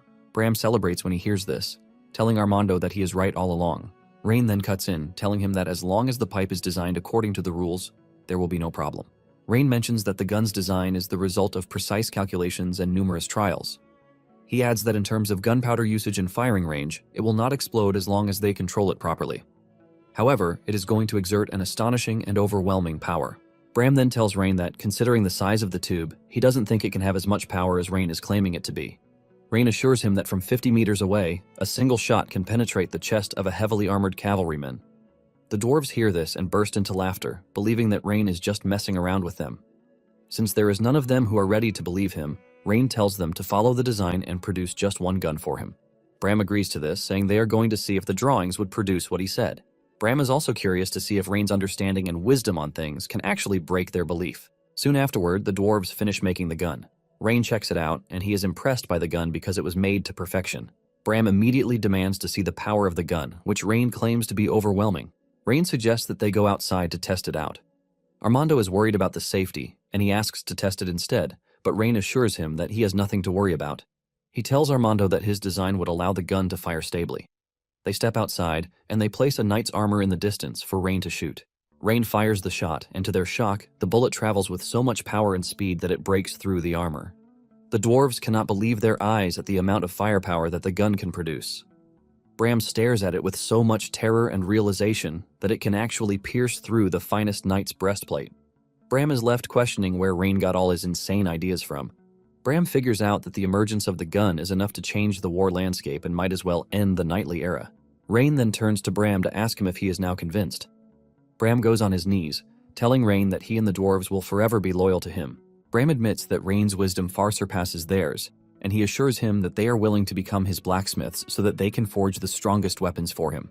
The other dwarves are shocked when they see their boss on his knees, and they demand to know why he is bowing to Rain. Bram stares at them disgustingly before telling them to shut their mouths. He asks them if they think they have the durability to withstand the gun's power. It dawns on the dwarves that they are at a disadvantage, and they quickly go on their knees to pledge allegiance to Rain. However, Rain tells them that they are getting things wrong because he doesn't need them to pledge allegiance to him. Bram asks him what he means by this, and Rain mentions that promises are not the most reliable thing in this world. Rain believes that nothing beats benefits. It finally dawns on Bram what Rain actually wants. Bram bows to him, assuring him that the blueprints will never be leaked and they are never going to betray him. Rain is relieved to hear this, but he urges Bram to leave the allegiance and oaths for another time. He tells Bram that what he wants from him is to mass-produce the firearms to prepare for the upcoming war. Bram immediately acknowledges the order. Shortly afterward, Craven and the Imperial Army arrive at the outskirts of the city. He picks a hill where they can see the city easily, and he tells his men to set up camp in the area. One of the commanders is surprised that they are not marching down on the city immediately, since the city obviously cannot match their raw power. The captain of the troops also agrees to this, and he tells Craven that there is no need for them to be careful. Craven cannot believe just how dumb the men are. He then reminds them of Castile, and how he sent a message before his death, saying Rain used a forbidden spell during the war. The commanders laugh this off, saying there is no way Rain has a forbidden spell-level mage in the city. The two assume that Castile fabricated the lie to cover up for his loss against Rain. Deep down, Craven is pretty sure that the information wasn't fabricated, and he believes that there is a forbidden-level mage in the city. Craven tells the two to stop arguing with him, and he reveals his intention to meet Rain the next day, while accompanied by someone from the Mages Guild. The commander is shocked to hear this, and he asks Craven if he is trying to make peace. Craven reveals that he wants to see Rain to confirm if he truly has a forbidden-level mage by his side. Craven says if this is the case, they need to approach with caution because no one actually knows how the battle is going to go. In addition, Craven reminds them that they are there to quell a rebellion, not to invade. And to do this, they need a legitimate reason. Craven then urges them to behave themselves, or they are going to regret it. Realizing how serious Craven is, the two assure him that they are going to be on their best behavior. Not long after this, Rain gets the message that Craven would like to speak with him. In addition, he brought people to investigate if he truly has a forbidden-level mage. Rain is impressed when he hears this, and he admits that the Empire does have some smart people. Rain tells his guards that they are free to let them in. Momentarily, Craven and his mage enter Rain's office to speak with him. Rain then asks Craven why he came to see him before the war had even started. Craven voices his concern about the forbidden-level spell that he used against Castile. The mage with Craven tells Rain that they are hoping he is going to cooperate with their investigation or else. This pisses Rosalind off, and she berates the mage for speaking rudely to Rain. The mage boldly replies that the rules of the Magicians Guild are not bound by the elaborate formalities of human nobility. The mage says the only way he is going to bow to Rain is if he can prove that he is smarter. Rosalind then asks him how Rain is supposed to prove this to him. The mage says he has a very simple method, and he whips out a tangram puzzle. He says if there is anyone in the room who can solve the puzzle, he will immediately bow to Rain. Rain is surprised when he sees the tangram because he is well aware that it is nothing but a children's toy in his past life. He is disappointed that a mage's intelligence level is measured by a child's toy.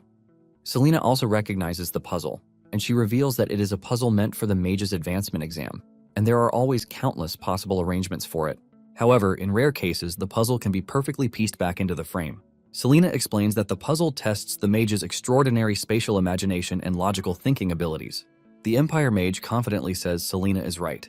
He adds that even a high-level mage would take a considerable amount of time before they can solve the puzzle.